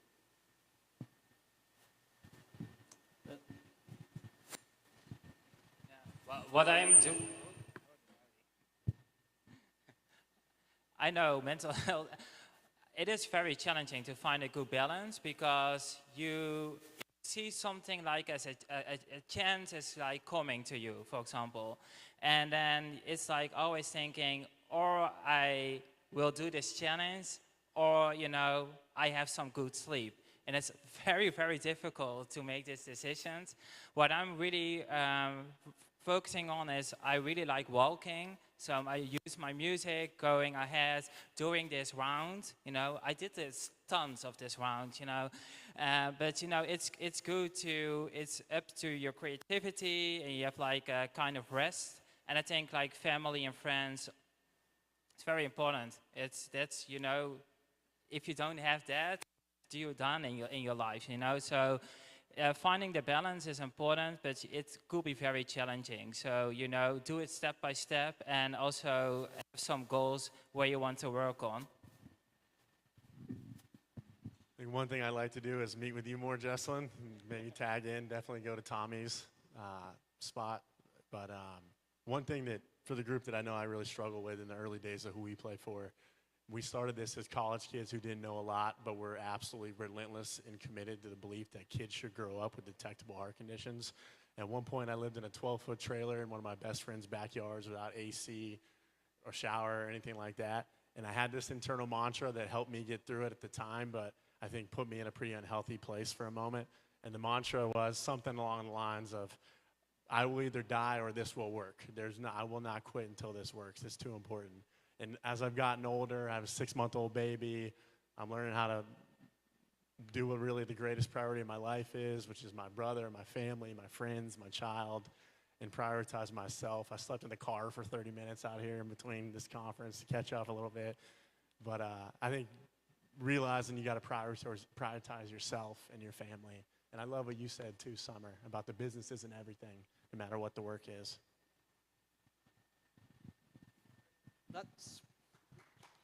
Thank you. Thank you very much. That was fantastic. Great learning, great questions from you guys. We're done with the official program itself, but except one major announcement. So I'm handing it back to the boss here. Well, thank you very much. This exceeded my wildest expectations, and I have a lot of expectations. So this was for you to vote. So we have to announce the winners. We have all kinds of prizes. The lovely Jesselyn here has coordinated all kinds of packs. And there was 225 votes, 177 unique. So some of you tried to VPN and all whatever else you try to do, but I'm a data scientist, right? So I think this is Trivedi. Is that you guys? No, it's your poster. Right? So, well, because he's the UCF. So they slipped in because he's a UCF member. So they win the grand prize, which is whatever you want to be. So you can talk to Justin about what the prize is. I guess you just get first dibs. We have, I'll let Justin tell us what we have. I'm not entirely sure. What do we have?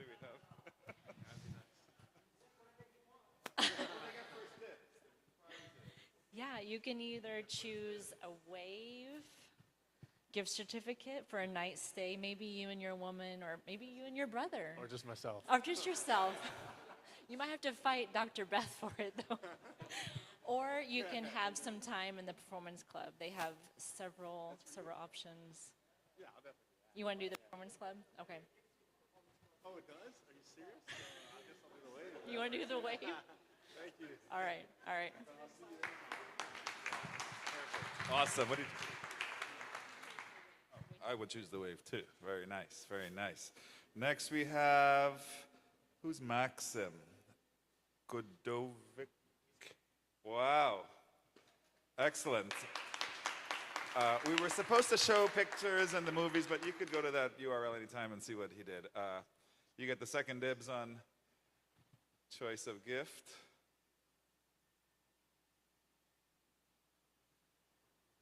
Who's the next one? Who's the next one? This one? No. Oh, Oja. Is that the next one? This guy he just submitted the poster this morning. It's mind-boggling. But third highest votes. The lovely Justin is going to tell you what we have. Yeah, talk to Justin. Who's the next one? Is this one the next one? False means nobody voted. They just looked at all the who's next? Chippy? Chippy left. So we'll contact her after the fact. She's a real med student. She probably had something to do. But I would like to make special mention of this gentleman here. So this is Trinity Prep, which sounds like a prep school. So we have a high school student who was going to win regardless. He's the only high school student.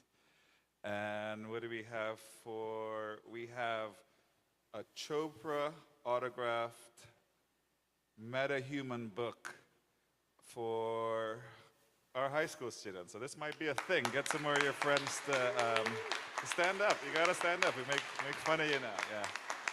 High school, 17 years old, deep learning MRI of cancer. So thank you very much. He can't stay in the hotel, so it's okay. Well, excellent, my friend. I really applaud you. And his name is Danush, and he's awesome, so say hi. And I guess that's it. Enjoy. We have food. This is officially over. There's going to be a party in about 20, 30 minutes, I guess. That is not UCF. Thank you. Bye.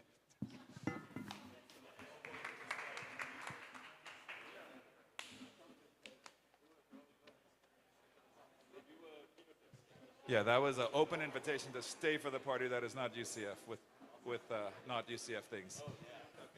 Ask how am I to know about your problems and your load. I am blind to what you show.